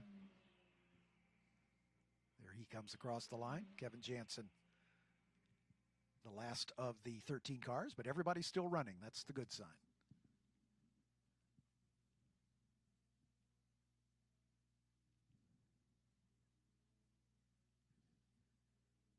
Christodoulou and Tavella getting a little closer together, as they've got about a half a second separating those two. So a good battle for 2nd, a good battle for 4th. As we're into 10 minutes gone, 15 to go in this 25-minute race. So not quite to half distance. These drivers measuring one another just a little bit, maintaining station. Nobody is getting away. Raul Hyman in the habit of building up a big lead, but at this point, it's only about a 1 second advantage over Dylan Tavella. Kudos to the Crosslink Kiwi team for closing the gap to the TJ Speed leader. Nico Christodoulou, however, for Velocity Racing Development, letting no grass grow under his feet as he stays hot on the heels of Dylan Tavella. Jason Alder now sets fast lap of the race, feeling the pressure from behind. Jason Alder for TJ Speed, his teammate Nick Pershing starting to close down, so Alder's turned up the wick and been able to stretch that advantage back out to about 0.8 of a second.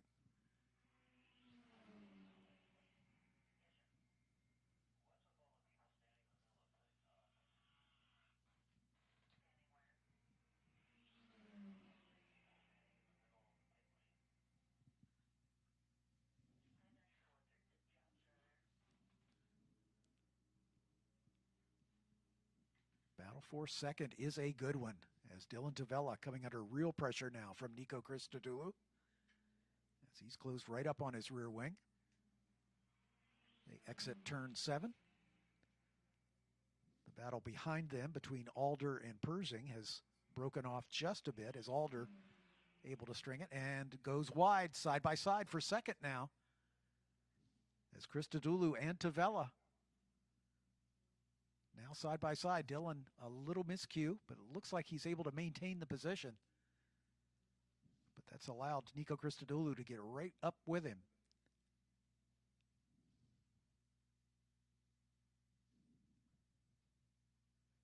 That little mistake has given Raul Hyman just a little more breathing room.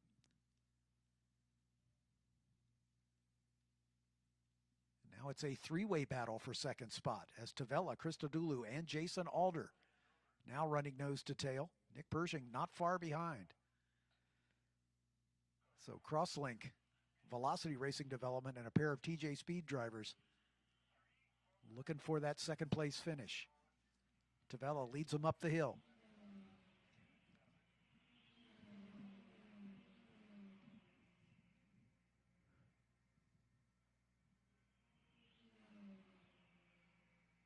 Hayden Bowlesby with another off-course excursion at turn 7. And one of the leaders going wide into the gravel trap.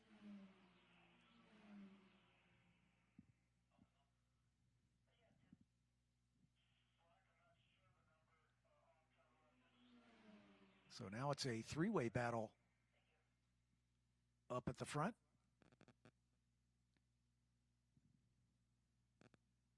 Again, these Hankook tires beginning to show their age.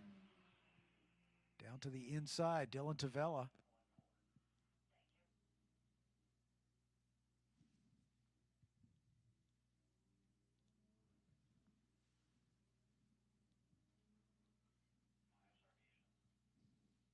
As Raul Hyman opening up a big advantage, and I believe that's Nico Christodoulou up into second right now. Dylan Tavella just behind him. So Christodoulou able to take advantage of the little mistake from Dylan.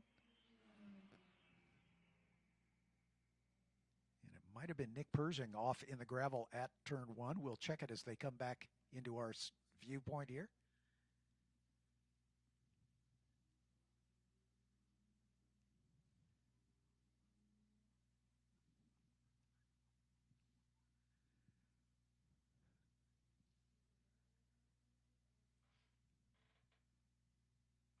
It was Nico Christodoulou, we're told, who was off at turn 1.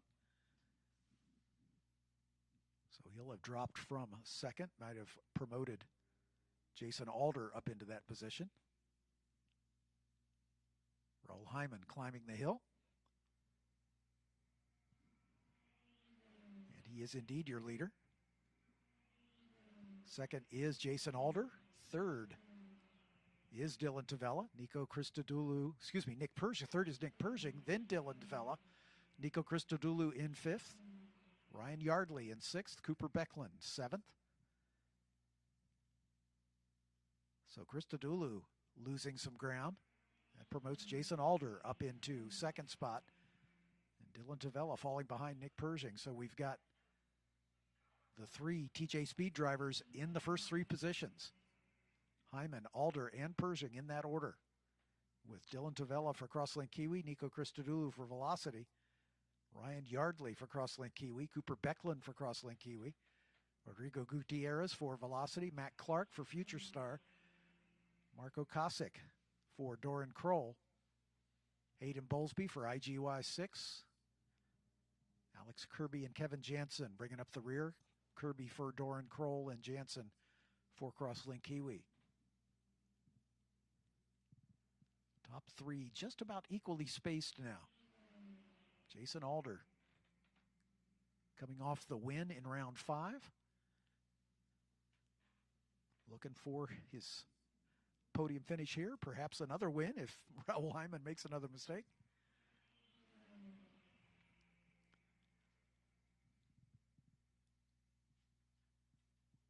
You know, Hyman was kind of managing the gap at that 1 second, 1.5 second for a while, and now starting to stretch it out a little bit. You wonder if he was just kind of just minding the gap and just waiting to kind of pounce, if you will. Trying to just set pace, not anger the tires too much. Yeah, his lap times have been pretty consistent in the high 206s early on.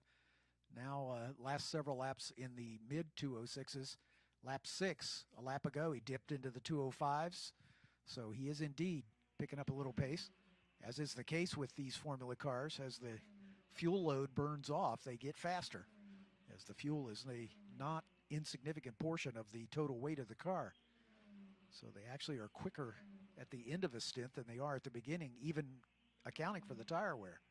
Raul Hyman was purple for about 3.3 seconds, and then Jason Alder about a tenth quicker.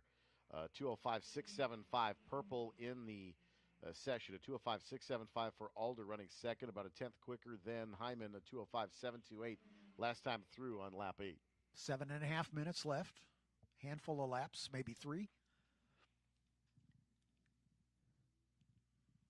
So still time to make up some ground. The closest battle is the one for third, as Dylan Tavella, recovering from his little miscue, trying to close down on Nick Pershing. But on the last lap, Pershing was quicker by about 0.3 of a second. But Jason Alder was quicker still by almost a full second, and just slightly quicker than Raul Hyman. So Hyman and Alder both lapping in the 205s. Pershing in the 206s, Tavella in the 207s, Christodoulou in the low 206s. He's got 4 seconds to make up after his going wide there at turn number 1. But he could challenge for that 4th spot, I think. But as we have seen, mistakes can be made in the closing stages of these races that will affect the podium. The top 3 pretty spread out, but you're right, the 4th place car of Dylan Tavella, or Nico Christodoulou, excuse me, the 5th place, beginning to close down on Dylan Tavella.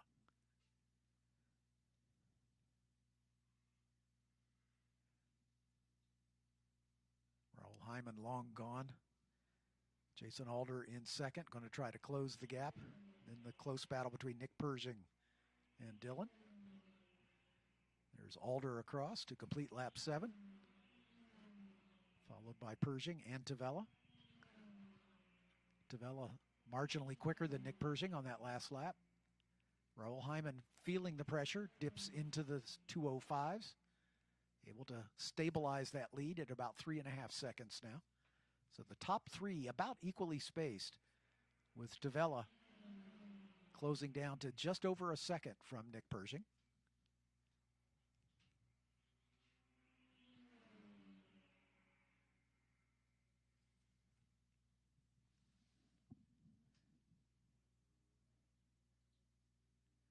After that barn burner of an F4 race we had just before the lunch break, this one pretty tame by comparison. But this battle for third is the one to watch, as Dylan Tavella, again, a little miscue earlier on, cost him that second place finish all the way back to 4th, and now he's closing back up on Nick Pershing. In all things considered, being a little bit tamer race for this group, they've not been clean. They have not covered themselves with glory. So this is a race that this group needed to just kind of settle down and get out of the weekend with having all 4 wheels and suspension components not bent on the car. A chance to get out of Scott Goodyear's doghouse. Yeah, that's absolutely the case. As the expectation for these more experienced drivers is that they run a clean race all the way through. So when they're shown up by their younger counterparts, it's a reality check that they don't quickly forget. Dylan Tavella definitely closing on Nick Pershing. As the time clicking down to about 4 minutes, so we'll see the white probably next lap, not this one. As Raul Hyman continues to enjoy a pretty comfortable lead, almost 4 seconds over Jason Alder, the most recent winner. Tavella sets his personal best, and still about half a second quicker. He's got the interval down to less than a second, 3/4 of a second now. Nico Christodoulou also his personal best, but he's about 3 seconds behind Dylan after his excursion at turn 1. Rodrigo Gutierrez well back of Cooper Becklin as they both cross the line, about a second and 3/10. Matt Clark picking up a spot there on that last lap. Remember, Mac was in the thick of it before his spin. He's back up into 8th position now, but I doubt if he'll get any further with only 4 minutes left. He's 10 seconds behind Cooper Becklin. Cooper on his way to perhaps his best finish of the season, currently in 7th.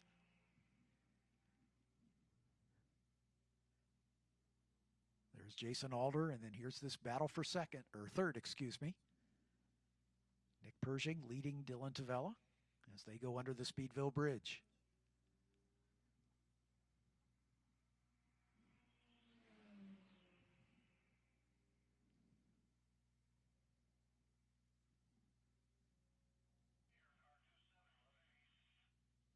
Into the kink.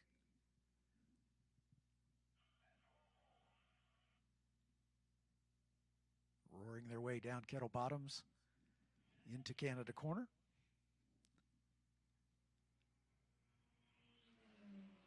As the first 2 positions appear to be pretty set, but 3rd place still very much in contention. Tavella putting his head down and closing ever closer to Nick Pershing. The white flag in the air for Raul Hyman. Here comes the 3rd place battle across the line. Just that quickly. It's down to half a second. 1 lap to get it done. There's Jason Alder. Here comes Nick Pershing. Dylan Tavella right in his wheel tracks. Pershing goes a little wide. Tavella follows him over the Aaron's Tunnel down into turn number 3. This is the battle for the final step on the podium. Quite easy to get a little bit of target fixation. Yep, you betcha. Heading for the Sargento Bridge. Good opportunity here at 5. If Tavella can get in the slipstream, he goes to the inside. But a little too far back to try a late braking maneuver. But hopefully, for him at least, giving Pershing something to think about as they work their way through turn 6. How about a shout out to Mackenzie Clark, back up to 8th right now. Yep. After starting in 4th, stalling on the grid. Yep. And falling to the tail end of the field, has worked his way back up to 8th into the points. Yeah, it's a good recovery drive for him as we follow this 3rd place battle. 5th, Nico Christodoulou. Probably wondering what could have been had he not gone wide at turn 1. Into the kink for the final time at speed.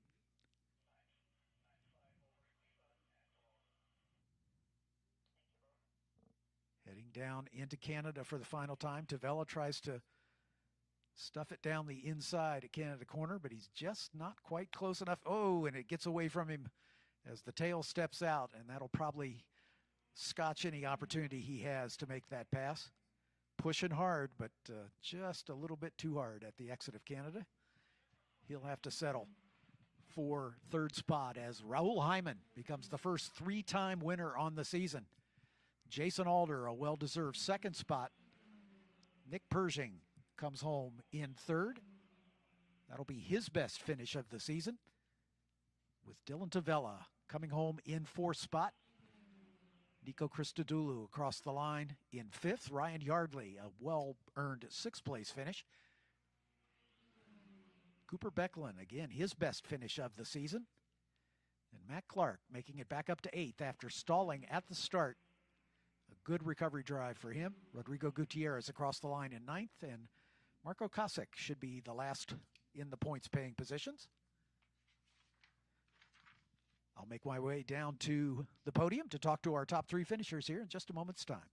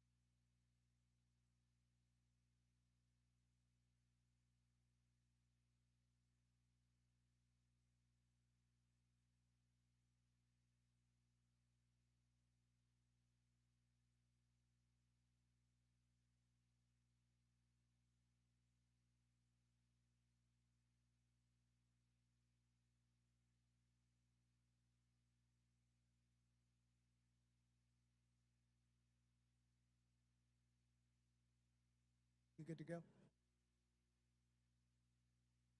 Gentlemen, before we begin this podium celebration, let's give a shout out to Tim Neff and the TJ Speed crew, the first podium sweep of the season. And let's bring up our third place finisher, his second ever podium and the first of this year, Nick Persing, ladies and gentlemen. Nick, well done, my friend. Great to see you on here on the box again.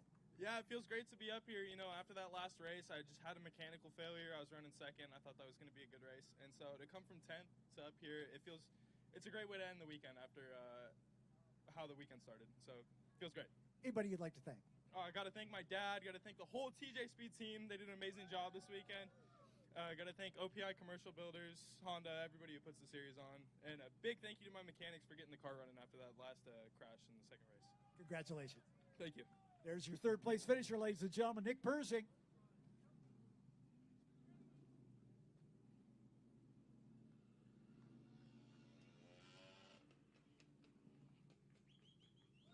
Let's bring up our second place finisher, Jason Alder.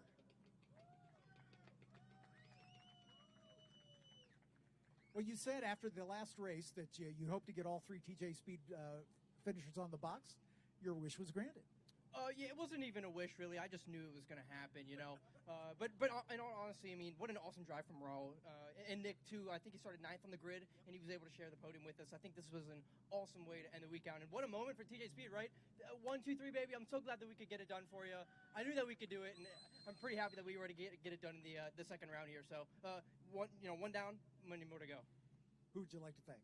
I got to thank the boys, all of them, you know. They all do such a good job every weekend. So I'm glad that we were able to share this one together. Second place finish to Jason Alder, ladies and gentlemen.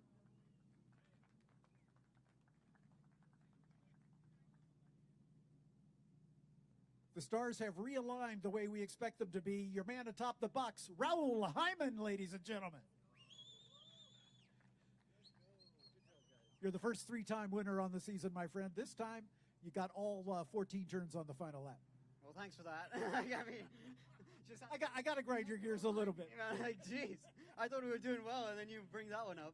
No, I'm really happy, and to have all the guys up here, I mean, everyone was working really hard on Nick's car right until we had to go. So I was just telling Jason. So, yeah, I mean, they deserve it. We finally put a smile on Tim and JR's face, although he's not smiling at the moment. So I'm really happy with that. Anybody you'd like to thank? Just like Jason, thank the boys. They've done a great job. Big up the boys. Honestly, they've really put an amazing package, or 3 amazing packages together. And of course, I'd like to thank everyone close to me, my family, my sponsors, Bethesda Holdings and Solomon Capital. Really, really, really happy to be up here. Congratulations. Thank you. Third win on the season for Raul Hyman, ladies and gentlemen.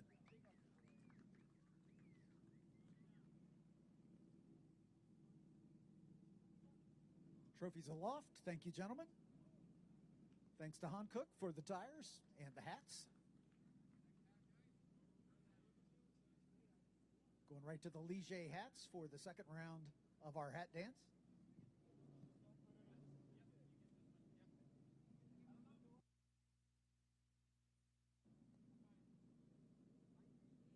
Ligier, the builder of these beautiful JSF 3s.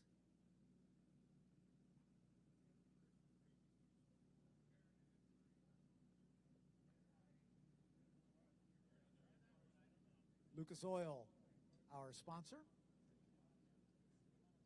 of all the series under PMH Holdings purview. Thanks to Lucas Oil.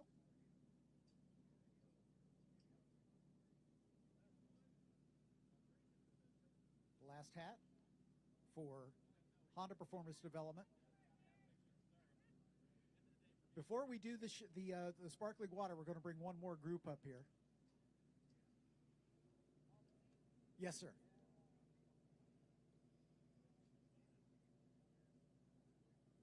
Okay, Gavin, get on your wide-angle lens. TJ Speed guys, come on up here and get your picture taken. This is the first podium sweep of the season, and you are entitled to get a picture taken with your drivers. Tim Neff, team principal, rounding up his crew, bringing them up.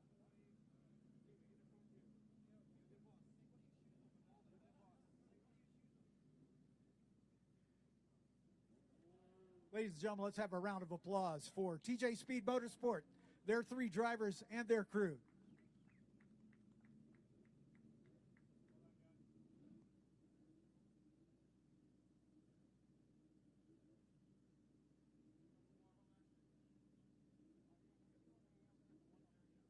All right, quickly pass out the champagne so they can all get wet. Here's your podium: Nick Pershing, Jason Alder, and Raul Hyman.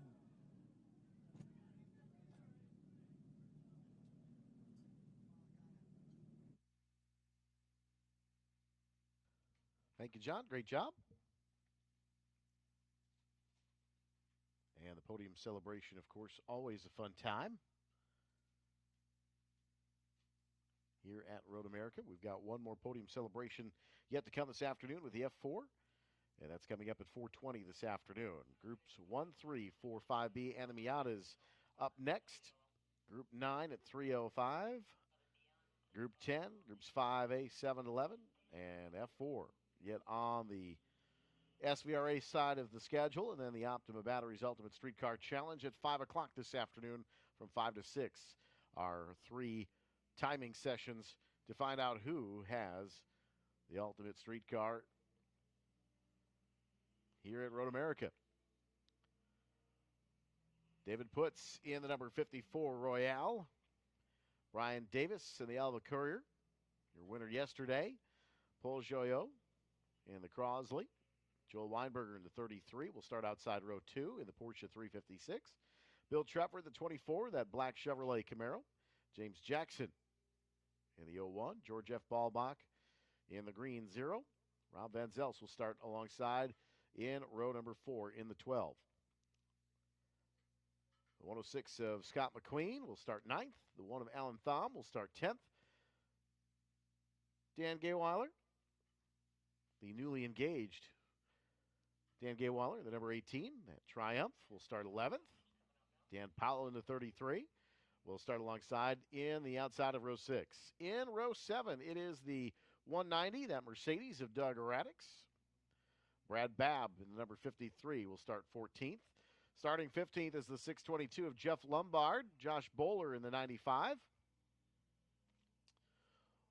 will start alongside in row 8. In row 9, it is Tony Fornetti, the 14, and Gregory Sorg. They will lead the Miata contingent. Tony Fornetti in NA, Gregory Sorg in NB. Benjamin Ficht, Patrick O'Hara in the next row. Lon Blazer and Dalton Ryan. And the 93, Michael Tomei. And the 18A of Julie Dahmer. 21 of Burl Reynolds will start 25th. Starting 26th, the 146 of Dennis Kramer. Larry Drummond in the 83 will start 27th. Alan Schomer will start in 28th. And that is the 28 cars here for groups 1, 3, 4, 5B, and Miata Heritage Cup.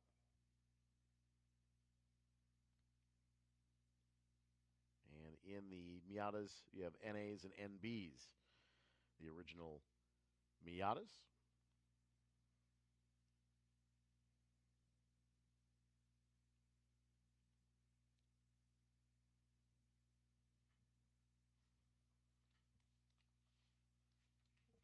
Field behind the safety car underneath the Speedville Bridge.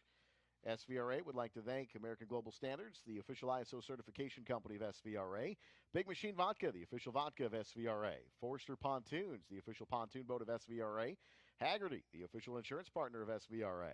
Hawk Performance, the official brake pads.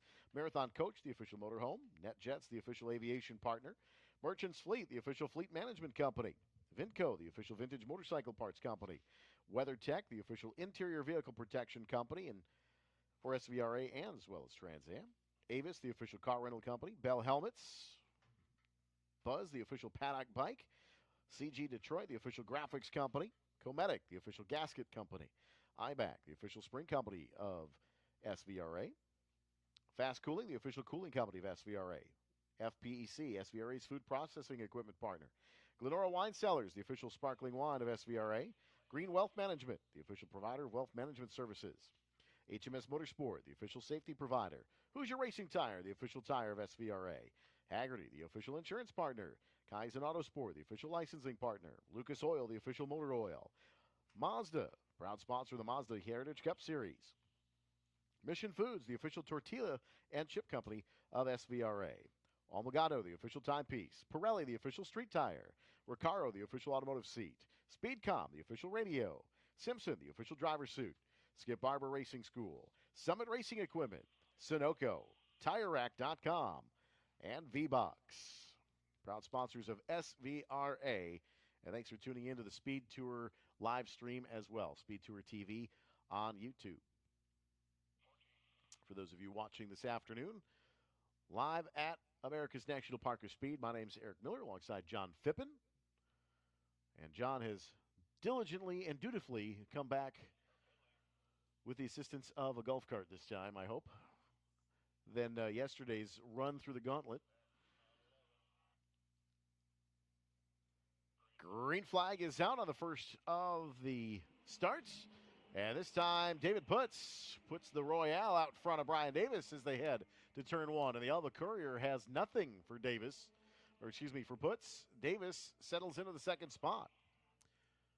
And the first half of the field underway cleanly through turns one across the Aaron's Tunnel and down towards turn three. A couple cars out wide, including Scott McQueen in the Austin. Alan Thom in the Alpha. 9th and 10th. Little target fixation going into turn one. Field working underneath Sargento for the first time. The Miatas now split start. Guiding themselves up the hill. 2x2 underneath the Quick Trip Bridge, where they will come to the attention of Bob Koski.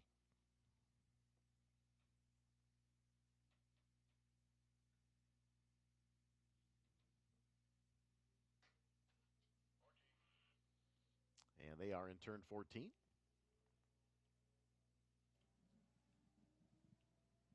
Tony Fornetti and Greg Sorg bringing the Miatas up to the attention of the starter as the first wave already on its way.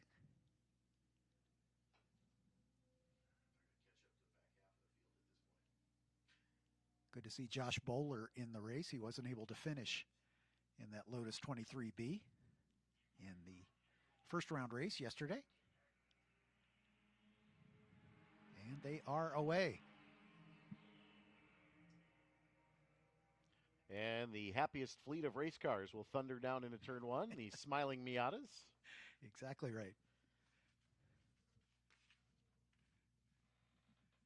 And if you know anything about spec Miatas, you tend to notice that these cars usually perform best with drafting help. But because this is a no-contact series, there is no drafting with the Miatas. So these cars are at full song, and they will try to maneuver as best they can without making nose-to-tail contact like you typically see in a what is now the MX-5 Cup. Right, or spec Miata racing and club racing. They do like to join up in herds, if you will. Tell you what, David Putz in that Royale has put a little bit of a gap on Brian Davis. And Davis jumped out to the early lead in that Elva Courier yesterday and just kind of walked away with it. But right now, David Putz putting on a clinic. We'll see if Brian Davis can run him down. Meanwhile, thundering up the outside, Bill Treffert in his black Corvette, moving around Joel Weinberger to take over third spot in the run down to turn one. Weinberger in that 33 silver and maroon Porsche 356. Back to fourth. James Jackson in the yellow Porsche in fifth. Paul Joyot in his Crosley C5S, blue in color. Josh Bowler in the Lotus 23B up to seventh. George Ballback in the olive green number 0 Porsche 356 Roadster. Bob Van Zelst in the blue and silver Speedster. And Scott McQueen rounding out the top 10 in the 106 Austin Healey 100-6.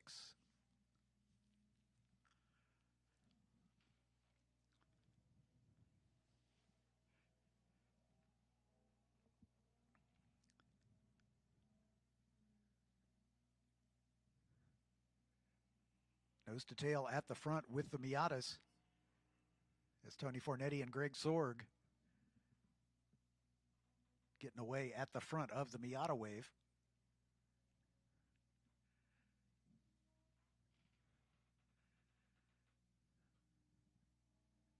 Sorg at the front with Tony Fornetti right behind him. Climbing the hill and across the line for the first time. Not bump drafting, but coming as close as they can and realize that if they hook up, they can get away.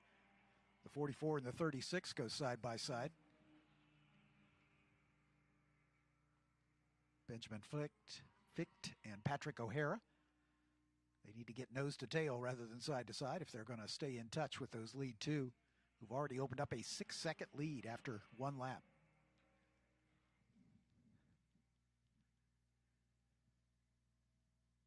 Meanwhile, it looks like Brian Davis beginning to run down David Putz.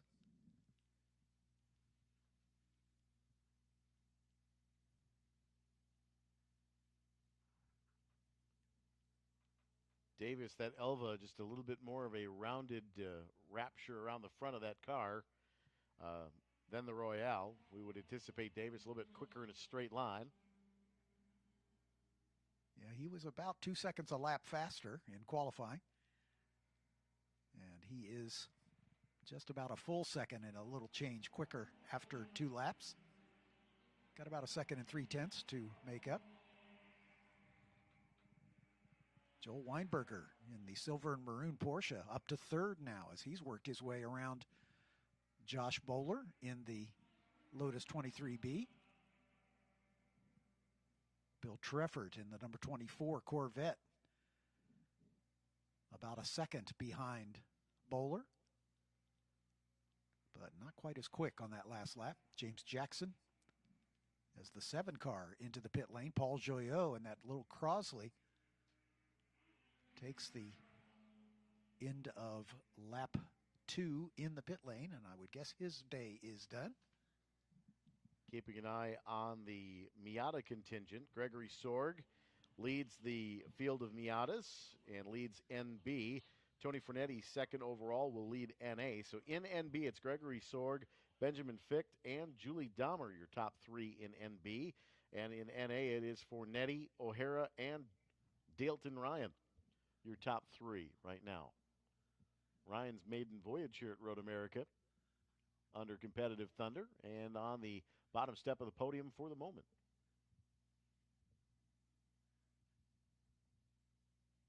Third kind of running by himself, but a good 4th, 5th, and 6th place battle.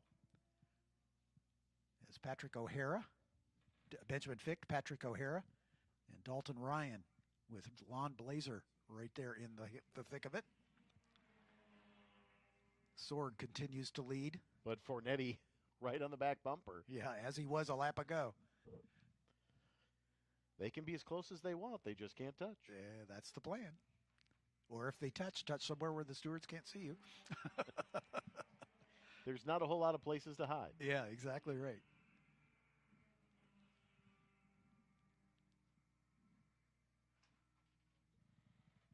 The 36 of Benjamin Ficht hanging on to that third spot and chooses to run right along the pit wall as most of the competitors come up the front straightaway on driver's left, but he chooses to run on driver's right, maybe hoping for a little side draft from the pit wall or not wanting to give up the inside line down into turn number 1. Meanwhile, the leaders, overall leaders, catching up with the back of the Miata Wave.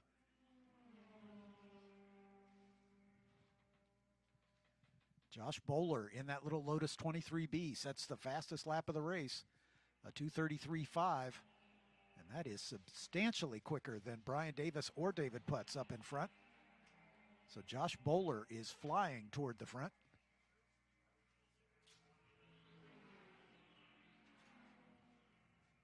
He started in the 9th row in 18th position and has scythed his way through the field up into 3rd, and he will quickly run down the leaders if he can maintain this pace.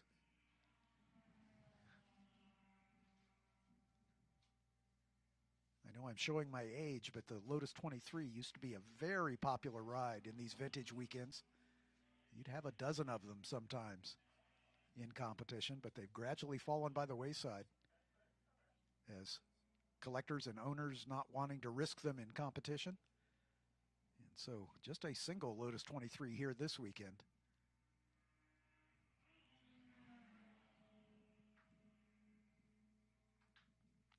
So Josh Bowler in that British Racing Green number 95 will be the one to watch.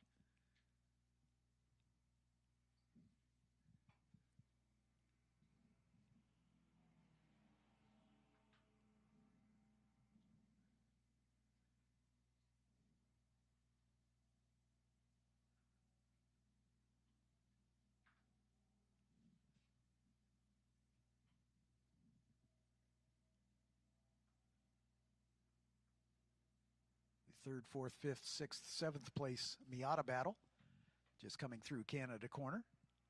Benjamin Ficht, Patrick O'Hara as the leaders continue their nose-to-tail run. Gregory Sorg and Tony Fornetti leading their respective classes. Sorg in the NB, Fornetti in the NA. There you can see the experience of those two because they are running nose-to-tail where everybody else is jockeying for position. Correct. And they are motoring into away. the sunset. Yep. Experienced racers all. Looks like the 44 and the 3 might begin to hook up. Patrick O'Hara and Dalton Ryan. If they can get into a train, they might be able to run down the 36 of Benjamin Ficht. I think the leaders are too far gone. 22 seconds out in front as the white flag is in the air. And that would be for the 44 and the 3 right now would be second and third in NA. Josh Bowler closing down quickly on the leaders. Can Bowler get from last in the first wave to the front? And my guess is the answer will be yes.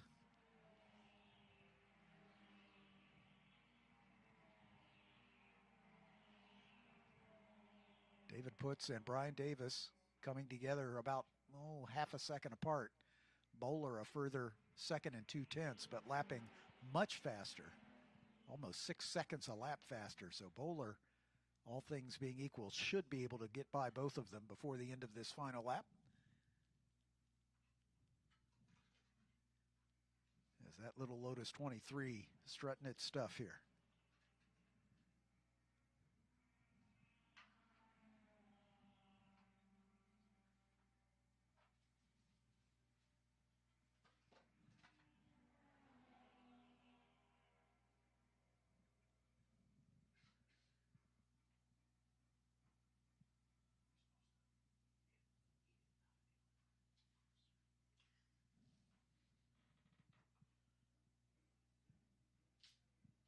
Patrick O'Hara and Dalton Ryan continuing to run in close formation. Michael Tomei and Lon Blazer as well hooking up.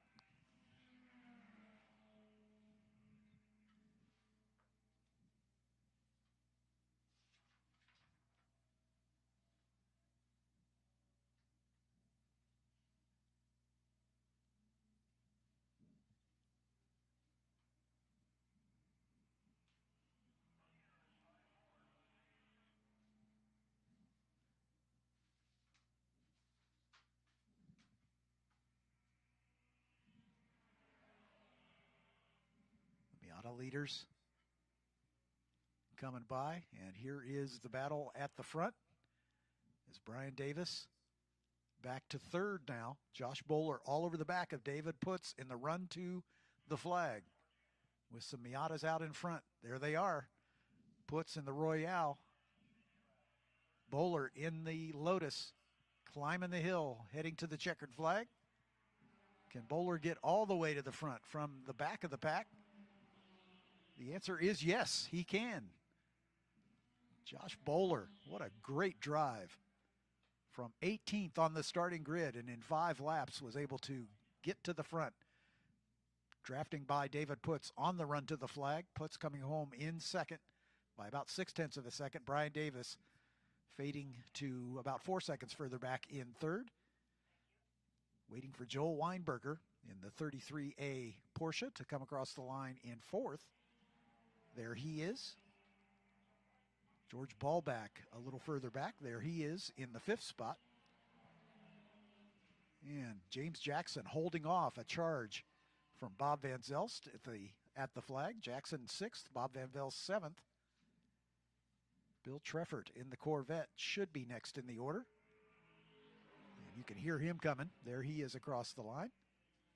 Followed by the 106 of R. Scott McQueen in the first of the Healey's, the Austin Healey 100-6. And rounding out the top 10 should be Alan Thom in the Alfa Romeo Giulia.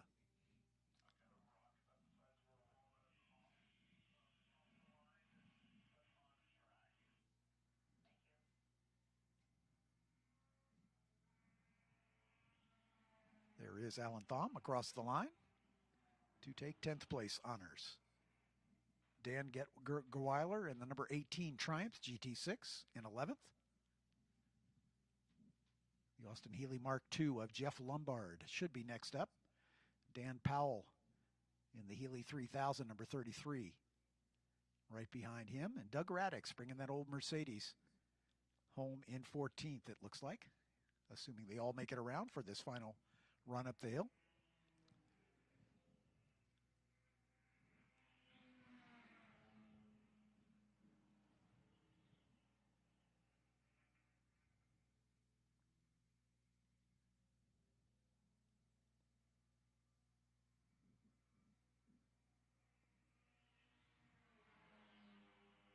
Oh, and the run to the line in the Miatas, it is Gregory Sorg holding off Tony Fornetti by 27 thousandths of a second at the line.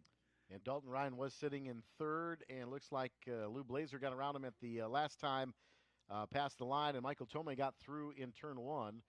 So it looks like he'll probably end up back to fifth the way that things are running right now. But Patrick O'Hara will likely be second in the 44 to Tony Fornetti in NA, and Blazer looking to step on the bottom step of the podium across the stripe. Ficht across the stripe, and indeed Blazer will end up third. Dalton Ryan did get back to fourth around Michael Tomei.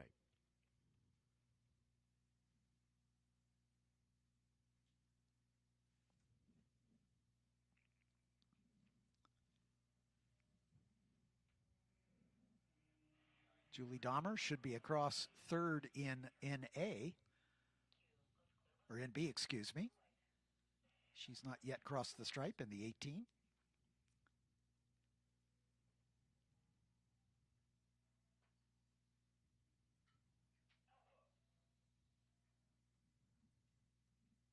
She was well out in front of Alan Schomer, running fourth in the NBs. Had about a 12-second gap. Yep. And I'm guessing she has come into the pit lane. So tip of the hat to Josh Bowler. What a great recovery drive. After a mechanical problem in the first race, comes back with a vengeance and takes the win in race number 2. Coming up next, Group 9. The Fast and the Furious.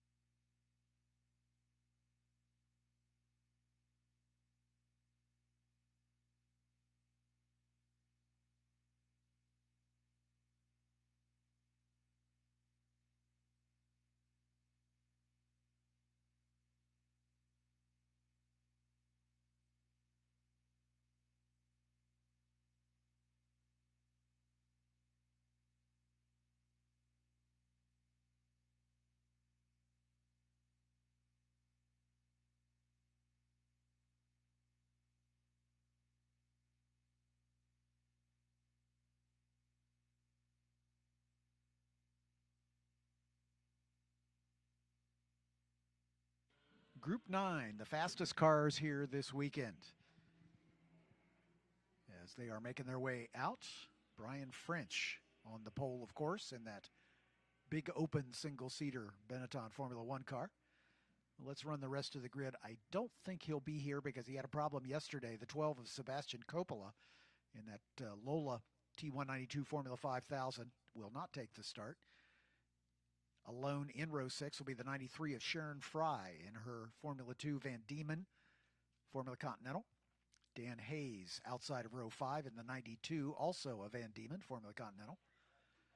Michael Popp in the number 13 car inside of him in another Van Diemen RF97.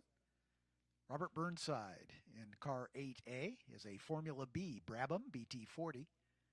The 77 is Thomas Simpson in a Group 9 McKee Mark 18 Formula 5000. Mike Plotz will start outside of row 3 in the 72 car. That's a March 79B. Next to him will be the 5 of Adam Morale in the Dallara IP7 2009 vintage. That is an Indy Lights car. Car 4 is the 8B of Robert Blaine in his March Formula 2 1976 vintage, alongside the 15 of Rob Radman in the 2004 Pro Mazda. And on the front row will be the number 8 of Brian French, as we mentioned, in the 97 Benetton B197 Formula One car. Normally would have a Renault V10 in the back, but it has been transplanted with a slightly tamer and more manageable Judd V10. It still makes a glorious noise and goes really, really quickly.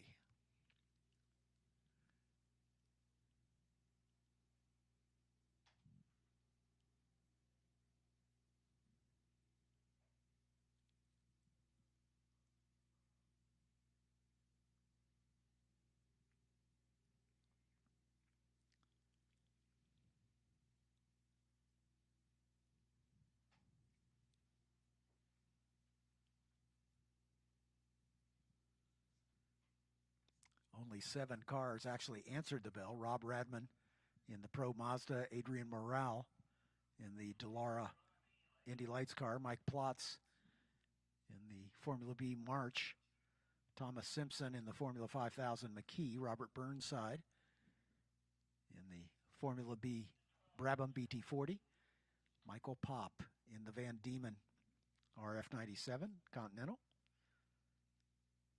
and of course Brian French in the Benetton Formula One machine.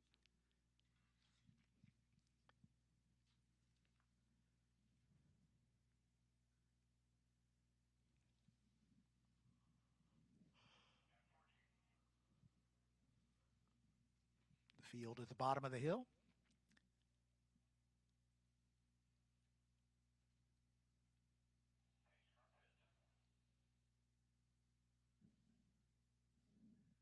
Safety car into the pit lane.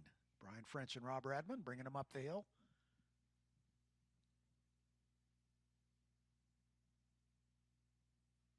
Seven cars for the finale for Group 9. Starter looks them over. There's the green.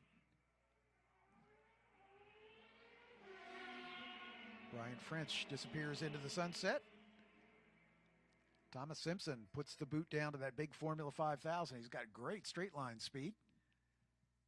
We'll see if he can find his way toward the front. As the two red cars, Radman and Morale, go side by side.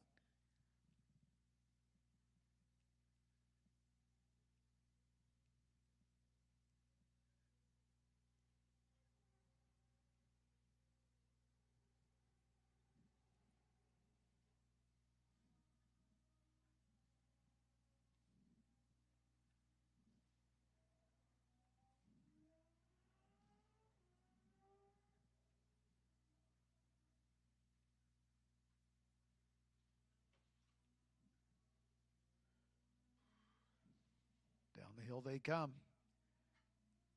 Mike Plotz in that number 72, March 79B, running in 4th position. Then comes Thomas Simpson in that Formula 5000 McKee.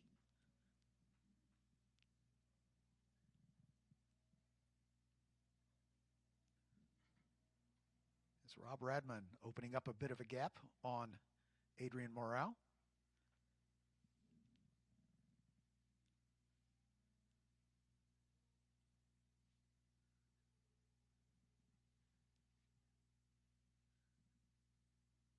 Pretty good battle between Thomas Simpson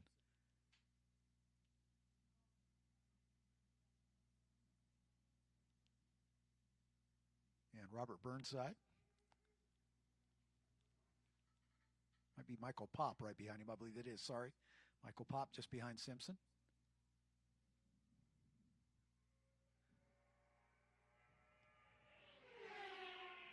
Oh, that's a pretty noise. Brian French across the line. From a rolling start, already a 2-minute lap. He's been in the high 150s earlier than the weekend. Rob Radman in the Pro Mazda out in front of Adrian Morale in the Indy Lights car. Mike Plotz in the March 79B. Number 72 across the line. There is Thomas Simpson in that thundering McKee Formula 5000. Michael Pop cutting under pressure now from Robert Burnside as the Brabham closing down to take over 6th spot.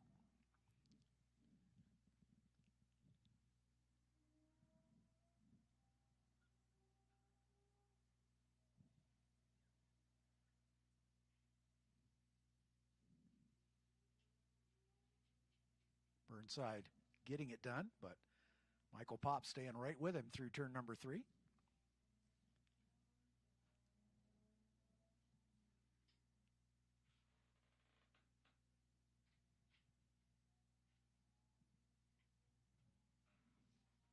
That BT40 of Robert Burnside in the 8, either in Formula B or Formula 2 trim, depending on the power plant. Formula B was really the predecessor to what became Formula Atlantic.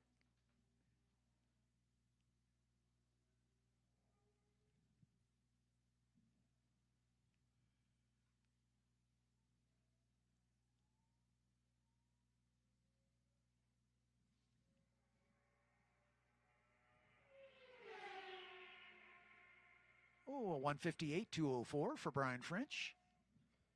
Wouldn't be surprised if we see a 156, maybe? Yeah, I think we've seen a 156 earlier in the weekend. It's Sunday afternoon. He might stretch his legs and go a little faster than that.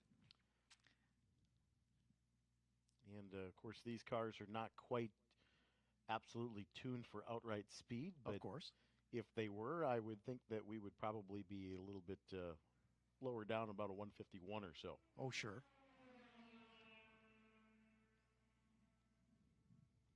Best battle on the racetrack is the one at the back between Robert Burnside and Michael Pop.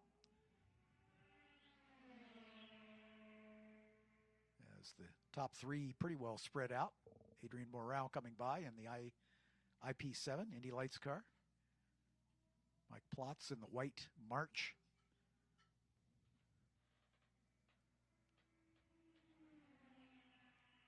That's a Formula Atlantic car, the 79B and 79 vintage. Thomas Simpson getting that McKee up on the cam. He had a troubled day yesterday, and good to see that car working its way down the line. Pop able to hold off Burnside for the time being. It sure looked like Burnside was going to close down on him, but that is easily the best battle on the track for 6th and 7th.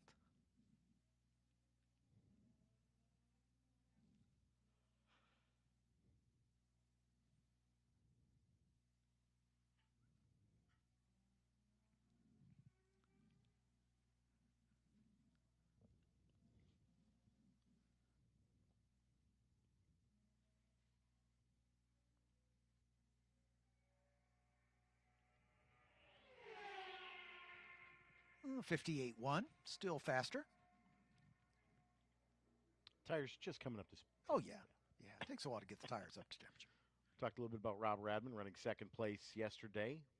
Again, one of those drivers that's young, full of a lot of talent. A lot of excitement for racing here at Road America. Would like to expand his future. And again, looking for commitment and help to do so. Like many of the aspiring drivers in the paddock area here this weekend. And it's great to see, younger drivers getting in the seat in vintage competition. As with club racing, it's the graying of sports car racing, and open wheel racing in this country is something that everybody's aware of, and it's great to see some younger drivers taking an interest in vintage racing. It isn't necessarily a sport for folks with silver hair, and it's great to see youngsters like Rob Radman able to take part in this form of racing and hopefully get himself seen in front of some people with the means to maybe help him along in his pro racing career.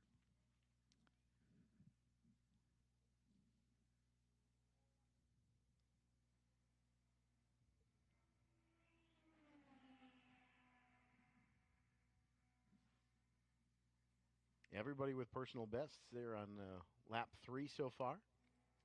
Yeah, everybody but Adrian Morale in the Indy Lights car. Thomas Simpson also falling off his best lap by just a few tenths.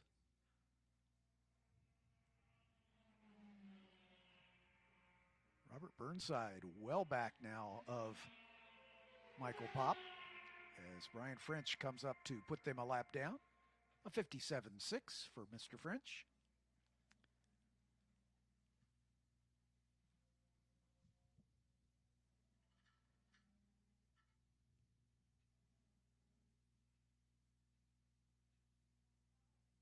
The other French family Formula One car, the Jordan, 1997 Jordan, ex-Ralph Schumacher, Giancarlo Fisichella, is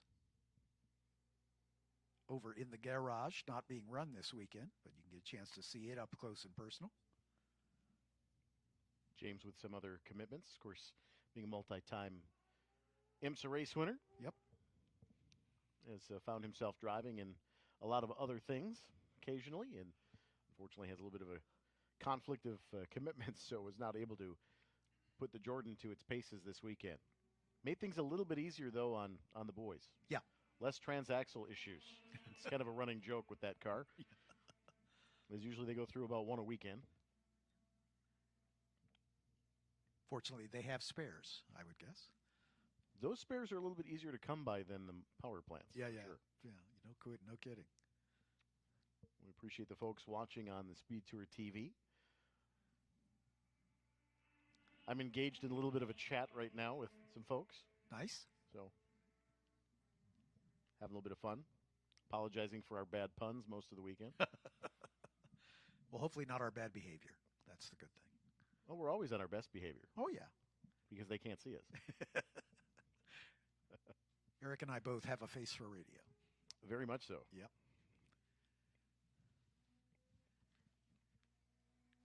We have a lot of fun, and we hope we can make that fun contagious for those of you who aren't lucky enough to be here at the racetrack with us.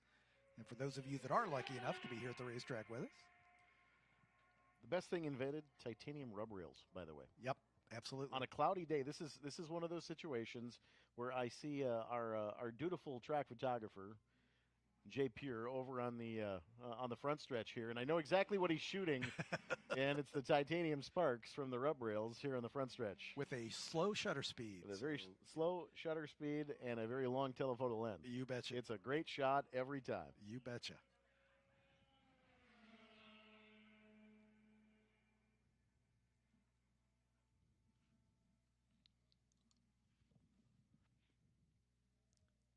Starter with the white flag in hand. I'm guessing he's going to show it to Brian French his next time by. French falling off his quickest pace by a tad on that last lap. Back to only a 2-minute flat.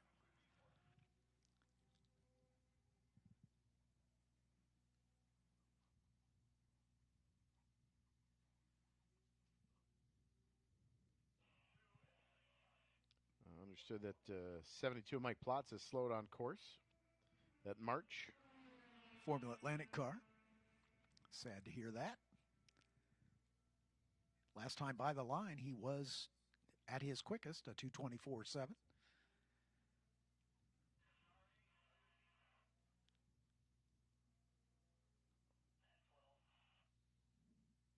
Michael Pop actually quicker than Thomas Simpson in the Formula 5 in front of him, but he's got 4 seconds to make up if he's going to get up into the top 5.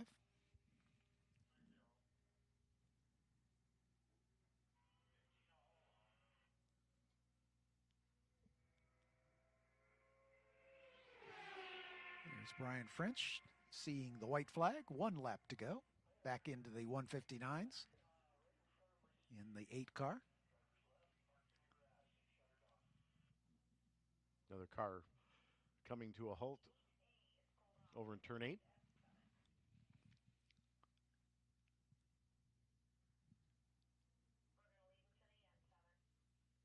Actually over in turn 7.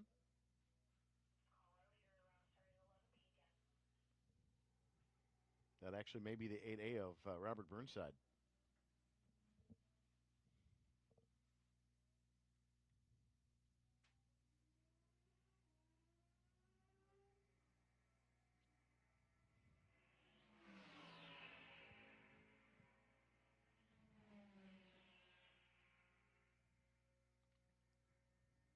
Yeah, Mike Plotz has not come by as Michael Pop moves up into 5th spot. I believe he took the shortcut at 5, and Burnside, I believe, has come stranded over in turn 7.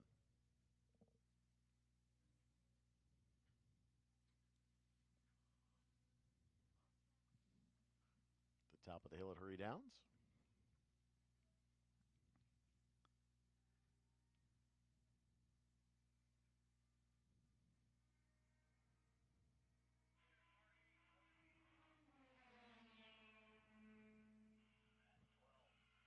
Meanwhile, Brian French coming down into Canada Corner as he's about to put the 3rd place car, I believe, in a lap down. On his way to the checkered flag.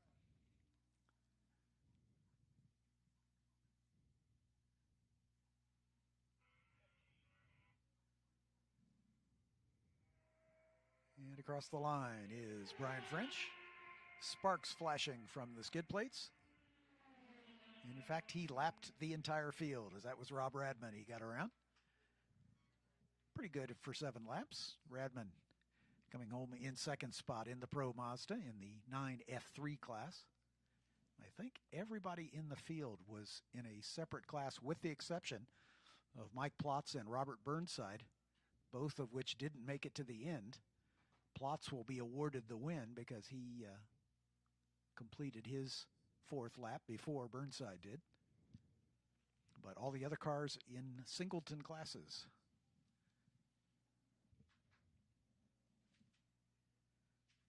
Final call to the grid for race group 10. You should be on the grid at this time. So Brian French, your winner. Robert Radman in 2nd. Adrian Morale in the Indy Lights car 3rd. Thomas Simpson in the Formula 5 in 4th. Michael Pop finishing 5th in the Van Diemen. Mike Plotz in the number 72 March Formula Atlantic. And Robert Burnside in the Formula B Brabham, not making it to the end. Here's the last 2 cars across the line.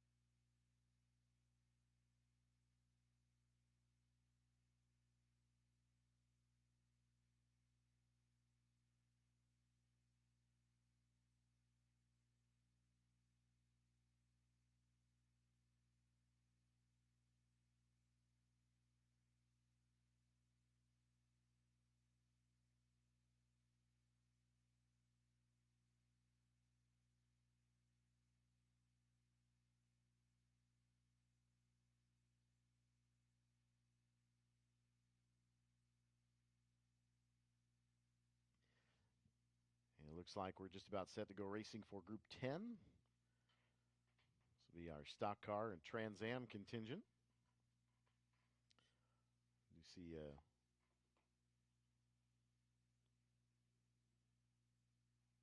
few empty grid spots as well here. We're coming to the close of the SVRA SpeedTour weekend here at America's National Park of Speed. It looks like they got Scott Borchetta's 48 Ford Mustang repaired. Actually, Jay Buford was in that car in the Mustang this morning. So Borchetta hopping on that. Borchetta had an accident over in turn 7 this morning with the Camaro. So that car looks like it's on the trailer. So Colin Comer, Scott Borchetta, Brad Dahmer, A.J. Hendrickson, the 1 of R.J. Gottlieb, the 41 of Mike Mulcahy, Joseph Galdi in the 40, Evan Pecor in the 48A, and Robert Blaine in the 64 CompuWare Vet. 9 cars made it to the call for Group 10. First call to the grid for Groups 5A, 7, and 11. 5A, 7, 11, first call to the grid.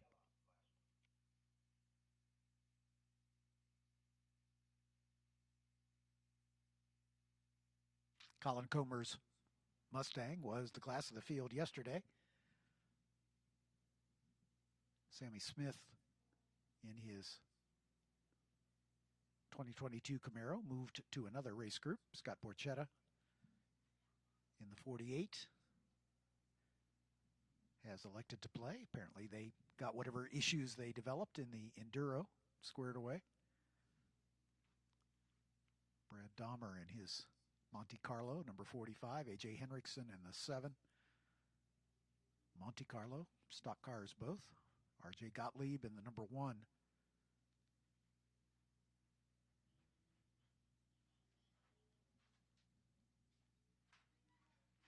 Mike Mulcahy in the 41 Dodge Challenger stock car. Joseph Galdi in the BMW E46. Expect Robert Blaine and Evan Pecor to work their way forward as they're very quick in both of those cars.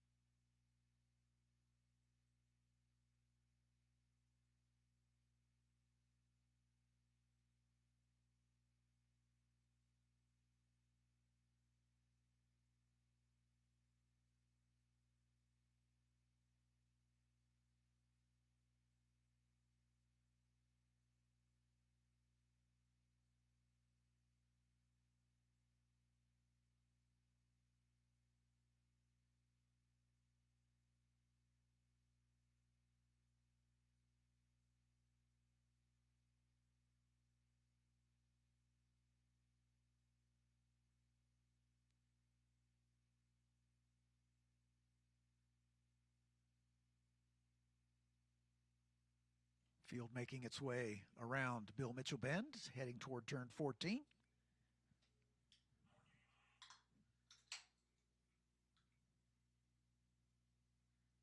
Colin Comer, the only GT3 car in the field. Joseph Galdi's BMW technically in the same class, but not in the same league, as the green flag is out. Comer in the Mountain Dew Trans Am car, jumping to a quick lead. Scott Borchetta right behind him as they make the run down into turn number 1. Comer at the front. Then Borchetta. And I think that A.J. Hendrickson got up into 3rd. Still fighting for it as they work their way down toward turn 3.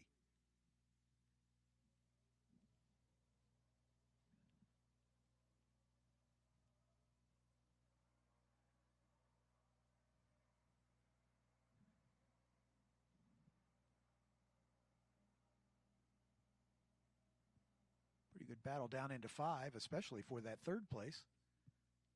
4th place, actually, side by side. But they fall back in single file.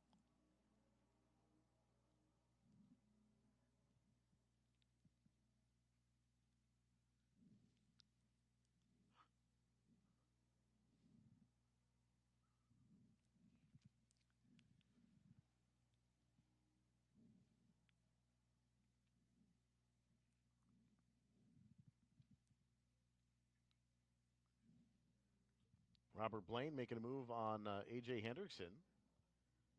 Yeah, moving up from the back already, up bet into on the top stock 5. car crime there. Yeah. Not a surprise there, but Hendrickson started 4th and has kind of dropped back a bit.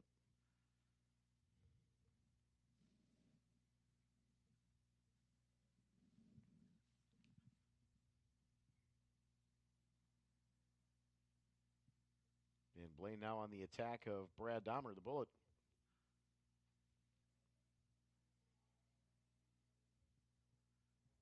Yeah, Blaine looking to take over 3rd spot here as he is closing up on the back of Brad Dahmer. Meanwhile, Colin Comer climbing the hill. Scott Borchetta pedaling hard to stay up.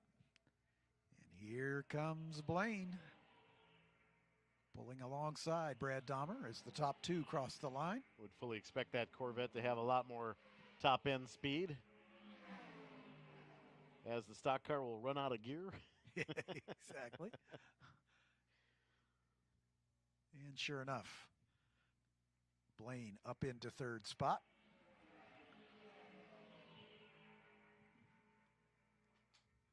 A.J. Hendrickson running 5th. R.J. Gottlieb in the 6th spot. Evan Pecor, Mike Mulcahy, and Joseph Galdi, your field.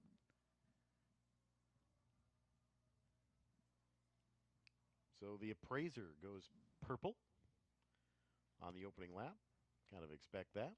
Get a little bit better understanding of a normal lap after lap 2 here.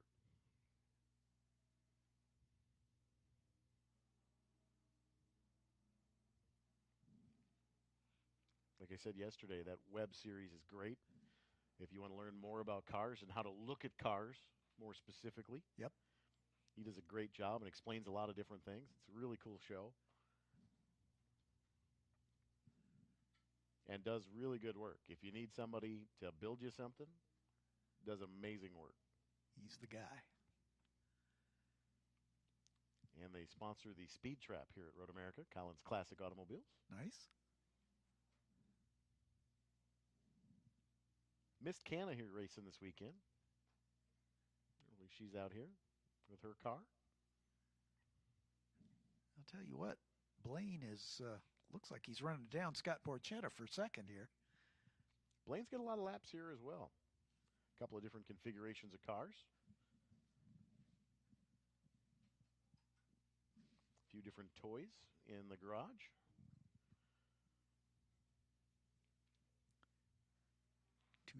...2004 Corvette.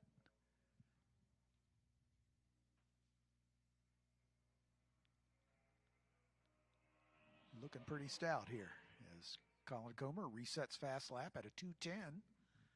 That's getting around Road America at a pretty healthy pace. Borchetta a 2:15, but Blaine a 2:14. Brad the Bullet 2:18. A.J. Hendrickson a 2:19. And a nice battle. Evan Pecor at a 2:23. R.J. Gottlieb in that old school Camaro, a 2:24. Still waiting on Mike Mulcahy and Joseph Galdi to come across the line, but Robert Bain closing down on Borchetta.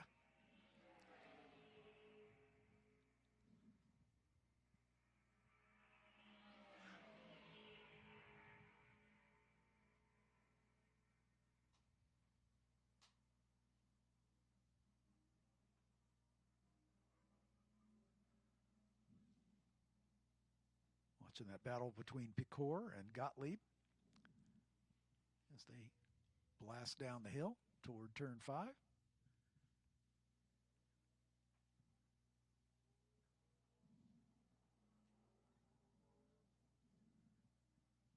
Another great restoration company owner in the area, Evan Pecor, up in Cleveland. About 25 minutes away. By the way, Robert Blaine up into second as he's gotten around Scott Borchetta.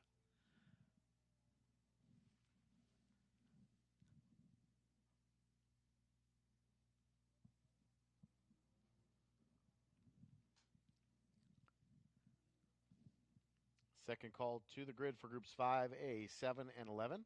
Second call to the grid, groups 5A, 7, and 11. That's our final SVRA feature race of the weekend.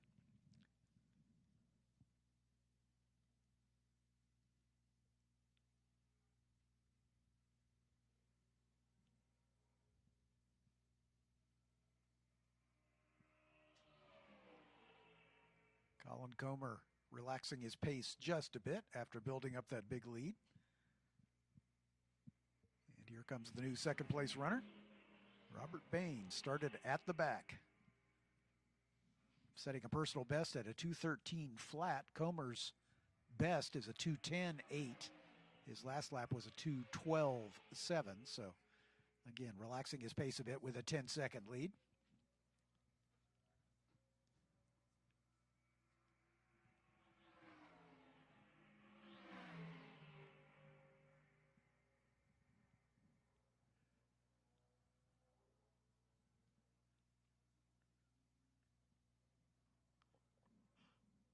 Colin Comer, the only one of two GT3 contingent cars. Technically, Joseph Galdi also in that. But Robert Blaine leading GT4 over Scott Borchetta. And Brad Dahmer and Mike Malaki with the stock car level 4. Hendrickson, stock car 3. Evan Pecor, stock car 2. And RJ Gottlieb in the NC.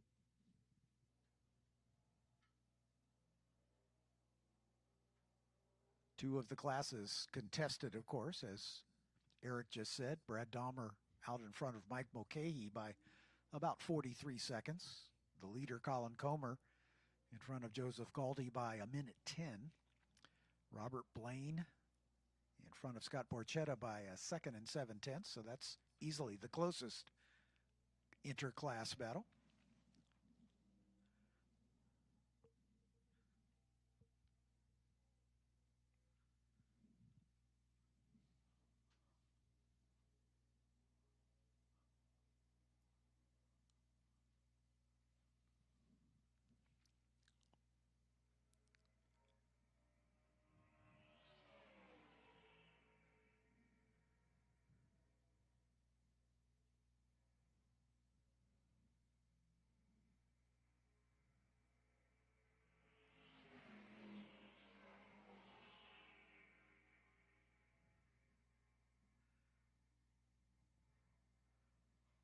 Scott Borchetta turning up the wick.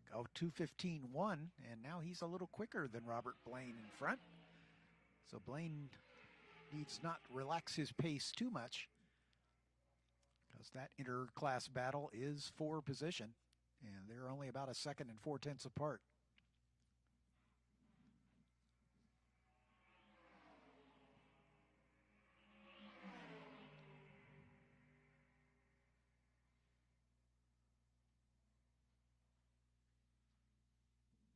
RJ Gottlieb in that old red Camaro, the number 1, turning his personal best, a 23.9. Not quite as quick as Evan Pecor in front of him. So they're separated by about 2.7 seconds.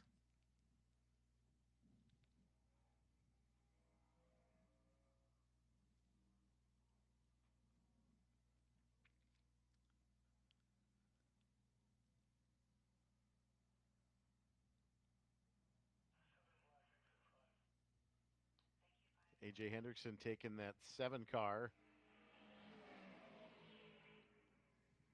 to the turn 5 cut. So that car will relinquish 5th spot. So Evan Pecor will pop up into the top 5 overall. Mike Mulcahy slowing and being run down by Joseph Galdi. Mulcahy's best lap a 2:30, his last lap a 2:39, so clearly a problem with that Dodge Challenger, and that's allowed Joseph Galdi to close up right behind him, and I'm guessing we'll move into 8th spot.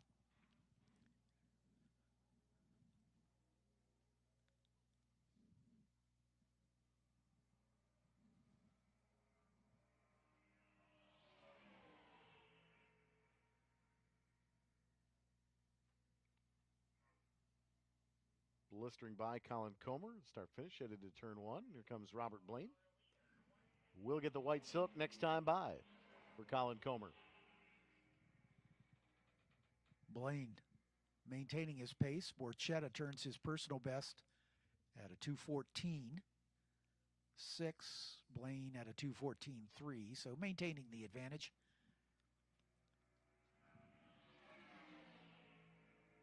Brad the Bullet, 2:19 and some change. Running pretty all by himself in 4th spot. About 18 seconds behind the Blaine-Borchetta battle. Same story with A.J. Henriksen in the number 7.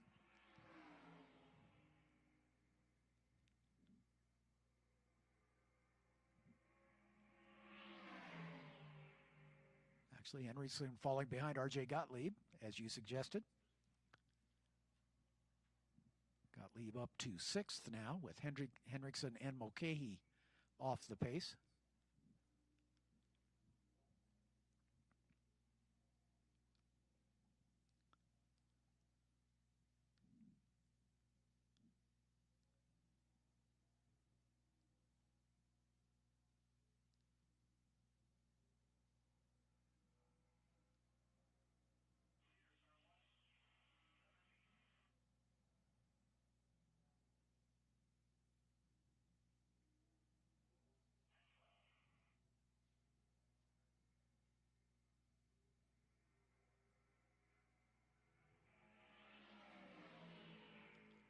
There is Joseph Galdi coming by in the 7th spot. The 41 of Mike Mulcahy still running, but well off his best pace. Nearly 10 seconds off his best pace. White flag is out. Colin Comer across the line to see that, as he picks up his pace by a couple more seconds.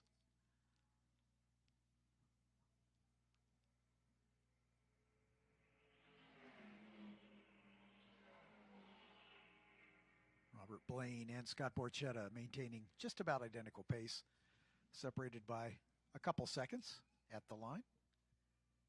So those two 10 GT4 competitors going for the same trophy.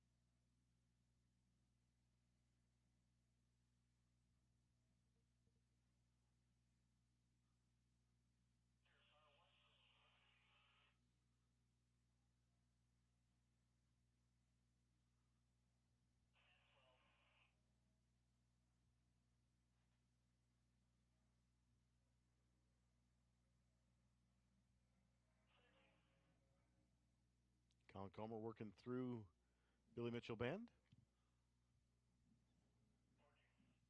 And now making the final corner in turn 14, where he'll rise the hill underneath the Quick Trip Bridge. Checkered flag awaits. And Greg Galdi gets across the line just in front of our leader, so he'll get to go around one last time.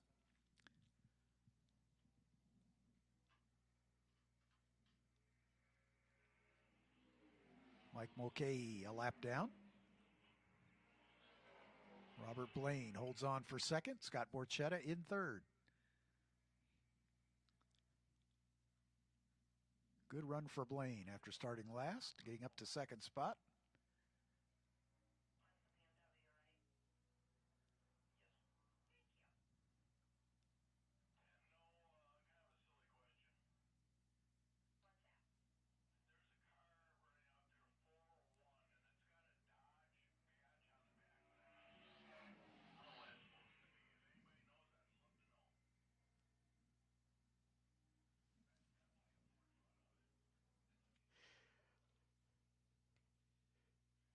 So not sure if you caught any of the radio transmission.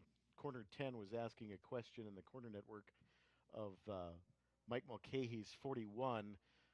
The tail and sideboards appear to be a Dodge livery, but if you look very closely at the nose of that car, it is a Ford Fusion nose cone. And I've been asking myself that question for the last 3 days. I thought at first it looked a little bit like a Canadian Pinty Series car. There you go. With the number configuration and the look, but I was trying to place what model that was as well. So, corner 10, spot on, sir. I was asking myself the same exact question all weekend. Well, Mulcahy seems to think it's a Dodge Challenger, so perhaps he transplanted a Fusion nose on it, but might be a little bit more aerodynamic that way. Could be, yeah, could be. 5-minute warning up for our final feature race. 5A, 7, and 11. You are on 5-minute warning on the grid.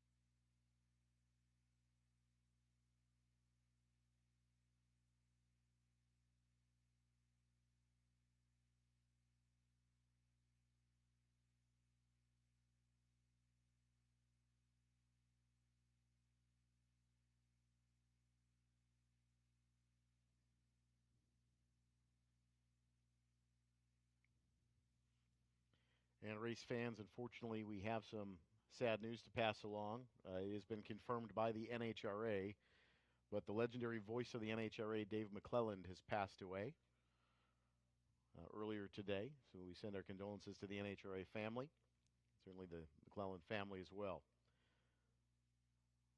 A voice certainly of many of our childhoods and our racing hopes and dreams over the course of the last 30 or 40 years plus, but Dave McClelland passing away earlier this morning.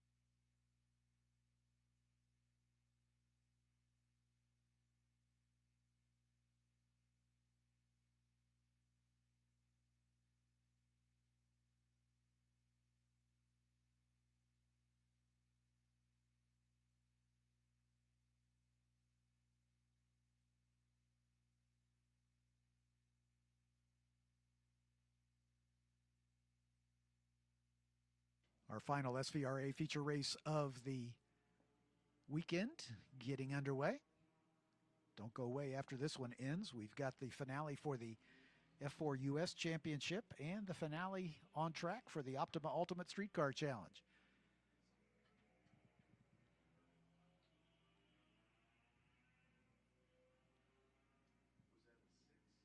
Looks like about 10 cars so far.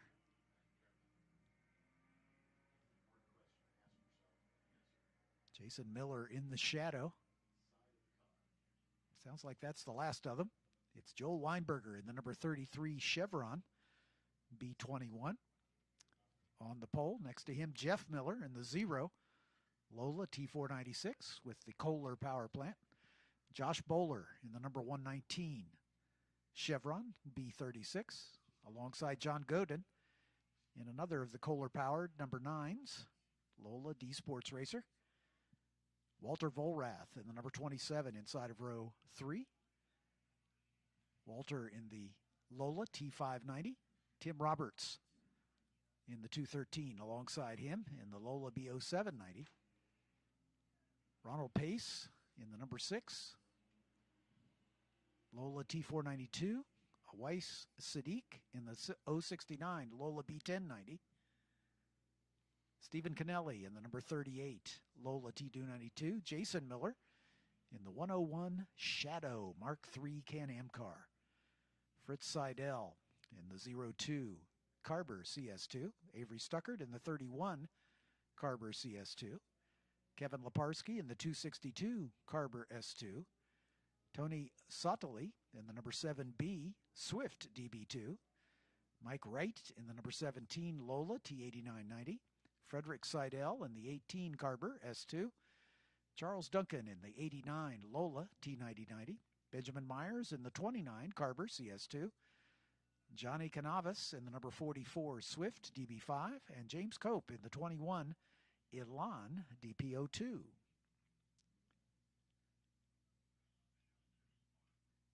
James Cope in that Group 11 Elan.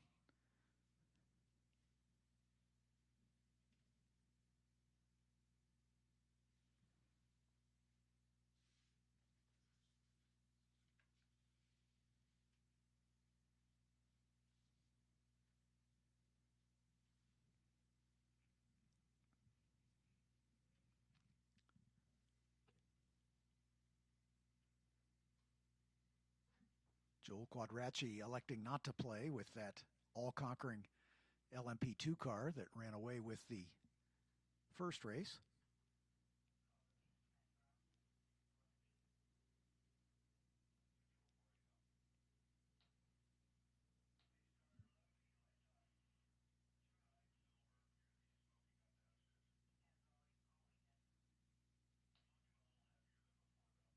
So a total of 20 cars of the 24 eligible electing to play.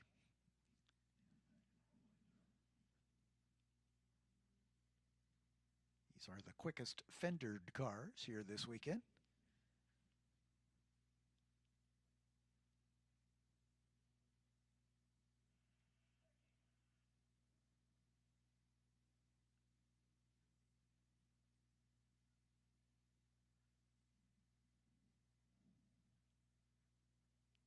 Safety car coming out of Bill Mitchell Bend and into turn 14. And the field beginning to form up 2 by 2 with Joel Weinberger and Jeff Miller at the point.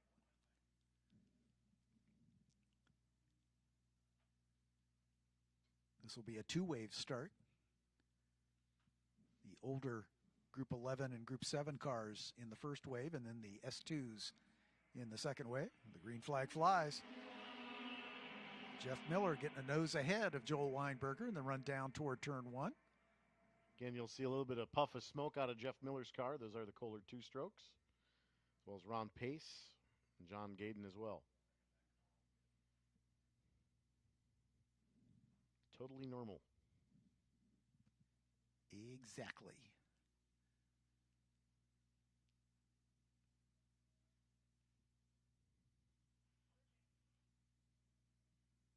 Coming off of turn 3, heading down the hill under the Sargento Bridge. Weinberger up to the front. Second half of the field. Z Sports Racers. At the bottom of the hill right now, coming up the hill underneath the Quick Trip Bridge. Starter looking over that group. I have to say, well done by the split start groups this weekend. They've been pacing themselves on the second group. Yep, and well done to the starter with the green flag flying. 3 wide at the front as they make the run down toward the first turn. Fritz Seidel, Avery Stuckert, and Mike Wright, 3 abreast.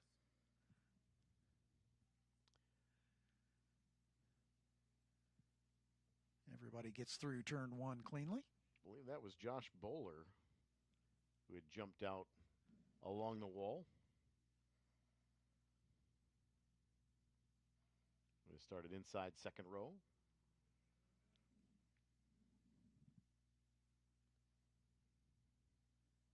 I think Fritz Seidel was able to maintain the lead, but we'll see as they come back around to our attention. Meanwhile, the leaders of the first wave picking their way through Canada Corner.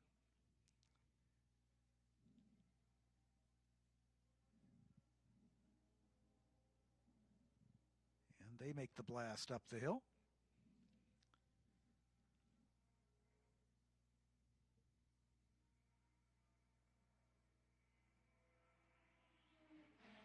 And it is the 33 of Weinberger at the front. Josh Bowler in the 119 comes by in second. Jeff Miller in the 2-stroke number 0 in third. Walter Volrath fourth. Jason Miller in that shadow up to fifth after starting a little deeper in the pack. James Cope in the 21 started last in that group and is already up to sixth. John Godin in the 2-stroke Lola. Tim Roberts in the 213. Ronald Pace in the other 2-stroke. Weiss Sadiq and Stephen Kennelly are your top 11.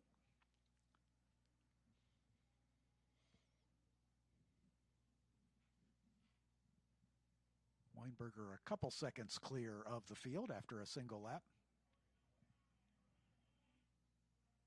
Jason Miller looks to be a little quicker than Walter Vorlath, so we'll watch for him to maybe move forward.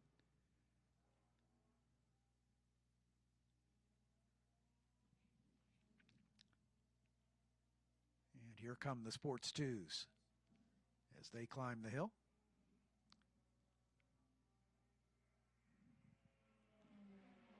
And it is the 31 of Avery Stuckert at the point. Johnny Canavis in second spot. Fritz Seidel falls back to third after starting on the pole. Mike Wright in the fourth position. Kevin Leparski in fifth. Benjamin Myers, Tony Sottoli, Frederick Seidel, and Charles Duncan round out the Sports 2 field.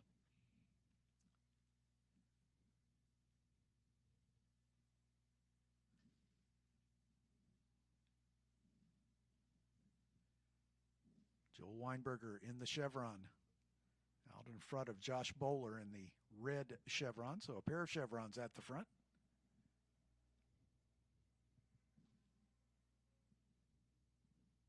And Jeff Miller and Walter Volrath in third and fourth.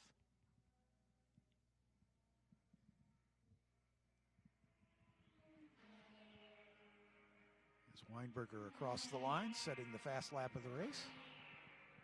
But Jason Miller retakes it in the shadow up to third. So that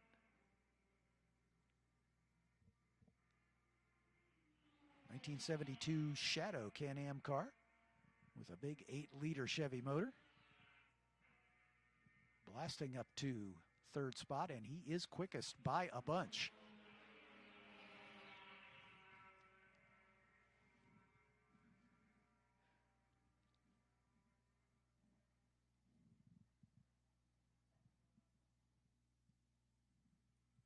Shadow up to second now, giving chase to Joel Weinberger, and right on his tail as they climb the hill out of turn 5 toward the Corvette Bridge.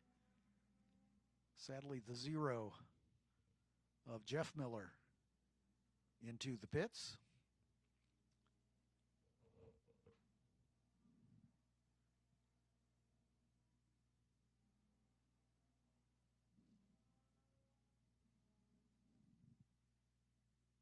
Jeff, the patriarch of the Miller Racing clan.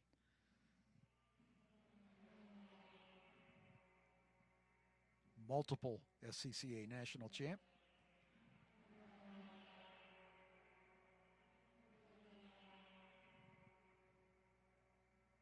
Jason Miller right on the tail of Joel Weinberger's Chevron in that big shadow. Side by side through 11B towards turn 12, Canada corner on entry. Interestingly, the same vintage of those cars. They're both 72s. But the Chevron, a 2-liter car, the Shadow about 4 times the engine capacity. And Jason kind of let him go there into turn 12 and reel him back in here on the straightaway. I should think so, yeah. Yeah, already Jason pulling to the inside, and he has the lead by 10 car lengths at the stripe.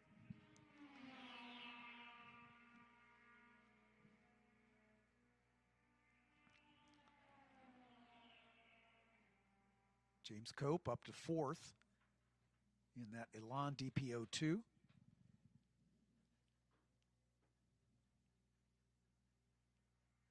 Prototype lights car. Yellow 27 of Walter Volrath in the Kodak liveried. Number 27.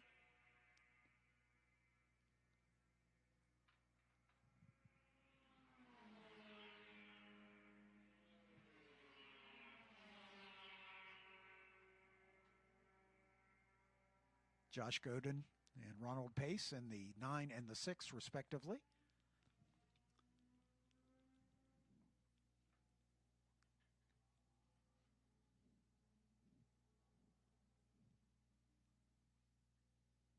Tim Roberts sandwiched in between those two, and the number 213, Lola.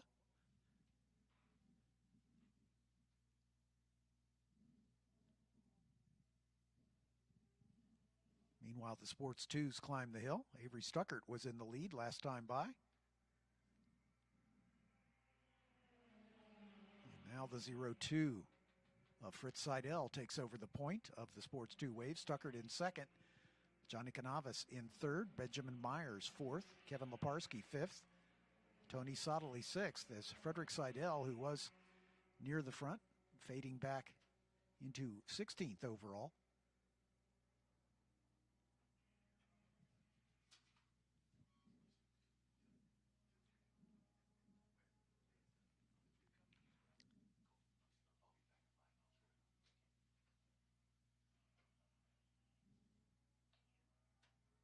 Benjamin Myers in the 29, right behind Johnny Canavis in the 44, in the battle for third in Sports 2.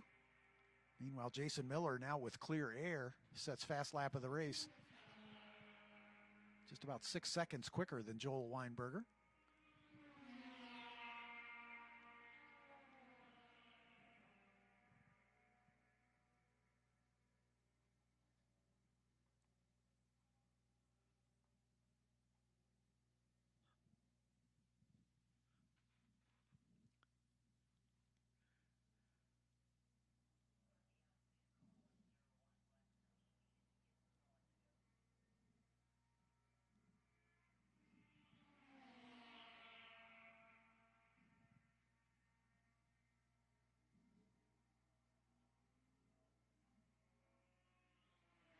Good battle at the lead of the Sports 2 wave. Fritz Seidel, Avery Stuckert, and Johnny Canavis. Nose to tail are those three. A pair of Carbers and the Swift to DB5.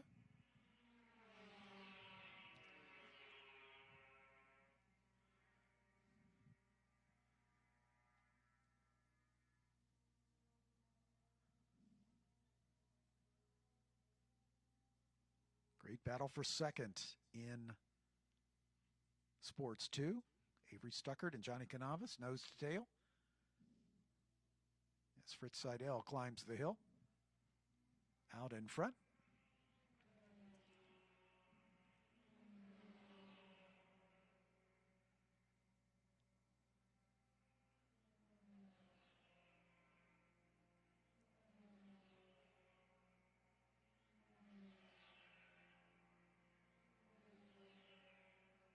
No change in the pecking order in the Sports 2 wave as they've settled in.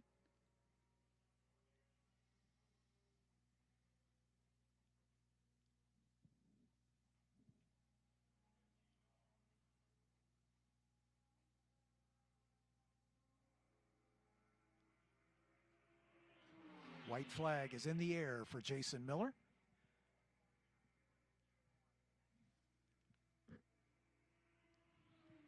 As he drops off his ultimate pace by about 5 seconds, but has a 9-second lead. But the battle for third is far from settled. James Cope and Josh Bowler going side by side. Cope on that last lap significantly faster as they come down into turn number 1.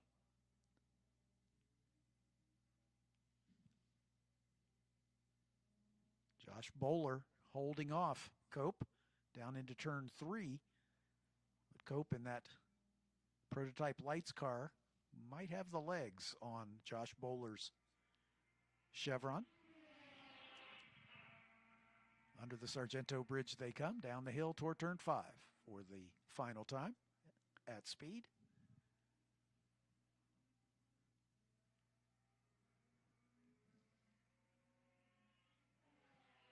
Bowler doing a good job of holding off.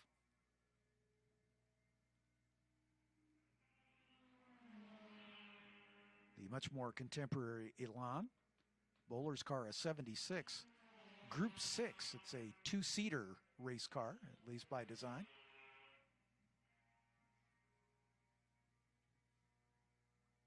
James Cope hounding him as they come under the Speedville Bridge and into the carousel.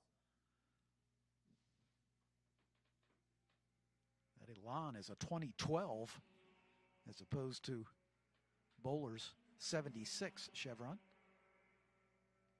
Holding his own through the kink.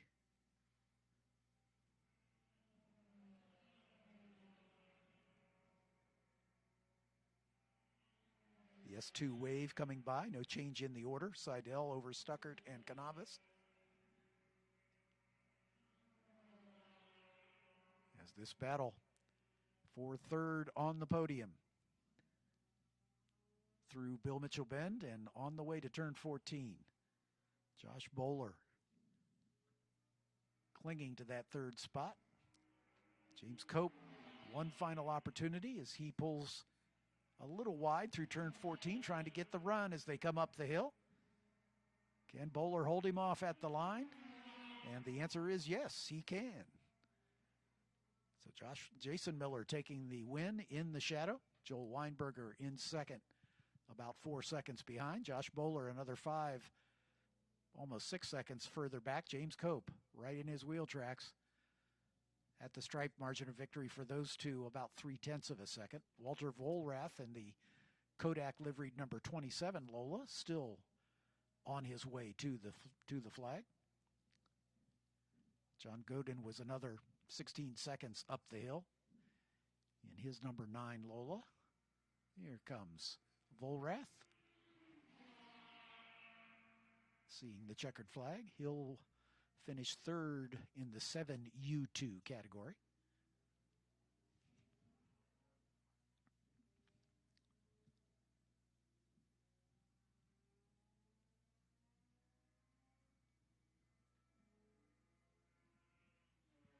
There's the 9 of Godin as he comes across the line.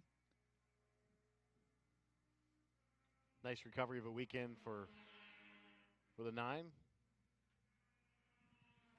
As they had some problems in the opening round of qualifying. Right. Got that car situated and figured back out.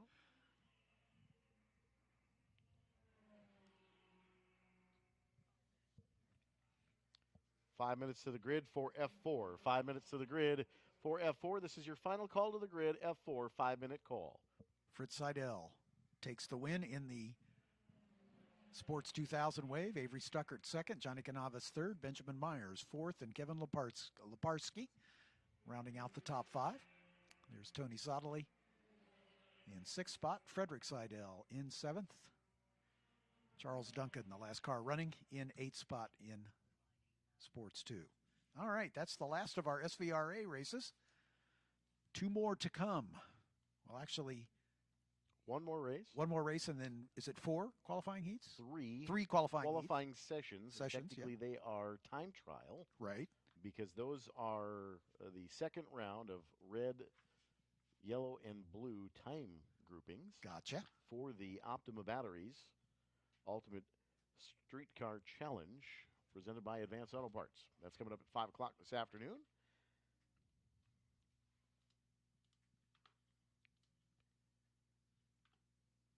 And, of course, Road America been host to them all weekend as well. They've been running autocross, peak performance challenges, and start-stop challenge. The road rally, a lot of stuff going on this weekend for the Optima Search for the Ultimate Streetcar. All the competitors aiming for a chance to go to SEMA in Las Vegas. And we'll tell you more about that coming up just after 5 o'clock. But we've got another race yet this afternoon. These gentlemen put on a barn burner of a race in race number 2. Best of the weekend for us, maybe best of the season for the F4 U.S. Championship. So looking for more of the same here in round 6. As 21 cars about ready to head out on their formation lap.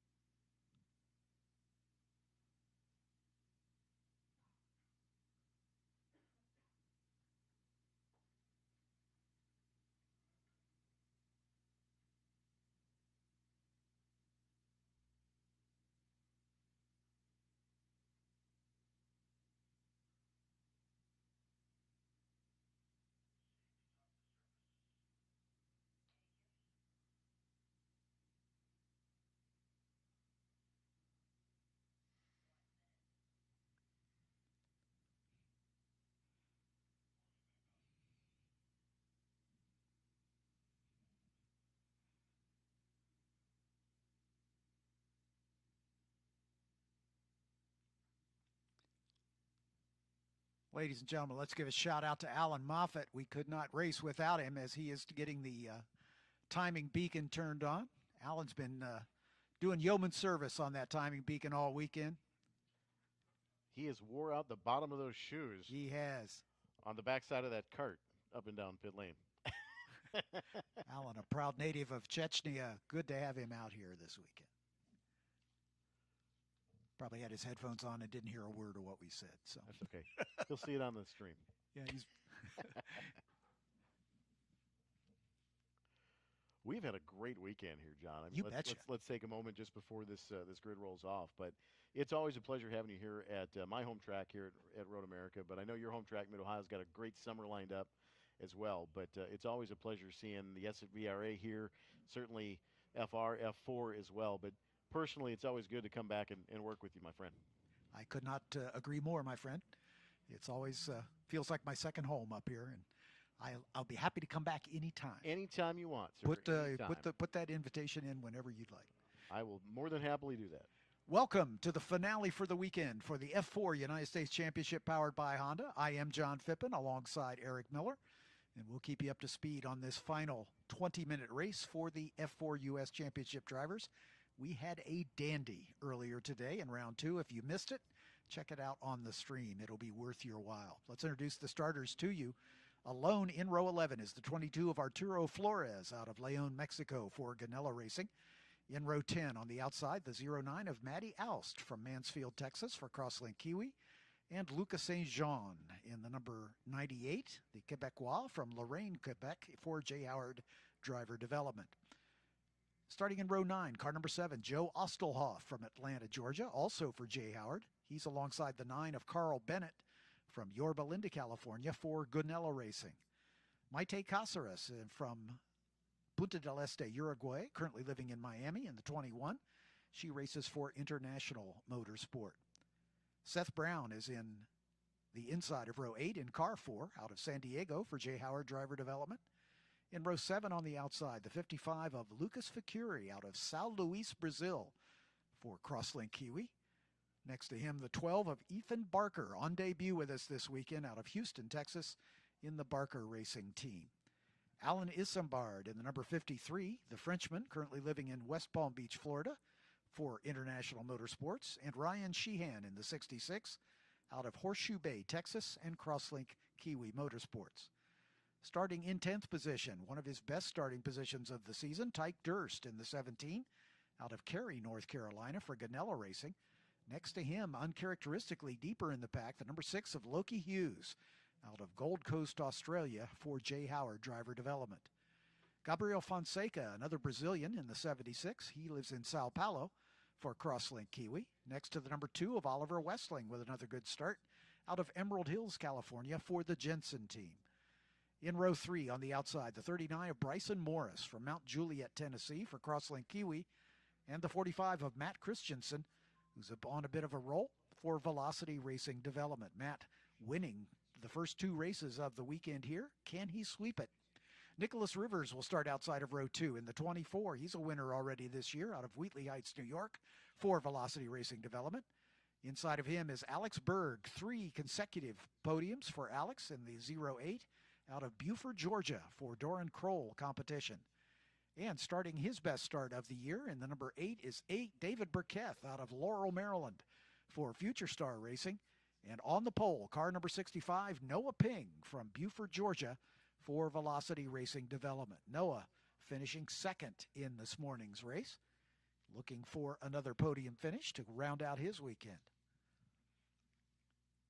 Lucky Hughes, the points leader by 14 points over now Matt Christensen, as Alex Berg just another 12 points back in third. Bryson Morris only 2 points behind Berg in fourth. Nicholas Rivers only 2 points behind Morris in the 5th spot. Noah Ping starting on the pole can make up some ground here as he's currently in 6th spot. He's got 2 podiums and 1 6th place finish, but 2 finishes outside the points have put him a little deeper in the standings, but this is very early on. We're only in our second of 6 venues for the year. 18 races in total, 3 races at each venue. We're off to my home track, Mid-Ohio, next. Then New Jersey Motorsports Park, down to beautiful VIR in the weekend after or the weekend before, after actually, the SCCA runoffs down at VIR. And then we round out our season just in the first weekend in November in Circuit of the Americas. As the field completing their formation lap, safety cars already pulled into the pit lane. As these drivers heading down to their grid positions, just about at pit exit. At the end of the pit wall is where the first row lines up. 20 minutes is the run. These drivers energized by a fantastic race earlier today. Let's hope that doesn't lead to any over-exuberance as they close out the weekend here. Artie Flores in the Ganella number 22. Currently 8th in the points, so an uncharacteristic starting position for Artie.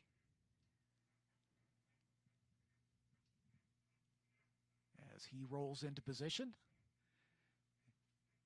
And the announcement that the grid is set indicates by the green lights. And the start sequence has begun. Once all 5 lights are on, they'll go out. They have done, and we are away, and everybody away cleanly. A little tire smoke from one of the cars about 4 rows back as he spun up the tires. That'll cost him a little bit of momentum, him or her. And through the first turn they come. And stretched out very well. Very nicely done by F4 all weekend. All 3 starts were perfect. Noah Ping jumps to the lead. David Burkett right there in second spot. Burkett with a great fast lap in the earlier race. Again, these cars gridded by their fast lap in the previous race. And still sorting themselves out 2 by 2. We got a spinner in turn 3. As the leaders make their run down the hill, it is still Noah Ping and David Burkett in that order. Alex Berg, I think, passed by Nicholas Rivers, but we'll sort that out as they work their way through. Still side by side.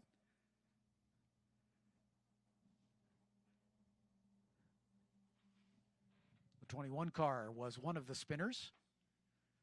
That is Maite Caceres. She has continued. Oliver Westling side by side, working his way forward. In 7th position as they come into the carousel turn.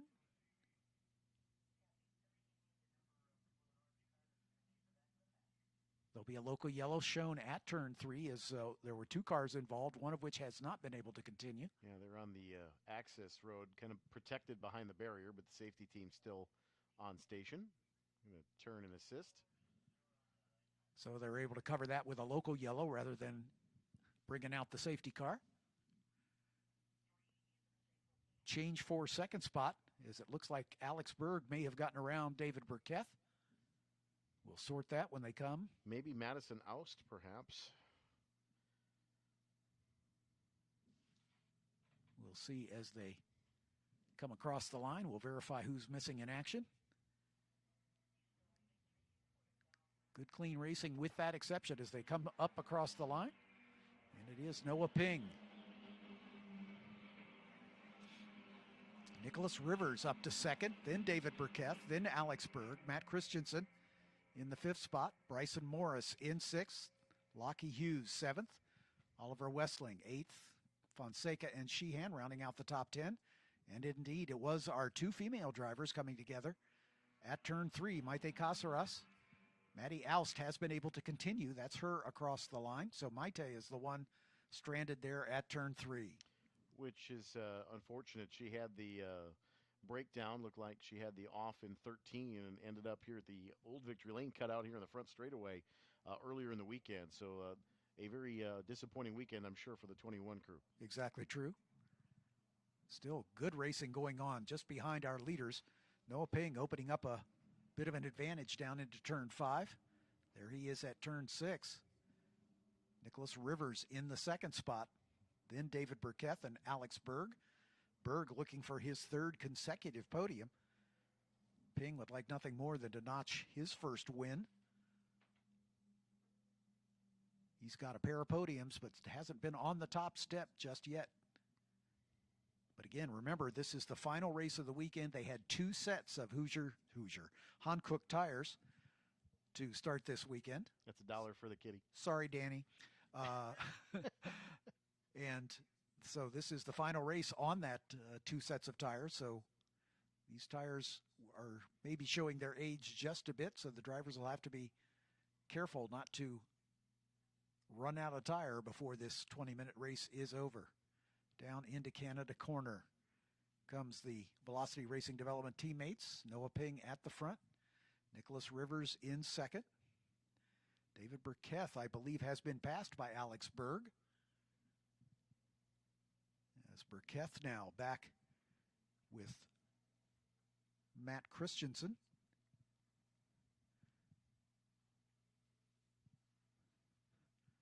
Side-to-side battle for 5th position as they string out single file and come to the line. Noah Ping stretching it out at the front. Then the 24 of Nicholas Rivers. Then the 45 of Matt Christensen. Up to 3rd. Burkett in 4th. Alex Berg 5th. Bryson Morris 6th. Westling, Lockie Hughes coming up from deeper in the pack. Gabriel Fonseca and Ryan Sheehan, your top 10. Look at this, 3 and 4 wide, 3 wide at least down the hill over the Aaron's Bridge. As David Burkett gets back around Matt Christensen, I believe, up into 3rd. Christensen kind of uncontested for a while in that first race, and now it's become in 2 and in race 3 under a little bit of fire here. Yeah, Christensen winning the first 2 races of the weekend, finds himself in 3rd, and I think Burkett has gotten around him to take over that 3rd spot. Either that or Burkett got around Nicholas Rivers, who may have fallen back. Similar livery on those 2 cars, so we'll need to sort it. Side by side, 2 rows deep across the top of the hill into turn 6 into 7. It hurried downs now. Field starting to get single file. That 90-degree blind corner, very difficult to be side by side with.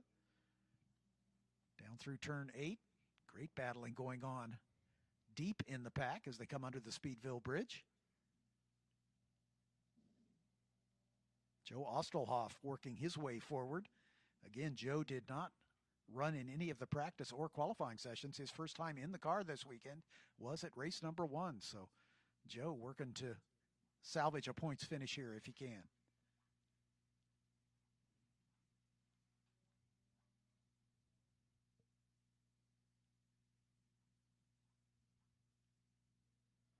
Whole stack up out of 12 into Thunder Valley. Looks like Burkett has fallen back to 4th once again.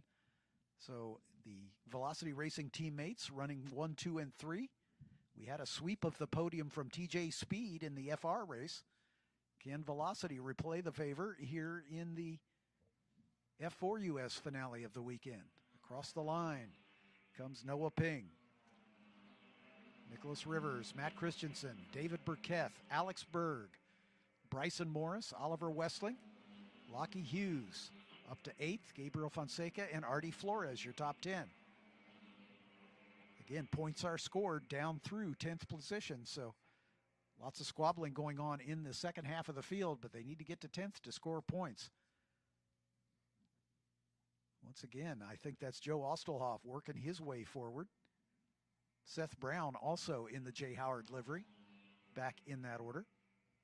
Maddie Oust bringing up the rear in 20th, recovering from her spin there at turn 3 with Maite Caceres.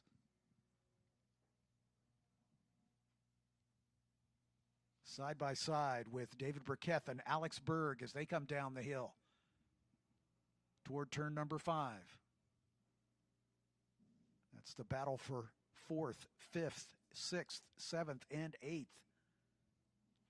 Gabriel Fonseca right at the tail end of that grouping. There's your top 3. There's the 4th place runner of David Burkett. And Lockie Hughes has gotten up into that 5th place battle, I believe. Lockie is the points leader. He's a winner with 2 other podiums so far this season. Had a podium in round 4, but just off the podium in round 5 with a 4th place finish. We understand the 55 car has had a spin. That would be Lucas Ficuri spinning at turn 5 as the Brazilian for Crosslink. Carrying a little too much speed down into that prime passing zone.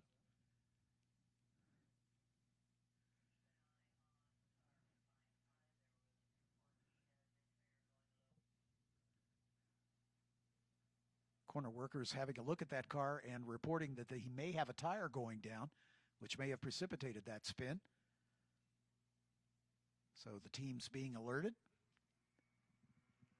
Here they come to the line one more time. Noah Ping still leading over Nicholas Rivers, who's now coming under pressure from Matt Christensen, setting fast lap of the race. Alex Berg now up to 4th as David Burkett has been passed by both Berg and Lockie Hughes. Lockie Hughes challenging for the top 4. Burkett back to 6th. Bryson Morris in 7th. Westling, Fonseca, and Flores, your top 10.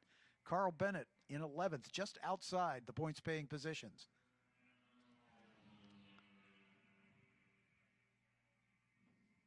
.55 comes by here at speed, so Fakiri apparently content that that car is still under him. Lockie Hughes going for it as he is side by side with Alex Berg coming down the hill toward 5. Hughes on the outside, Berg on the inside.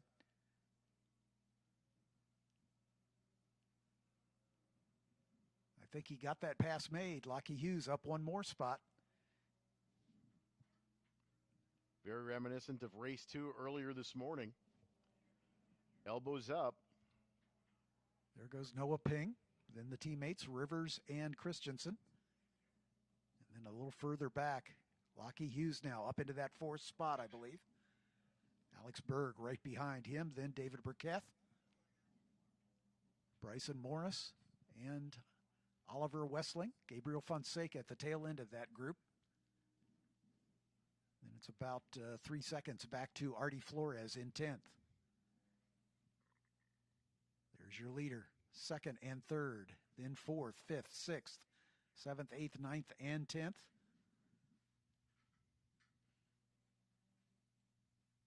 That 2nd place is not settled. Matt Christensen set fast lap of the race last time by, and he is all over his teammate, Nicholas Rivers. Christensen looking for another good finish here. Just under a second quicker there. Yep, if he can get around Rivers, he might be able to run down his teammate Noah Ping for the lead and make it a clean sweep of the weekend. A little bit of a break lock up by Christensen on the entrance to 14 there. He's pushing hard for sure. I'll tell you what, that battle for 4th is a dandy. Look at this, coming side by side to the line. Lockie Hughes and Alex Berg side by side. Bryson Morris, though, challenging as he sets fastest race lap in 6th position. Burkett, resurgent, only about a 1.5 seconds back. Westling, Fonseca, and Flores still in the points-paying positions, but that battle for 4th is a dandy. Here they come, right down into turn number 3. Lockie Hughes shuffled back to the back of that group as it looks like Bryson Morris got around him.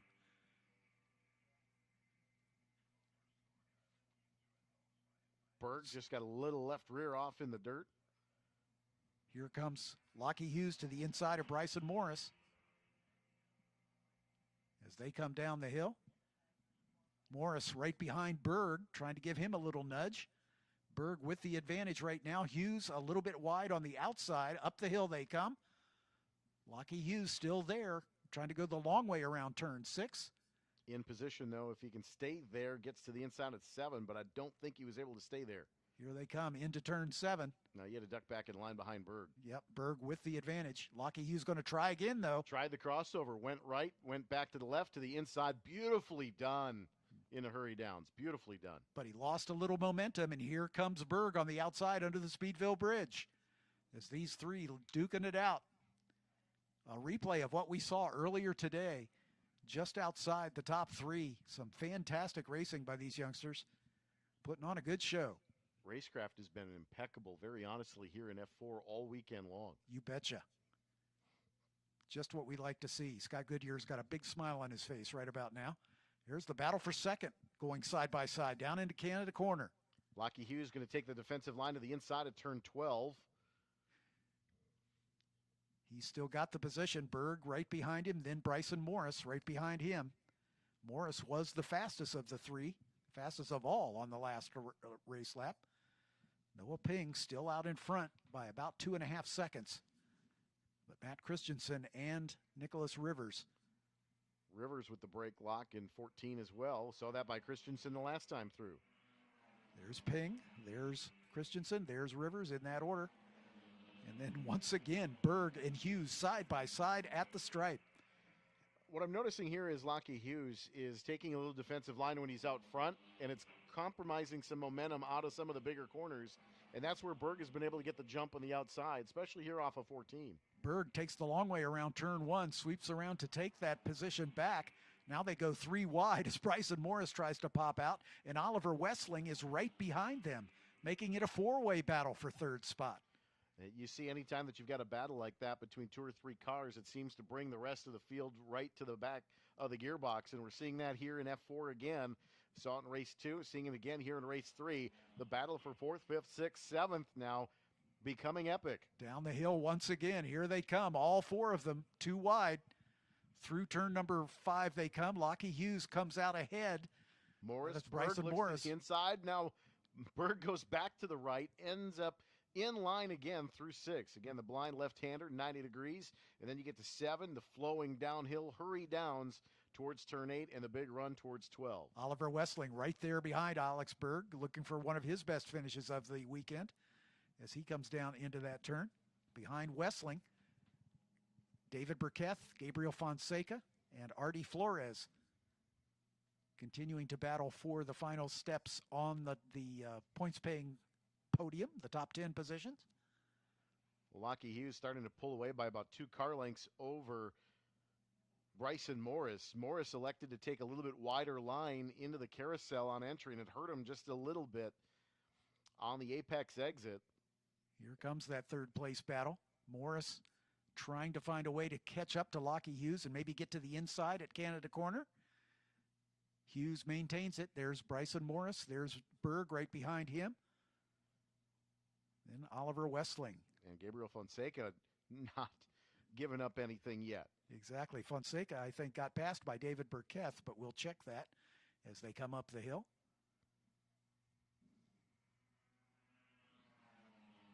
There's our leader, Noah Ping. Matt Christensen, Nicholas Rivers sets his personal best. Lockie Hughes guarding the inside line, running right along the inside pit wall as they come single file toward turn 1.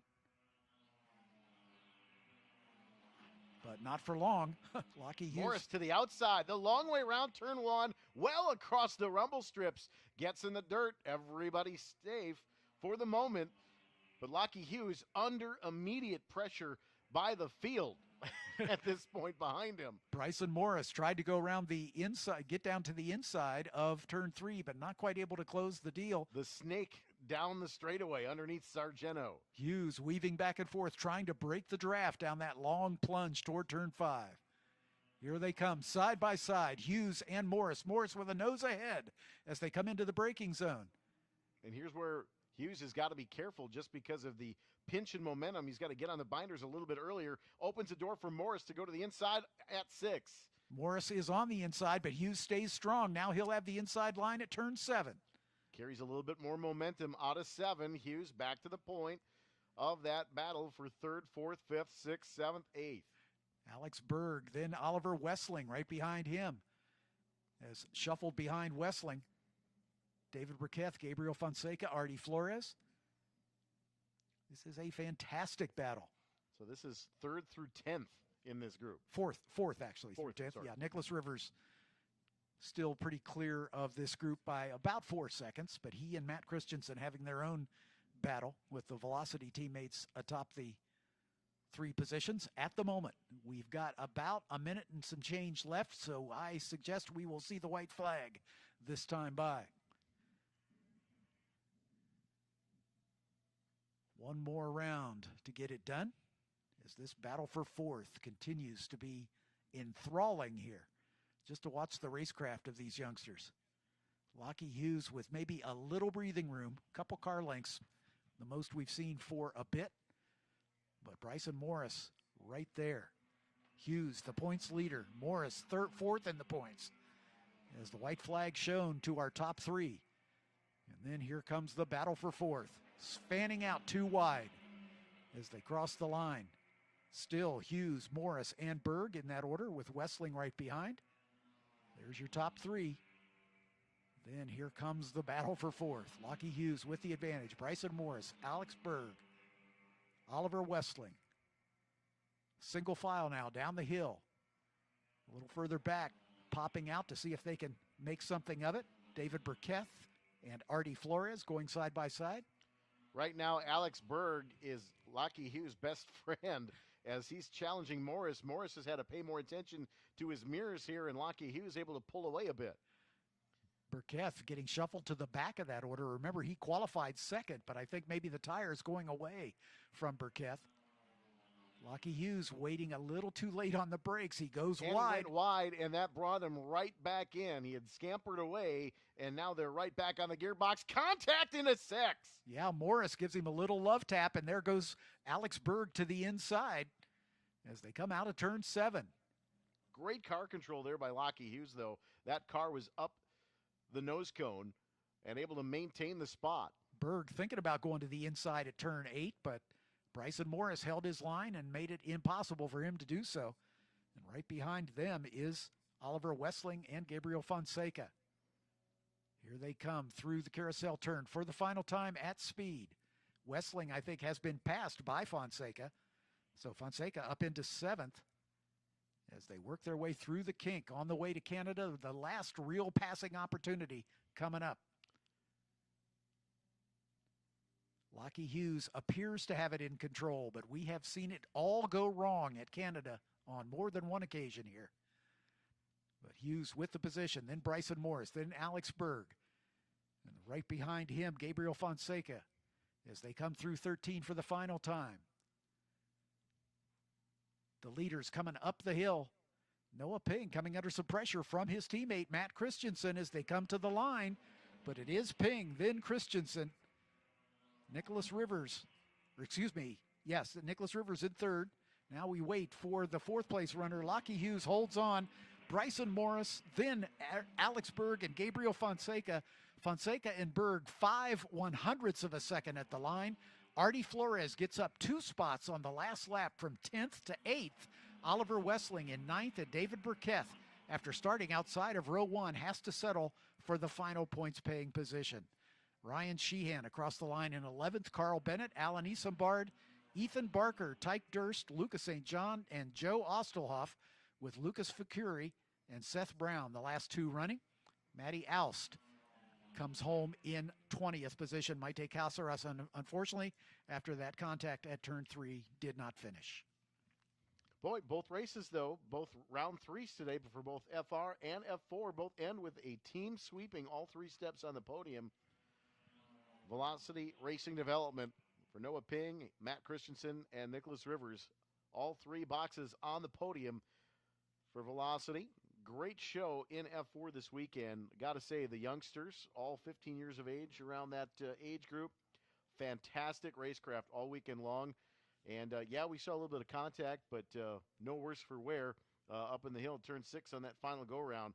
But what a great end of the racing portion of the weekend. And we've still got one more set of events for you. Optimus Search for the Ultimate Street Car, presented by Advanced Auto Parts, up next at the top of the 5 o'clock hour. But we are going to send John Phippen down to Victory Lane, and we'll celebrate with Velocity Racing Development in just a few moments.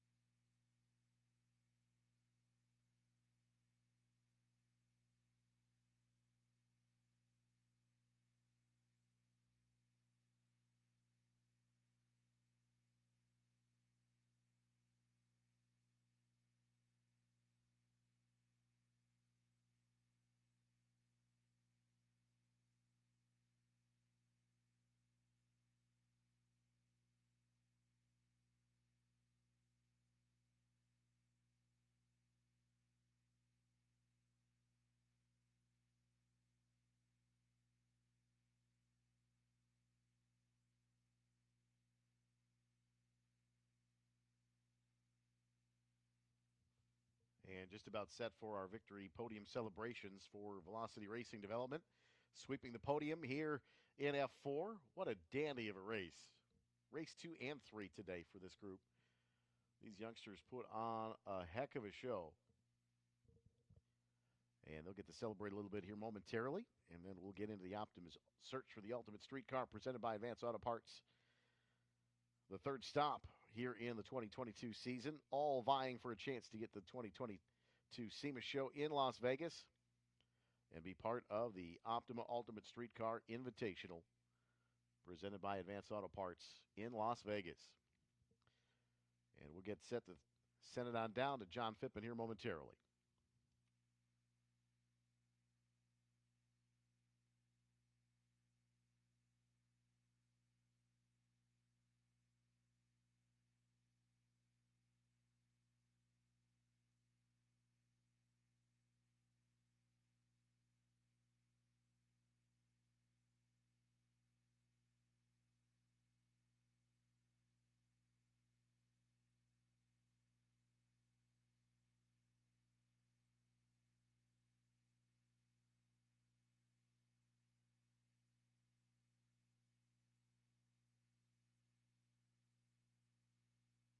You good to go? Gavin, you good? Okay, I'll hang on one.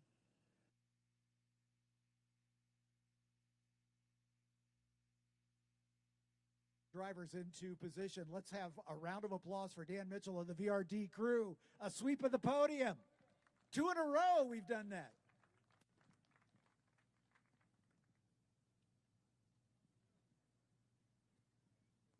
All right, let's get things underway. Finishing in third, his second podium of the season, Nicholas Rivers, ladies and gentlemen. What a fantastic race you guys had. Yes, indeed. I mean, like I said, it's just so amazing to see all 3 cars from one team up here on the podium. So I'm really happy for VRD. And you were closing at the end, giving Matt his run for his money. Yeah, I guess. I mean, they all did an amazing job. Honestly, I'm just happy to see all three of us up here. So, Nicholas, anybody you'd like to thank? I'd like to thank VRD. I'd like to thank my family. I'd like to thank my grandmother. I mean, and F4 for hosting this beautiful event on Road America. Congratulations. Thanks for a great race. Nicholas Rivers, ladies and gentlemen, your third place finisher.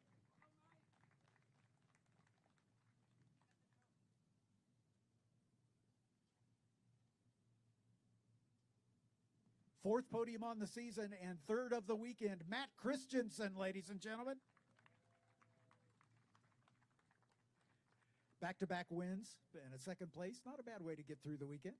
Yeah, it was a pretty good weekend. I had some trouble at the start there, and some cars were passing me, and I saw they pulled a big gap, and I knew I just needed to click off good laps till the end to catch Noah and Nick. You made it close at the end. Anybody you'd like to thank? I'd like to thank all the VRD guys. It's amazing to have all 3 cars on the podium, and I'd like to thank my family for supporting me.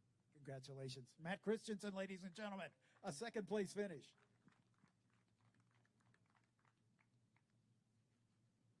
This young man has been close. He's had 1 podium. His first win, ladies and gentlemen, Noah Ping. How about it, young man? You're on the top step of the box. Yeah, it's a really great feeling here in F4 to be on the top podium. There's nothing like it. But shout out to the VRD guys. Obviously, our cars were pretty quick here. So to go 1, 2, 3 here, and congrats to my teammates. So it's a big accomplishment for us. You got a rocket start, man. You had a pretty comfortable lead right at the end of the first lap, and it's just a matter of maintaining. Yeah, definitely. That was kind of planned. Had a pretty bad start, did a big burnout, so hopefully the fans liked it. But yeah, our goal, or my goal, is to try and get a big lead that way, because I knew they'd be fighting into 5. So if I could get a lead there and break the toe, that was the goal, and it worked.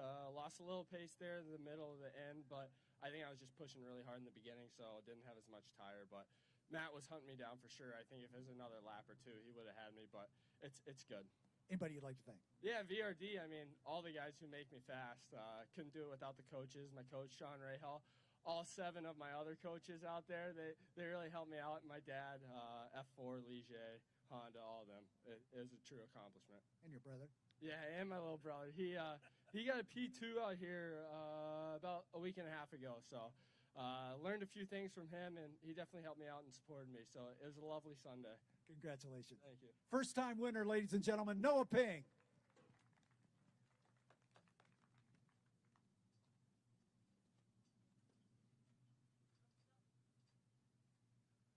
We do have one more award to give out, but we'll do the hat dance, and then we'll do that just before the champagne.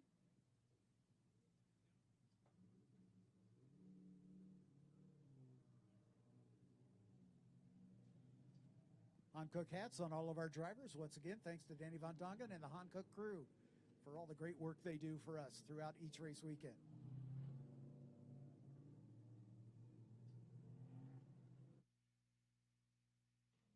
All right, race fans, it is time for our final event of the afternoon, Optima's Search for the Ultimate Streetcar, presented by Advanced Auto Parts.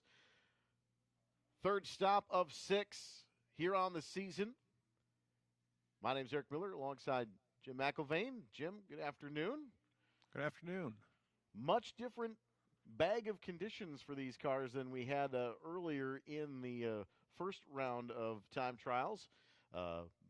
Much warmer conditions, cloud cover coming in. Track's going to cool off a little bit. We saw really an out lap and a hot lap, and that was about it today. It was really hot. Of course, we talked about having to keep the same tires on the cars all weekend long. And you can't really punish these tires too much on those laps before they start getting a little greasy. And with the temperatures up at noon today, it was one of those situations where they got on it, got their lap in, and kind of just sat back in on that lap because it was such a quick session because of the heat. A little bit cooler this afternoon. Could we maybe see a second hot lap through this? It depends really on the cars. The fast cars at the front of each group, they generally know if they're good for one lap or two laps, and even cooler temperatures really may not help those tires that much when those guys are putting down the lap times that they are.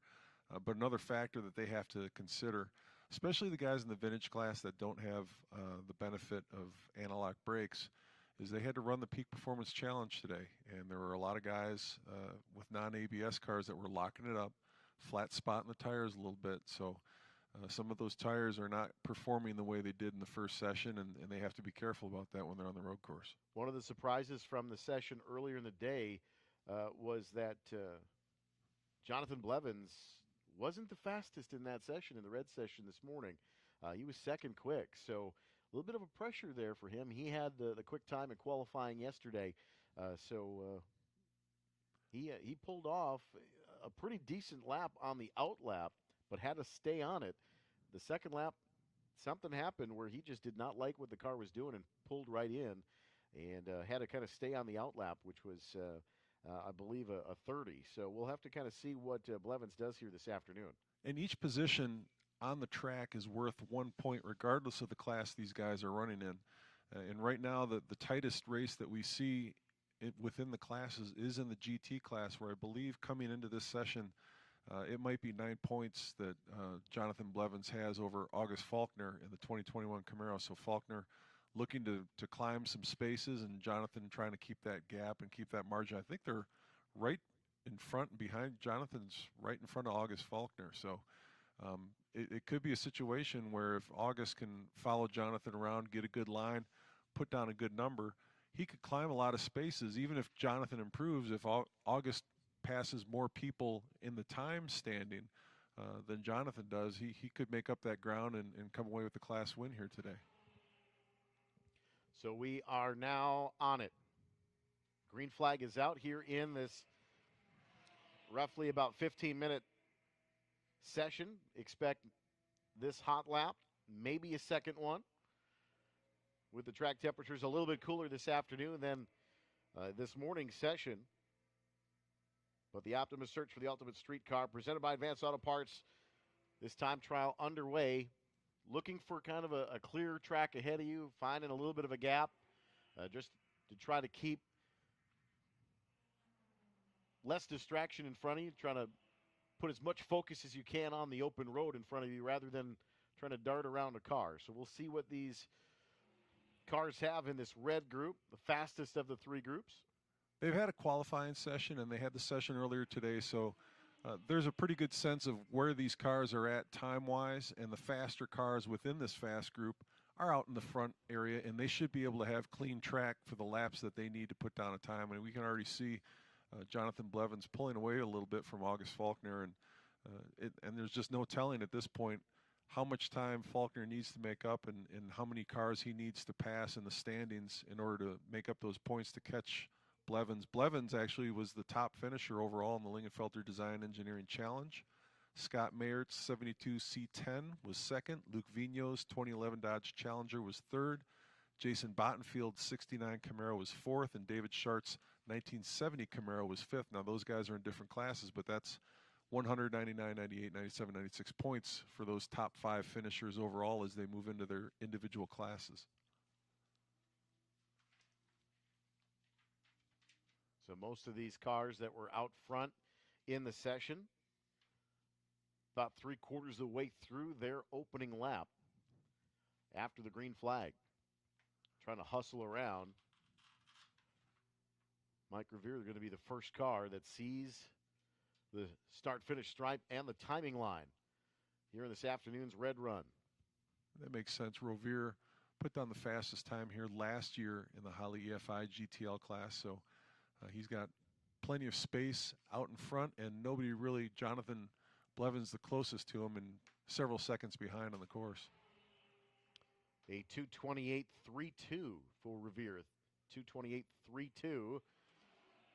Blevins 2:29.116. Faulkner at 2:30.355. That's your top 3 and the first 3 cars across the stripe.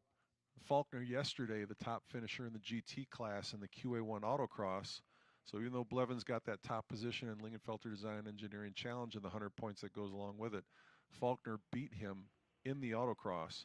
Mike Gallagher's 2016 Ford Focus RS, the top finisher in the GTS class. Gary Walsh with his yellow 2004 Corvette, top finisher in the Holley EFI GTL class. John Laughlin's 2007 Honda S2000, the top finisher in the QA1 Autocross in the compact class, GTC. Brendan King's 69 Camaro, the top finisher in the Classic Car Liquidators GTV class.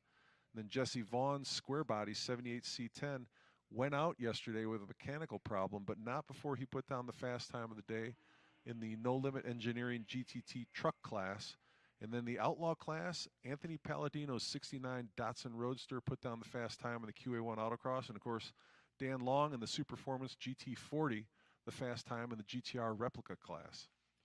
Biggest key thing here for all 3 of these run groups is just to have it clean around you, or you're going to have to fall back on times from earlier today, or potentially even times from yesterday in the qualifying session if the worst situation happens. But fairly clean on the racetrack throughout the morning session today.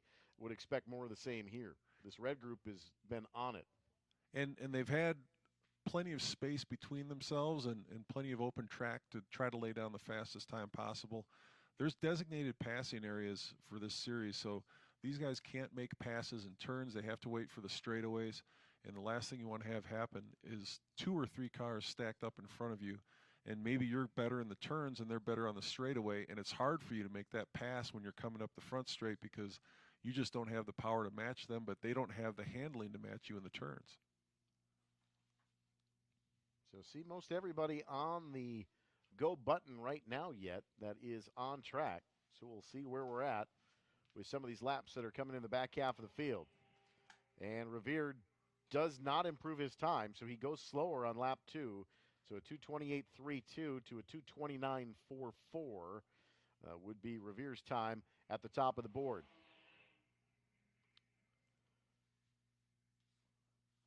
I think Jonathan Blevins already backed off. I think he felt he was going to get his fastest lap on the first one because August Faulkner has already come across the start-finish line, and Blevins is just coming up now.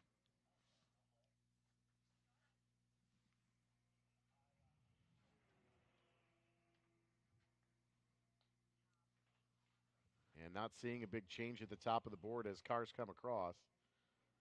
Still Revere, Blevins, Faulkner, Forsyth, and Walsh. Your top 5 here in red 2. There's a battle within the battle.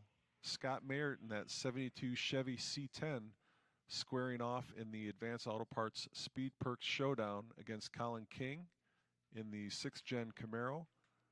Those guys will compete head-to-head for elite status in the Advanced Auto Parts Speed Perks program, and that'll be decided very shortly.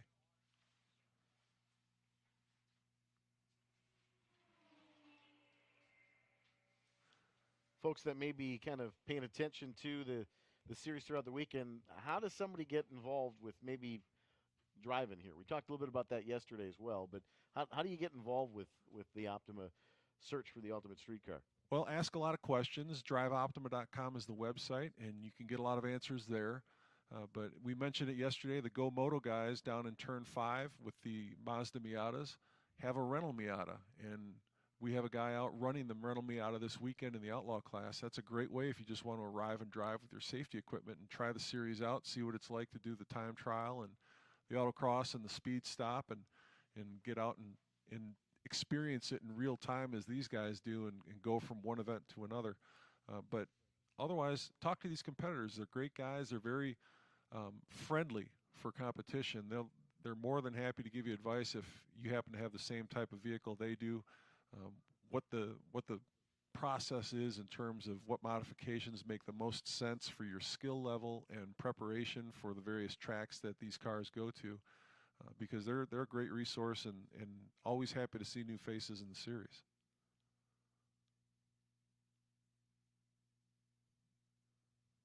So just the waning moments of this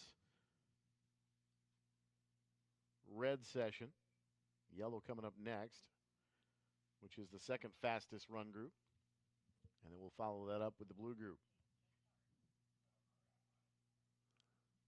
Summit Racing Equipment also gives out a Spirit of the Event award at each of these stops. And that's an invitation to the SEMA show in Las Vegas and the Optima Ultimate Streetcar Invitational. And it's a competitor on each weekend that exhibits the most spirit in terms of what this series looks for, from the attitude and the approach and the perspective they have on the series. And it's always exciting to find those folks, because they're not necessarily going to be the fastest or most competitive people, but folks who really approach this with the right attitude, and win, lose, or draw, they come away from the weekend enjoying the experience. Total Cost Involved Engineering, TCI, sponsors the First Timers Award. So if you're interested in getting involved in this series and you come out in your rookie event and you're the top finisher, they give you a refund. They refund your entry fee, and it doesn't cost you anything but the gas in your car and the rubber off your tires. Checkered flag is out here in the red session. In a second time trial for the red group today, earlier this morning, just after about 11:20. Track conditions quite a bit warmer. Track temp much higher in the midday today. So we did see a couple of cars do more than 2 laps here in the afternoon session with the track temperature a little bit cooler, but most everybody not improving their time from their initial out lap, very honestly. And that's not really a surprise. They do need to run a solid time, because their best time from each session is added together for their total time, which determines their score for the weekend in the Falcon Tower Road Course time trial. As we get into the yellow and the blue groups, I think you're going to see cars staying out on track more, because they don't push them to the absolute limits like some of the red drivers do. So there's a chance they'll get more comfortable on the track as the session progresses and actually lay down faster times as they go along, even though the tires are heating up a little bit, the brakes are starting to fade a little bit. These drivers are not as aggressive as the red group, and could see some improvement. All right, so obviously throughout the continued event, 500 points up for grabs. We haven't ever seen a 500-point event yet, so there hasn't been anyone that's achieved perfection I think in a single event. About 494 points, I think, is about the most that anyone has scored in an event, and someone did it twice last year. That was last year. Jake Roselle, who's the defending OUSCI champion, did it twice. Steve Kepler, who's actually from Wisconsin and campaigned a 2013 Nissan GTR in this series for several years, I think had the highest all-time total at New Jersey Motorsports Park, and it was either 497 or 498 points. He only did that once, and then he promptly went out and put bigger turbos on the car, and it became more powerful and faster and less reliable. And And I said, Steve, you're a couple points away from perfection. You're right there, man. And that's the nature of these guys. They're like, I could get just a little bit more. And sometimes there's that trade-off between the consistency and the performance you want versus the chance that you might get an edge in performance if you do something more to the car. Running the bend here as well at Road America. So it adds a little bit of length to the racetrack and slows the cars down just a bit for lap time. So typically we don't see lap times for some of these street cars matching much of the on-track activity, but there's been a few cars this weekend that have been maybe only 3 or 4 seconds off an actual race car pace here at Road America this weekend. And this is certainly a talented group of drivers. There's some SCCA national champions sprinkled around in this group, but the series overall has some really exceptionally talented drivers and surprises people with some of the lap times they lay down, especially some of the guys out west. Dave Schatz, who's the winningest driver in NASA history. Brian Hobaugh has a closet full of SCCA national championships. And the list goes on. C.B. Ramey, another very talented driver. And, of course, Jake Rosell, our defending champion. And it's shocking. Danny Pop, who's won the OUSCI more than anybody, has all kinds of SCCA national championship trophies. And it's not just the road course. These guys have to get it done on the autocross and the Peak Performance Challenge. And when you look at a guy like Michael Levitas, who has competed at the highest levels of sports car racing, he's run at 24 Hours of Daytona, he'll be the first to admit he's got an Achilles heel in the QA1 autocross. And for as much as he can dominate on the road course, there are a lot of guys who have a lot of seat time in their cars on autocrosses and tight technical areas that they can do it better.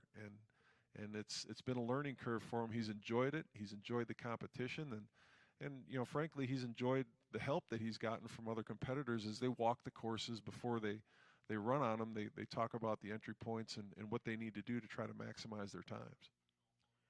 And what's the goal here in the Optimus Search for the Ultimate Street Car presented by Advanced Auto Parts? It's to get to Las Vegas. It's to get to SEMA. It really is. And none of these folks are professional drivers, but a surprising number of cars in our series are actually sponsored by companies of pretty significant stature, tire companies, and obviously Lingenfelter is a big sponsor and sponsors several of the cars. Mike Roviers runs a Lingenfelter engine in his car. Jake Rosell, the defending champion, has a Lingenfelter engine in his car. So these aren't just somebody giving you $5 and putting a sticker on the car. These are meaningful, significant sponsorships that really don't exist at this level of motorsports anywhere else for these guys. But it's the exposure on MAV TV every Friday night, and they do airings on Wednesday afternoons. And, I mean, it's almost 365 airings a year on that network, plus what gets put out in Motor Trend and Hot Rod magazine and all the different publications and Bang Shift that cover this series. It's a lot of exposure for these brands, and it's the right kind. And we saw Forge Line here this weekend and Dave Shart running his car.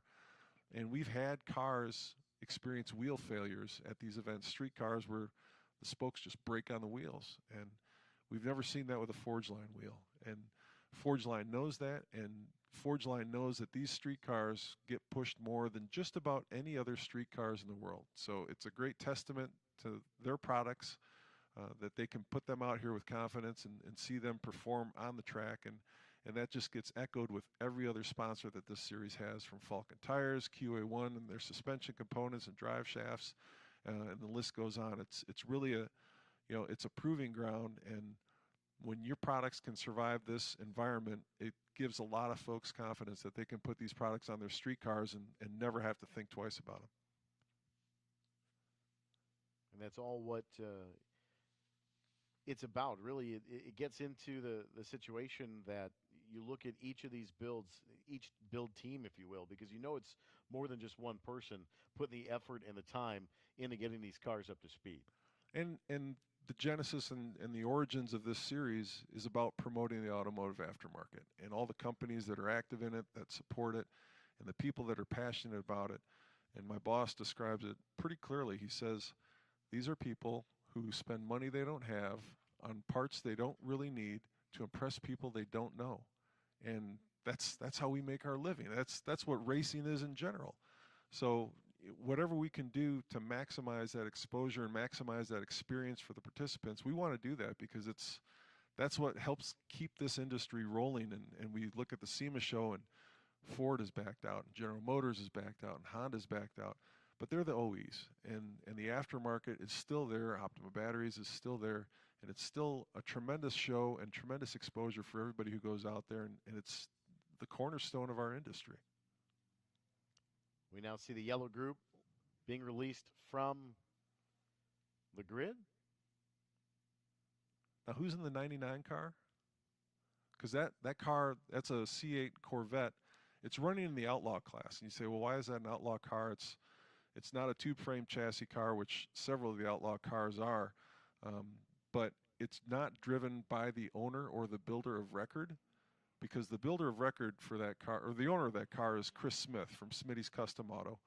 And he's actually building the car for the guy who's driving that car right now. And he hasn't finished building the car for him, so he basically gave him the keys to a C8 Corvette and said, go run my car at Road America this weekend. He has to run in the Outlaw class, which he doesn't mind, but he's going out in somebody else's car and having a great weekend in a C8 Corvette. He's doing quite well, too, I think. Mike Owen in the 99. That's right, Mike Owen. 2021 Chevrolet Corvette C8. Now, that car obviously is the pace car here at Road America, and we've got a couple of them. I had the pleasure to drive it a few times, not at speed, but at the same time, how incredibly balanced that car is for an OEM car stock. With a few modifications, I can't imagine how much fun that car is going to be to drive. Whenever anybody asks me or talks to me about the C8 Corvette, the first thing that comes to mind was the first time I sat in one at the show they had in Saudi Arabia a couple of years ago. I fit in it. I'm 7'1", and that's the first Corvette in 8 generations that I've ever been able to fit in. And I can get in with some Vaseline and a shoehorn into just about any generation. I can't close the doors. The steering wheel distance between the steering wheel and the door is too close, so my leg doesn't. I can fit in the C8. I could drive that car, and I was floored by it. I couldn't believe it had that much space in it and that much room, and the performance, on top of that is that's the icing on the cake for me. It's a great car, and speaking of another great car, Kong Chang in that number 11, the 1993 Mazda RX-7, also in this run group in yellow too. And Kong Chang running an RX-7, but that's an LS1 swapped RX-7. As I mentioned before, a lot of cars in this series, a lot of especially the GTV cars, the GM GTV cars will run swapped LS engines. Another LS swap that will surprise people because it just surprises them in general is Steven Dorick's Nissan Frontier pickup truck.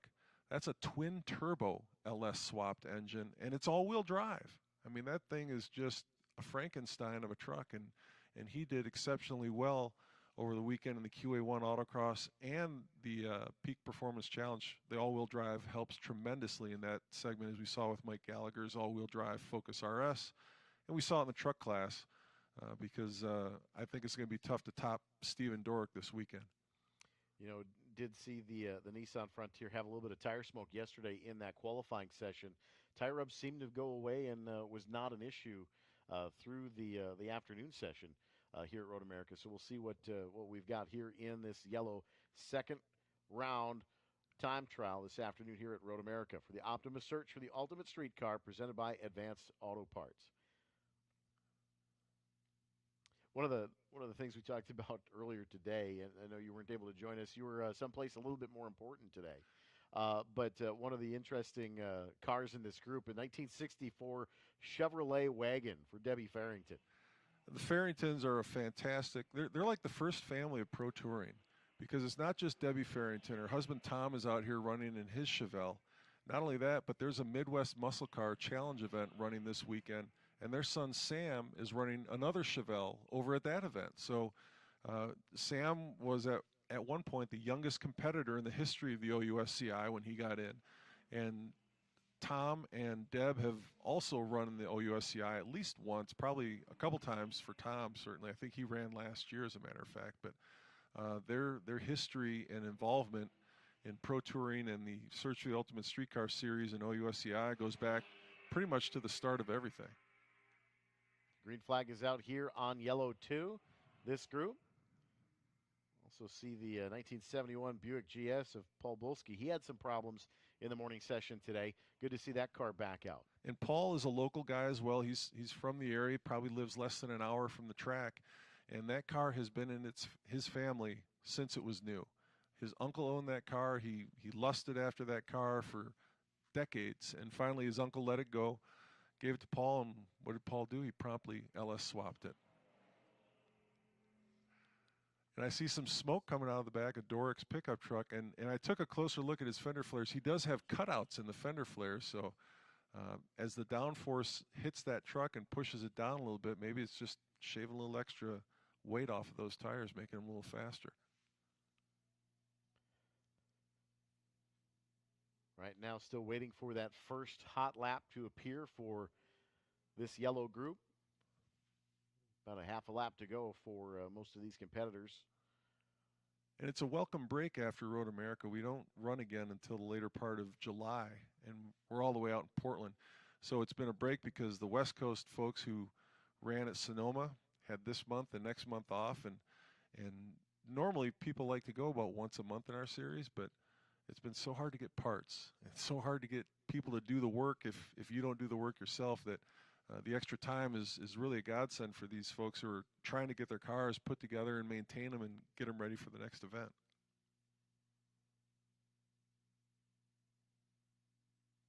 So Mike Owen would be the first car in that Corvette to come trip the light here at America's National Park of Speed. One of the great benefits of this time trial format is if you can get staged behind a car that you know is faster, they can help show you the line through the track to make you a little bit faster and help you get around the track and pick up some time, pick up some spaces. And that's kind of the incremental learning that these guys all do at various tracks. And some folks have tremendous backgrounds and experiences at all tracks, and some guys have just spent a lot of time at specific tracks. And again, I said the series is friendly, and it really is. You can ride right seat with somebody if it's not your run session and help coach them. Randy Johnson, who's competed in the OUSCI many times and run up here in the qualifiers here for many years, came out yesterday because his car is stuck in COVID supply jail. But he brought his safety equipment and rode right seat with folks and helped give them a better line, not just here, but on the QA1 Autocross as well. Of course, the Peak Performance Challenge was earlier today as well, this morning, really kind of abusing those brake pads a little bit on a lot of these competitors. The brake pads and the tires, and like I said, the vintage cars in particular, and the cars that don't have ABS that might not be vintage, they're the ones that are most susceptible to the challenge of flat spotting the tires. And a tire replacement is only allowed for a catastrophic failure, or if it's obviously a safety-related concern. If you're down to the threads on a tire, they'll let you change it out. But boy, you hope you don't get to that point. A little bit of drama here. Luc Vigneault, the 2011 Dodge Challenger, goes purple. Quickest in the session, a 241.856 to Mike Owens, 242.164. Doug Wind in the SRT4, a 243.371. And there's Tom Farrington. We mentioned him earlier, a 244.562. Fourth quick in that 66 Chevelle. And a shout out to Luc Vigneault's wife. It's their 38th anniversary this weekend. And she decided the best thing for her to do was to get in the car and come all the way from North Carolina and spend it here with Luke. And another shout out to Mike Gallagher's wife, because it's their 39th anniversary this weekend, and they're also spending it at the track. So kudos to both of those ladies for supporting their husband's passion and tolerating it to the extent that they do. They're together, and that's what matters. It's the quality time, right? Yeah, Mike's fifth quick right now with that 2016 Ford Focus RS. So happy anniversary to both of them. I think they're both still searching for invitations to the OUSCI, and Luke in the GT class in that Challenger and Mike in the GTS class in the Focus RS. Both certainly capable drivers, longtime competitors in the series, and if they could pick up an invitation and a win this weekend, that'd just be maybe not the best of all-time anniversary presents, but certainly a nice way to spend their anniversary. I think what happens is the anniversary trip that then occurs to Vegas, right? Sort of, yeah. Mike Owen on lap 2 does go P1 at 240, 274, 240, 274 for Mike Owen in the Corvette on lap 2.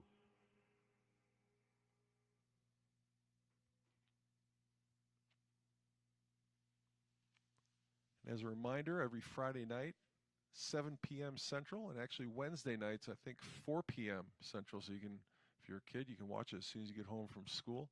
It's Optimus Search for the Ultimate Streetcar, presented by Advanced Auto Parts on MAV TV. The TV guys are out here this weekend. David, Noah, and the rest of the crew are filming all these cars and drivers, and they follow the series all over the country. If you don't have MAV TV, you should really get it. It's great motorsports that goes well beyond the Ultimate Streetcars. And it really, I feel, filled the void that was left when Speed turned into Fox Sports. What was Fox Sports 1? That you know, folks wondered where they're going to get their motorsports fixed. Well, MAV TV has really stepped up and featured a lot of forms of racing that you might not even see on other networks. They do the Chili Bowl every year, which is one of the biggest circle track, dirt track events in the country, and lots of late model and dirt modified racing and tractor pulls and all kinds of motorsports. So MAV TV, a great network for that. And if it's just not possible for you, your favorite streaming device, whether it's a Roku, Apple TV, or Amazon Fire Stick, can, for free, have the Optima Network downloaded onto it, and you can watch all the past episodes and all the past seasons of Optimus Search for the Ultimate Streetcar free on demand anytime you like. Find out who all these drivers are, see the up-close profiles that they do on the vehicles, and get a look under the hood and inside and see what these cars are all about. It's fantastic work they've been doing over the years, and we're really happy with it. Well, it's a fantastic event. We've been so happy to see such a great turnout, both in the early stages of the weekend and even here in these time trials. These cars have withstood a big punishment all weekend long, and they're still going strong in Sunday afternoon at the end of the day. And for a lot of these cars, this series is not the only competition that they do. The West Coast guys are out running autocrosses or HBDEs on the off weekends just to try out the new thing and get the cars dialed in. So these cars, when they get to this series, they're pretty track capable, track proven, and I'll tell you, the drivers to a person have been pleasantly surprised by the turnout here at Road America this weekend. I know the forecast wasn't great, but the rain stayed away and the sun was around for quite a bit of the weekend, even if the temperature was a little bit cooler. And the first two events that we ran this season, we ran with the Trans Am Series. But I have to say, I think the attendance at Road America probably was better than we saw at the first two events combined. I mean, tons of folks turned out this weekend, and it was great to see the crowds and folks checking out the cars and asking questions of the drivers. Well, it certainly helps as well, kind of being centrally located where we are. You're drawing from both halves of the country, and so you get a little bit of a cross promotion, if you will, between the SVRA, which has a lot of cars traveling in and amongst the area as well. So it's a great pairing for this. It's all about the cars at the end of the weekend. And there's a strong likelihood that some of the guys, maybe more than some of them, because R.J. Gottlieb with the big red Camaro ran in the first OUSCI. Some of the guys that run in this series could end up running in SVRA at some point, or IGT, depending on what their passion is. And there could be some folks that run in SVRA that look at this and say, that's kind of different. I might want to try that. So it's, it raises the waters for everybody and everybody works out well with this when you can just expose each other to more forms of motorsports and different nuance in what people are doing to really have fun with their cars. And the big thing is that we're all car people here. There's no question. We're all about cars. We love the automobile industry. We love the aftermarket parts. We like the brands that contribute most. And that's really what this is about at the end of the day, is obviously having fun with cars primarily, but product development and testing and deployment, if you will, putting the actual product in the field and getting it to work and showing what it can do. And there's a lot of that goes on within our series. As I mentioned, a lot of these cars and drivers are sponsored by various companies. SpeedTech, one of the suspension companies that puts their products on a lot of different cars, and they seek out the top drivers in the series because they know these guys have the most experience, not just on the track, but in the preparation and the setup. And they can give the most detailed feedback of how these new products are working and help those companies make the best possible products for everybody else to use, even if they never push them to the absolute limits like these guys do. So checkered flag is out on yellow 2. Our blue run group will be our final run group of the afternoon up next. The awards ceremony will take place at the Optima Batteries rig probably about 10 or 15 minutes after the blue run group wraps up. If you can't catch it in person, Ultimate Streetcar Association has a Facebook page where we live stream all the awards ceremonies, and if you're really one of those people who just loves watching awards ceremonies, we leave them all on there. So you can go back to all of them, going back years and years and years, and see who gets to stand up on the podium and get their ticket punched to head out to Sin City in October and November.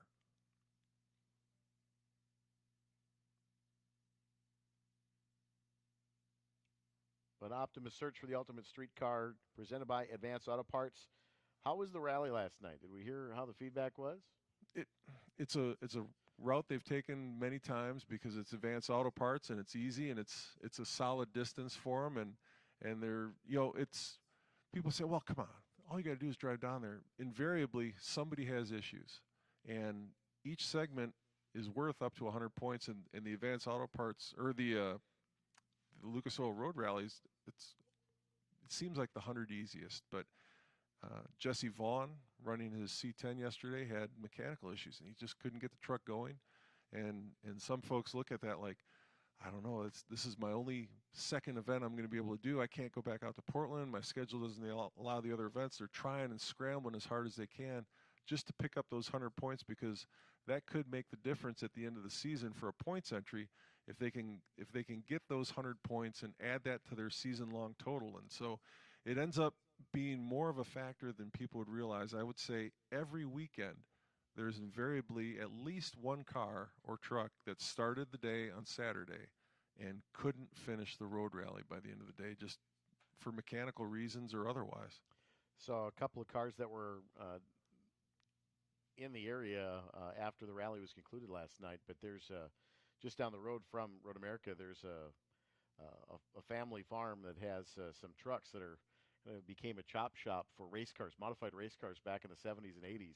It's right on the corner on County Drive. E&J, absolutely. Most of us that live around here know this chop shop. Yep. And they build modifieds, custom hand-built fenders and chassis and frames for race cars for many years out of that location. And there's a couple of cars in there that were parked in there with Optima batteries. They were checking out some of those cars, sure. the bodies that were laying in the back weeds. They're looking, is there anything I can use back there? Anything you anything willing to part with? Anything you want to get rid of?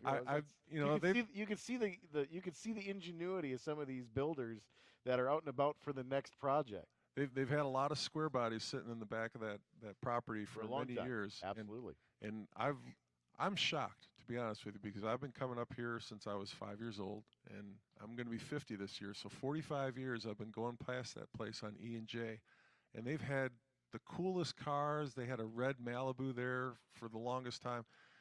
And you figure a house will turn over at some point. You know, somebody will move out and somebody else will move in. Those guys have been there the whole time for as long as I can remember, and never not having cool cars parked out in front of their place. Yeah, multiple generations have lived in that house, and they competed at the Sheboygan County Fair Park just down the road for many years as they would build cars and bodies. They had Wing Super Modifieds for many years at that Fair Park in Plymouth, but a lot of those cars that ended up getting cut up, they take a 69 Trans Am tail and shrink it to a 36-inch wide bumper for a modified. And those were some of the best-looking cars, you know, in the 70s, 80s, and early 90s. You know, I was on a team. We pulled a 69 Trans Am and took the two taillights and put the taillights about 18 inches on center, and that was the rear bumper of the race car. So that shop has done a lot for racing in this area over the years. And there's some good parts. I'm pretty sure in that garage that are when they finally leave that garage, they're going to go to a good home. I'm pretty sure. But that was one of those touch points for me as a kid. You see those cool cars, and you think about them. And for me, the drive was an hour and 20 minutes back to Racine. That's a lot of time to think about. I wonder what they do with that stuff. I wonder where they got that. I wonder what they're going to do with it next. And whenever you can get kids and the next generation involved, you really try to do it. And that's one of the things I like so much about SpeedTour is 12 and under is free. Get those kids in there, drag them out here, whatever you have to do. And I've never understood that at car shows or cruise nights where there's not really trophies or awards being given out, where they turn the young kids away because maybe they have a Honda or whatever. It's like, how, who's going to buy your car when you have to sell it if you don't get these kids hooked on it? If you're going to keep them at arm's length distance from your pride and joy, how are they ever going to decide that's going to be their pride and joy? Or are they just going to go down a different path or lose interest in cars entirely?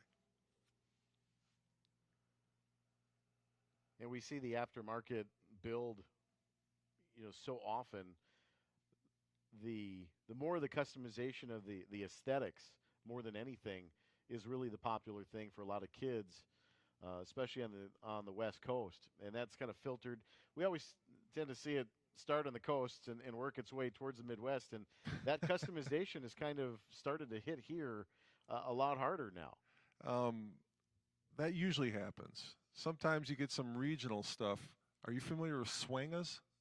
Out of, the Houston area? Houston area, yeah. And then they call it Bulldogging or the Carolina Squat. The trucks that I have to believe that was started because they kind of looked like pre-runners, but they went totally sideways with it. That seemed like it was more of an East Coast thing. I don't see that as much out west, and it kind of spread into the Texas area, and you really see the culmination of it at the SEMA show. It's wild to see all those folks come in from all the different corners, and the lowrider culture has always had a focus and center in the West Coast area, and it doesn't. There's pockets of it everywhere else, but nothing like you see out west. Yeah, and here in Wisconsin, really on the west side of Wisconsin, the popular thing to do here is to take a truck, lift it, put bigger tires on it, but the tires aren't necessarily taller. They're wider, yeah. And you'll kick them out. You'll put 18s on the back of a truck, and it's a little for those of us that are a little bit more purist in the muscle car era, like myself. I own a Camaro. You're like, why would you do that to a truck? but at the end of the day, what doesn't necessarily be my cup of tea is somebody else's, and that's the cool part about the automotive industry is you can do just about anything and still be cool. They have passion, and that's what matters most. They have passion. What you want to do is keep that with them. And Optimum Batteries' perspective is pretty straightforward. They all need batteries. It doesn't matter what they look like or what their goal is. They all need a battery to start. So we're happy to hop into anybody's vehicle and get them going. Well, I have a yellow top in the Camaro, if that's anything. We appreciate that. So we have maybe the most famous fourth-gen Camaro in this run group, Mark Golovin, driving Black Betty. And that car was originally owned by Nick Licata, who was a magazine editor for Chevy High Performance. And pretty much any magazine over the years that's had Chevy in the title has had that car in its pages. And Mark actually sold that car to Valerie Pichette, who also competes in this series. She's based out of Arizona. Mark's based out of Illinois. But she still lets Mark run the car. So Mark's out running the Black Betty Camaro right now, but he's running in the Outlaw class because he's no longer the owner of the car. I like the concept, very honestly, of the Outlaw class, to be specific. I like the fact that you can hop in somebody else's car and still compete, still have some fun. Well, we know that happens a lot in other forms of racing, and I see it in SVRA with my friends, and my jaw hits the ground every time somebody says, would you like to hop in my $500,000 race car and take it around the track? You got to have a lot of trust in somebody to do that, but it's common. And I let my builder take my car out on the track. I trust him, and Kyle Tucker from Detroit Speed has taken my car out at Speed, and it doesn't concern me because I trust those guys, and I know they know what they're doing. And I know it's the same for other forms of motorsports, but you want to have that ability to let folks do that in your series, and that's what the Speed Tech Outlaw class does for us, is it allows folks to hop in different vehicles and still have a fun weekend. Of course, we have some of our GTT contingent in this blue group, the trucks, That step side's a gorgeous looking truck as well.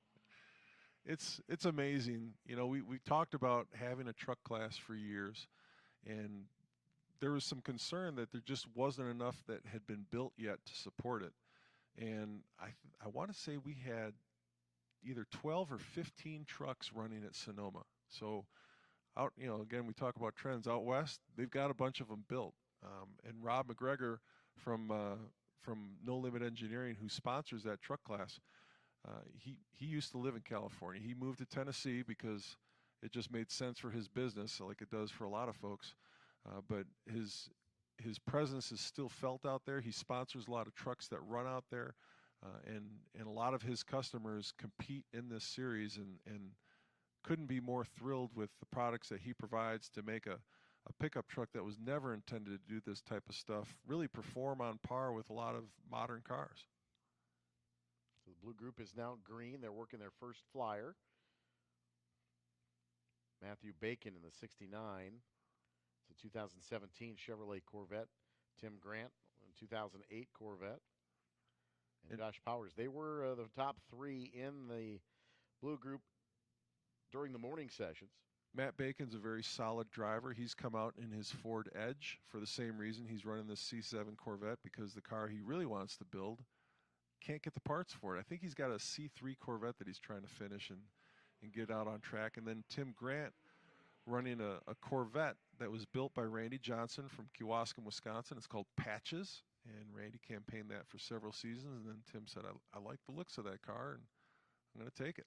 And Tim's P1 right now at 242.40 here in this session for the blue group. Powers second, a 242.794 to Matthew Bacon's 244.509. And Matt kind of, it tells you a little bit about the folks that compete in this series, the lengths that they go to do that. He's down in Bowling Green, Kentucky right now. Took a job down there, was living in Michigan. I think he still has his house in Michigan, and his wife and kids are there. And between all that mess, he finds time to run up to Wisconsin and have fun at this event.